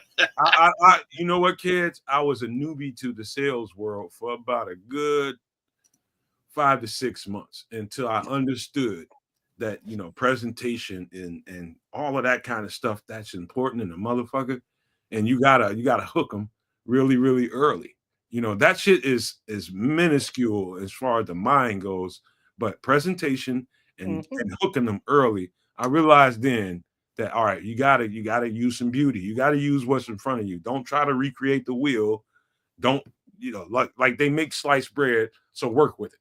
And so beauty works, bro. Mhm. It And, works. Oh, no, and I'm- what's the I'm well- expression? They look you over from head to what? Hell yeah. Mm, That's head what I'm to saying. Kids is a salesman, and he act like he don't fucking understand. toe. Look, All right, next time you in a sales meeting or in some corporate office, and you notice like some secretary or VP with some busted ass feet, just looking, ain't she ugly soul? I'm She gonna might tell you be the right God as honest well. truth. I never looked at nobody's feet in a sales meeting before. Like I'm just putting this out there. Now, I do not sell pharmaceuticals, so that's a whole different game. It's a whole different situation, and that there's some pretty women there, man. You know what I mean? So, if you're trying to get into pharmaceutical sales, moral of the story is, no open-toed shoes. Get a pedicure. It's Get a almost like a guy that walks into a meeting and he's trying to sell something and his breath stinks. Heard him get this Not motherfucker helpful. out of my office. Heard him Not get this motherfucker out of my. He didn't have enough sense to even get a stick of gum, some mints, or something. He just walked up in here with his mouth stank. And that's crucial as a salesperson because what you're doing all day, talking to people. And it's like, oh, the dragon. No, I ain't buying nothing you got to sell. Little things like that, man, will cost you some money. You can't come up in there rolling up in there smelling like loud and your breath stinking and shit.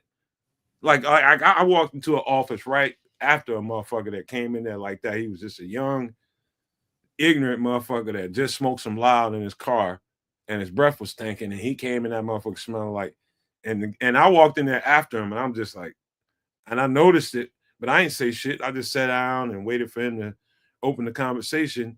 And he was just like, man, you better be better than this motherfucker that just left my office. Like, that's the cologne for these little Rudy Poo motherfuckers. That's like, they don't wear cologne. Loud as their cologne, they think it's acceptable. Right. And it's like, nah, homie. you done fucked up. You know you fucked up, right? What Scroll say? If the saleswoman's feet is ugly, he don't even want the 50% discount. He'll pay full price elsewhere. Man, Wow. I'm telling you, bro. I'm telling you, I bro. take my business elsewhere, you ugly. It's like- soft-footed- Hey, Trips, when you go shopping, what do you shop with? shopping bags. Your eyes, right? Oh yeah. You shop with your eyes, right? Oh. kid? You Yeah, shop with eyes. your eyes. I thought you were Yeah, gonna say yeah, with money, and I Same would goddamn also thing. be Yeah, an that's the same acceptable answer. goddamn thing. Some ultra businessman is doing. He's first shopping with his eyes, and then he's listening. Gonna look you over up and down. It's like, okay, I'll listen to what you got to say. Look, But I if ain't you're that ugly, sexy. if you I'm coming smell, to if you save got you ugly money, teeth, y'all. I'm just saying, I ain't that sexy. I'm coming to save you money. If you want a solution to the issues you have with your business, you call me. I ain't sexy. I will be wearing closed-toe shoes. I'm just saying, I'm things to note. Ain't gonna throw you on out. his business card, he got a picture of a troll. They gonna throw you out, kids, because you probably smell like English leather. You ain't got your cologne game. He said English. Right. Now, kids look like a gray flannel man. No, I'm a cool water, baby. Ooh, Go retro. old school, cool water, or He even went some, retro on If you don't get, some new school Dude. diesel, baby. Either if you or don't some, get that, or some Dracar Noir. If we really going old dog, school, hey dog, some if you don't Dracar. get that shit to the motherfucking homeless man down the street, man, I'm gonna hurt you, man. Yeah, Get rid of you that. look like you could wear some jupe. Some jupe, not on Hey, purpose. God. No, that means dress in French. So I'm not gonna do that either. Cuz you better get rid of that shit, man. What, the cool water? Level up, bro. Level up, right? Okay, all right. Level up. Get rid of that shit. That's your Put that's him your, All right. that's your Wait, daddy. hey, That's cool what he- water. That's what Dougie Fresh was putting on, wasn't it? When he's getting ready, Slick Rick was getting ready for the show. Snoop Level Dogg, bruh. Oh, Snoop that was Dogg. the Snoop Dogg version I was putting on the Oh, if you cool don't water level, cologne. you don't level your ass up. Just go buy you. I guarantee. The scrolls I would though. Go buy you a bottle of Jimmy Choo, man. I don't care what Joy Taylor's feet look like. Go buy you a bottle of Jimmy Choo, man, and that'll change the game for you. You'll know that you've been a little bit out of touch. I like my diesel, man. My diesel's pretty good, but same token, All right. you know, cologne. All right, I gotta get out of here. I just got the gas face. Oh, you Just- got the X. I got the gas face, like the real one. Mhm. Like that one. It was bad. So we Oh, gotta snap. get out here, man. Let me give out some pleasantries. Thank you guys for being here. And let me pull up my stuff so I can make sure I'm ready to close the show out right. Thank you guys for being here, man. We've been in here for 4.5 hours. And guess what? It was a good time doing it. You got 4.5 hours of nothing but raw Chicago Bears content. And my guy, 4 hours of Chicago Bears content and a solid 25 minutes of feet. 30 But let's 30 keep minutes of going. Chef Trips, who went and did his thing and got me curious about wanting to try some stuff in the kitchen. In that regard, I'm curious about it. Matter of fact, as soon as we get out of here, I'm gonna go talk to my girlfriend about it, and I'm gonna ask her if they looked at it at work, and we're gonna see. We're gonna see what we can do there. I'm thinking about that meat and whether it should be turkey, ground turkey, some little bit of Italian sausages. I don't know. Maybe just ground beef.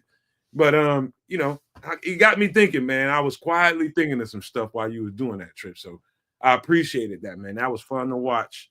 I didn't expect that, but that was real cool, man. I appreciated that. That was some good looking stuff. And I'm glad that I ate something before the show. So that was also cool. But thank you guys for being here, man. Chef Trips will be back when? At the end of the month, at the end of April, right?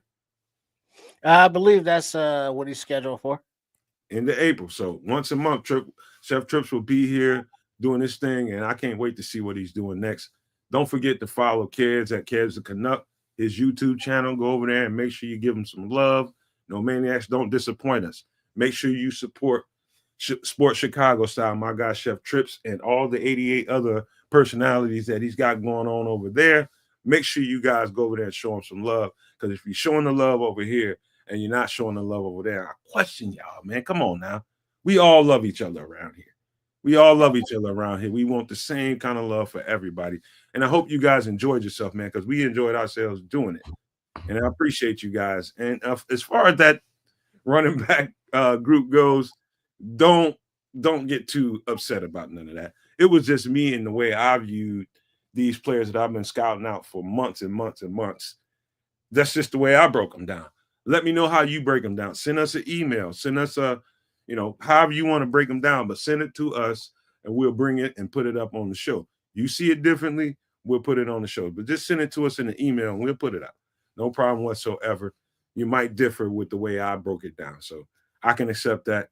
But thank you guys for being here one more time.